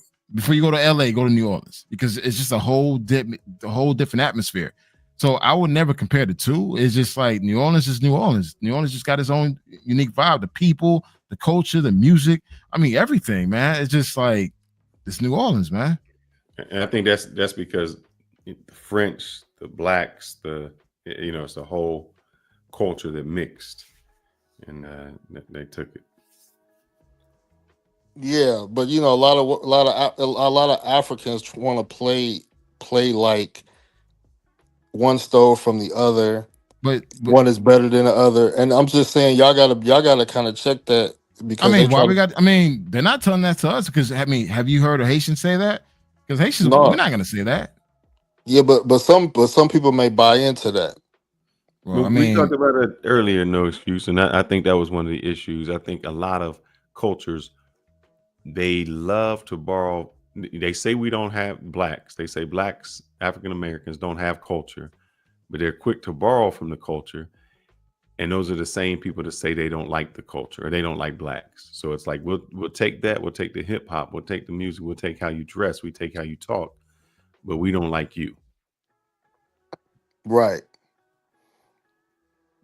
And that seems to be a lot of what some of the African nations are doing. Like, yeah, we, don't date blacks, don't be like the blacks, but you compare their food to ours, their dress to ours, their swag to ours. Now, let me cut you off. Let me ask kind of the panel or anybody that want to answer this. Now, living in New York, right? I noticed that, or let's just say in America, right? I know that from a black perspective, when we look at Caribbean culture, right, or in New York, we automatically associate Jamaica, right? And I noticed a lot of like Haitians, a lot of the other island nations, they didn't like that. They didn't like being mistakenly called, Jamaican or food or assume, oh, if you eat some Haitian food, oh, I'm gonna get some Jamaican food. Conversely, Hispanic food, like, we'll quick to call something Mexican when it's not. And so I know that creates some micro tensions between, whether it's Latinos or Caribbean. And so I wonder if there's similar micro tensions or jealousy when black culture is automatically assumed FBA culture, and whether it's Africans or other black groups, they have an issue with their culture not really being highlighted. Because a lot of people, most people, we don't know anything specifically about Caribbean food, Jamaican mostly. What I mean, most people wouldn't be able to tell you something from Trinidad or Haiti or even even know the flavor profiles. Or, same with like Mexicans. Most people understand Mexican food, can recognize it, and with the jollof rice thing, it's like, okay, is these West Africans, they want, they're mad because people don't know what jollof rice is, so they're trying to tie it with something known to put themselves on. So just trying to understand all those dynamics, if I'm making sense. From my experience, even here in Texas, I don't see the African restaurants really trying to go to other cultures. It's like they create the restaurants for themselves. When you look at other, like even Jamaican, it's like, hey, I want to have other people come in. Like I've been to a Jamaican restaurant where I've seen more white people in there than anyone else. So they've tried to make the food for everyone. I don't know if the African cultures just tried to close themselves in here in the States. So it doesn't seem like they really try to outbranch. So I wouldn't say jealous. They've been very closed in when it comes to their culture. Even when I go to clubs, you ever been to like a club where they play the Afro beats? What is that? What is their music? I mean, it's nobody else. It's just Africans. Bro, Yeah, I've been there. There's a lot over here in Atlanta. The African Afrobeat scene is really live here. Honestly, I kind of prefer going to those spots because people actually dance. A lot of the outsiders in, and I don't want to say they let them in, but like you could go to a Latina spot and you see Latinas, but you'll see white people out there trying to dance. You see brothers trying to get Latina girls. I think it's more of a mainstream thing because Afrobeats is not really as mainstream compared to Latin music. You do see a lot of Caribbeans attending Afrobeats events, so that's common. You don't see too many Black Americans attending these parties. Mm-hmm. Yeah, you know what? I've noticed out here in San Diego. San Diego, they taking over the like a lot of these festivals are Afro beats. I know a few Africans and shit that be hosting these events and stuff like that, be promoting these events and shit. I'm like, God damn. But there's a conservative thing where they pushing this shit, the industry, because the industry has got infiltrated by African and Caribbeans, you know what I'm saying?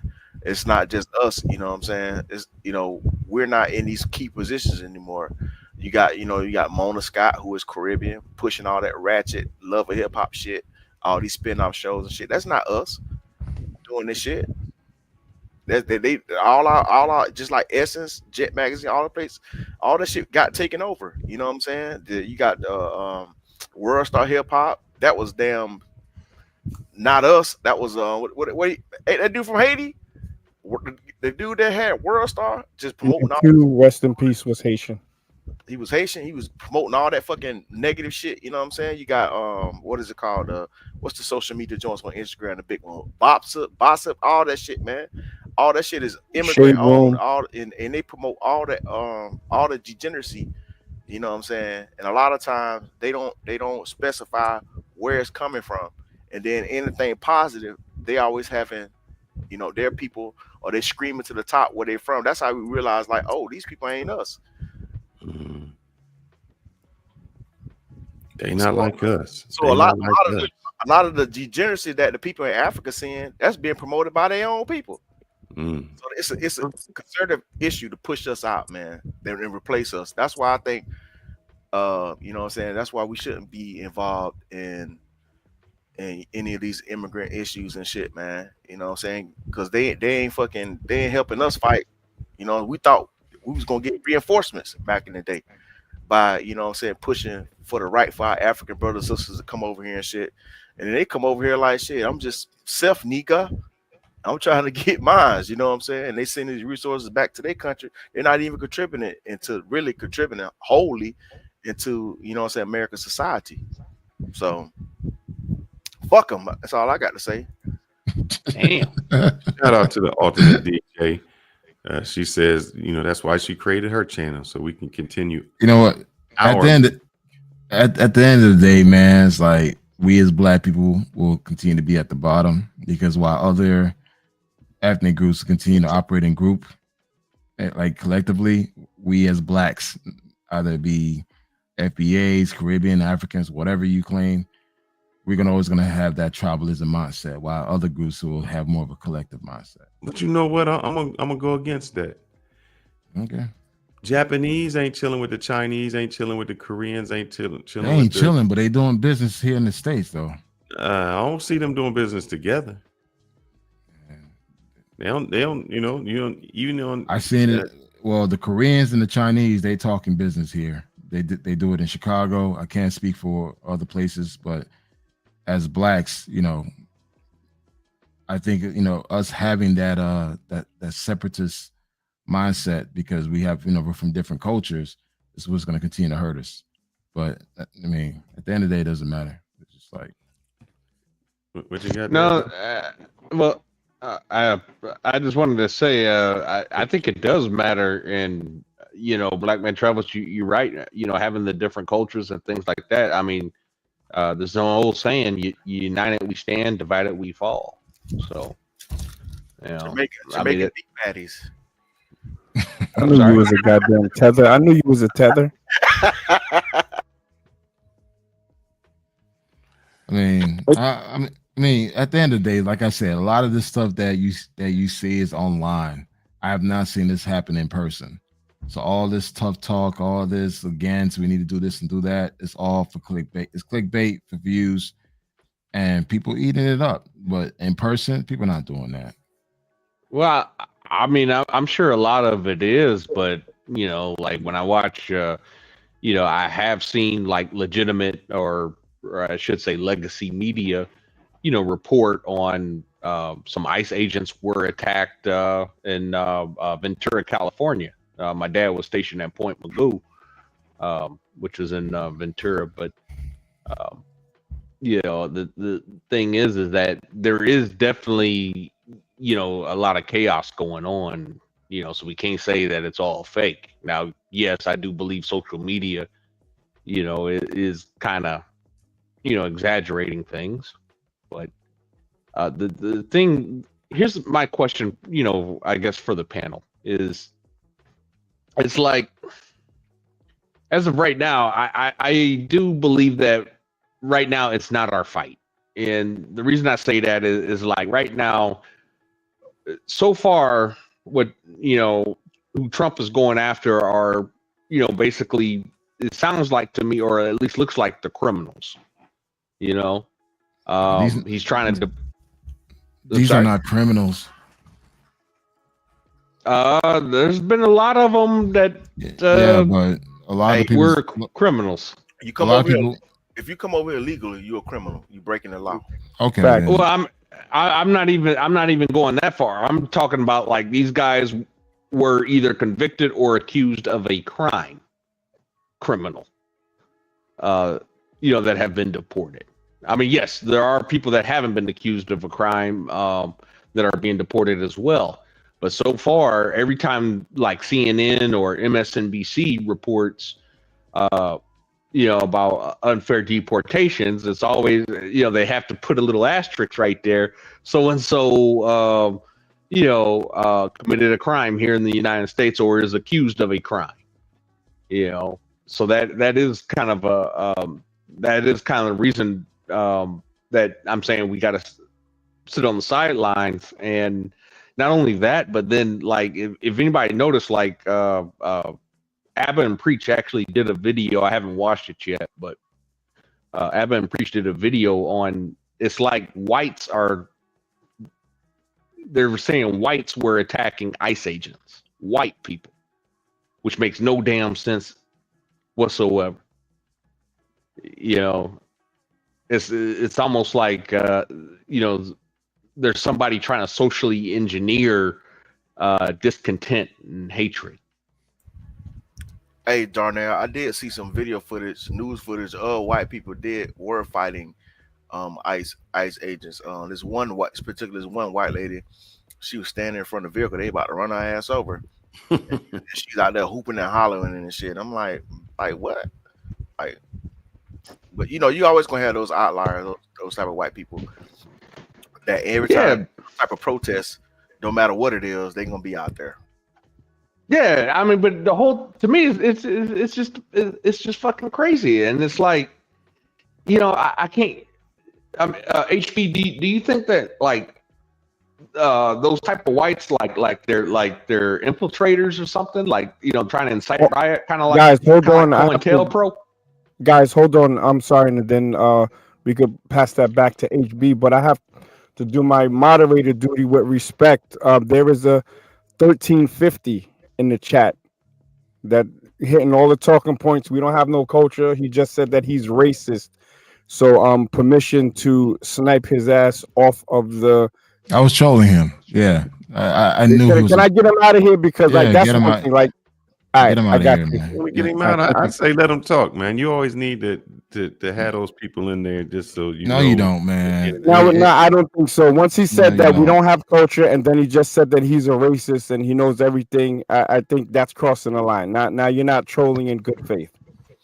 Yeah, I was talking about getting him off earlier because he was talking about the sister, talking about, damn, she's so black and all that shit like that. Yeah, you did say that. Yeah, I saw that. You did say that. I know him because I don't care if he leaves because Target acquired. 4 hours anyway. Target so terminated. Wrap it up. I'm tired. It's like Black Man Travels. I got to get up. I continue, brother. He's a history. Go ahead and get your log into your Finster account, dog. I saw her let my people go. Oh, man. I'm gonna wrap this up because Ronan, he been looking for them keys for like a long time now. I hope he ain't get evicted. They deported his ass. Yo, is Ronan in the Philippines still? Yeah, he's in the Philippines. Yes, so he was getting keys to his new place. So I hope that he's all right out there. I still ain't seen that AI generated girlfriend of his. You ain't seen it? He got a whole nah, he had her on video. Nah, I ain't been keeping up, man. She's real. She's video. Real. And he was on with somebody, and she was in the background. It wasn't his video, huh? No, he was talking, and she walked in the back. I'm talking about how can I? Oh, I'm saying it was on his channel, so I can go find it. Yeah, he made a short out of it. I think it was a 10-minute fight he was having with somebody. I don't know who he was having that fight with. I think American Live. Look, I think him and American Live was having some discussions that they had to get out. Looking on here, let me see if I can find him. I don't know if he wants me to show his girl. Let me see if I can find that video and then. Hey, shit, he got it online. Shit, he must want somebody to see it. No, I think she was there. She came into the background. I'm saying you got to post it on. Post it. She official, HB. She official. I've been joking with him. I've been fucking with him. She official, man. Yeah, so he got her. She over there cooking for him, cleaning for him, taking care of him. Got the whole family over there. Oh yeah, looking out for him. So yeah, she's what she is official. Yes, I don't know where he's at on here. Oh well, is she a Filipino big back? No, nah. Oh no, she's an attractive young lady. You know, pretty smile. Oh yeah, hey, she look nice. That's why I was calling her AI. I was fucking. I'm like, it's AI, dog. I don't know what he did with that. Maybe he took it down. I'm looking on his channel. Shit, nowadays, you wouldn't even know nowadays. Like, anybody see that video of that AI generated chick eating a fried chicken, ate the whole damn chicken. The whole thing in the mouth, boy. She wasn't playing. Yeah, like you would not have known that was fake until she did that shit. Yeah. I like the AI, but I'm into the gorilla ones, man. Them gorillas be everywhere. The apes. The apes. You don't think that you don't think that's like like an insult to our culture though? They all racist, man. Every one of those things they do is racist. I'm watching that AI shit right now. With the chicken eating the chicken. I mean, it's AI. I seen them when they do trailer trash. I seen the old black ladies, old white ladies. So it's what it is. And I don't say that because I think we've kind of gotten soft. Recently, I've seen an episode of maybe Archie Bunker or Sanford and Son, and I was like, wow, the things we used to be able to say and didn't offend anyone, it couldn't even get a sponsorship today. So I think we've kind of, I think at that time we let things roll off. We've gotten a little soft over the years. So Do you think it's soft or just people we ain't tolerating the bullshit no more? No, I think it's soft. You can't say anything about, if I say, if you say hey, I'm HB and I'm them and they, and I say, I call you he, he went here. They crazy. Oh, you gonna say he? I'm not a he. I told you I'm a them they, and I'm this. Yeah, my pronouns are. Man, pronouns. That's some other shit though. So you get soft with that. You can't even have a decent conversation about anything because you're so offended by what someone is saying. Where before, you could have a joke, man. You could do like jokes, and you're like, oh, that was a funny joke. Now we're so. I mean, you got women in audiences saying you can't say that at a comedy show. How you gonna go to a comedy show and tell the comedian he can't say something? We've gotten soft. I think we can tolerate, but I think it's the same with bullying, man. I think you grew up, you got bullied. When you got older, you built a tolerance to it. Kevin Hart became who he is because somebody talked about how small he was. And he had to defend himself, and he couldn't defend himself by fighting. He had to defend himself by trying to be funny. Yeah, that's how he became who he is. I'm about to roll out though. I got some stuff to take care of. But my closing remarks, man. I just want to let Kanal know the damn fucking Haitians ain't no goddamn super soldiers. Like I said before, I had two homeboys in the Marine Corps that was Haitians. There was the first dudes I met outside of FBA. You know what I'm saying? When I joined the military, and I body slammed both of them niggas. And them Haitians ain't rolling like that. They ain't rolling that. You won't body slam me. That's a fact. Shit, the Delanois was goddamn twice as big as me, and he was cut up, and he got body slammed. Cut up don't mean shit, man. I wrestled for 4 years, dog. 212. 212 wrestle that shit, man. I'm always down for a wrestling match. And Dad Juicy, he got folded up. He was talking shit outside of his mouth, so I had to fold him up. You know what I'm saying? So, Cap. Yeah, man. Oh, Cap, shit, boy. Hey, I can get the homies. They'll tell you about that shit, boy. Brothers, we appreciate you better watch out for Milano. Uh-oh. You better watch out for me, boy. You guys beefing? Nah. You don't want it. Oh my God, man. These beefs, boy. Fellas, we appreciate it. I'll slam that Jamaican beef patty out your ass, boy. Oh, don't do that. Don't do that. Hey, that beef patty was good, boy. I don't know what you talking about, boy. Hey, that's some good ass beef.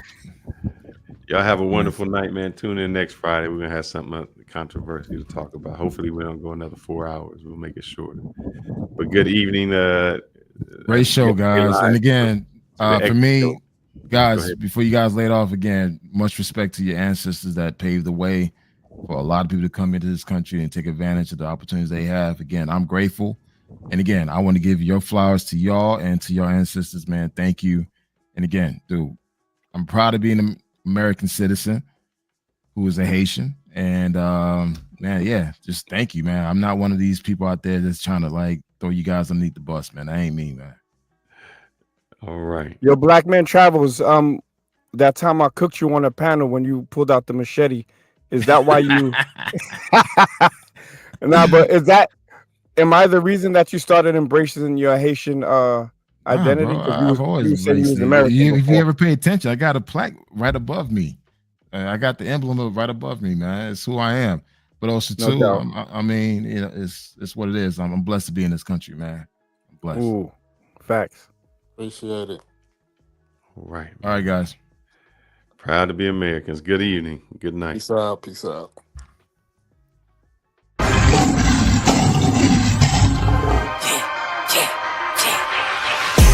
I know I've been quiet for a minute, I've been grinding, still in it, I've been counting these digits, excuse me. I know I've been quiet for a minute, but I'm back on my business. If you see me, don't trip, just excuse me. Wrong,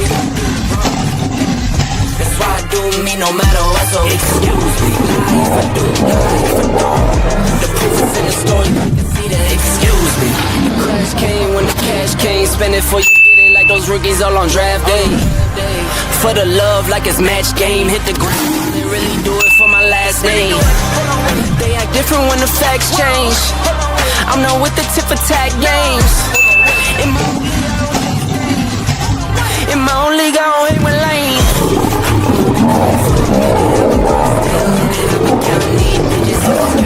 I know I've been quiet for a minute, but I'm back on my business. If you see me, don't trip, just excuse me. Wrong if I do, wrong if I don't. That's why I do me no matter what, so excuse me. Lie if I do, lie if I don't.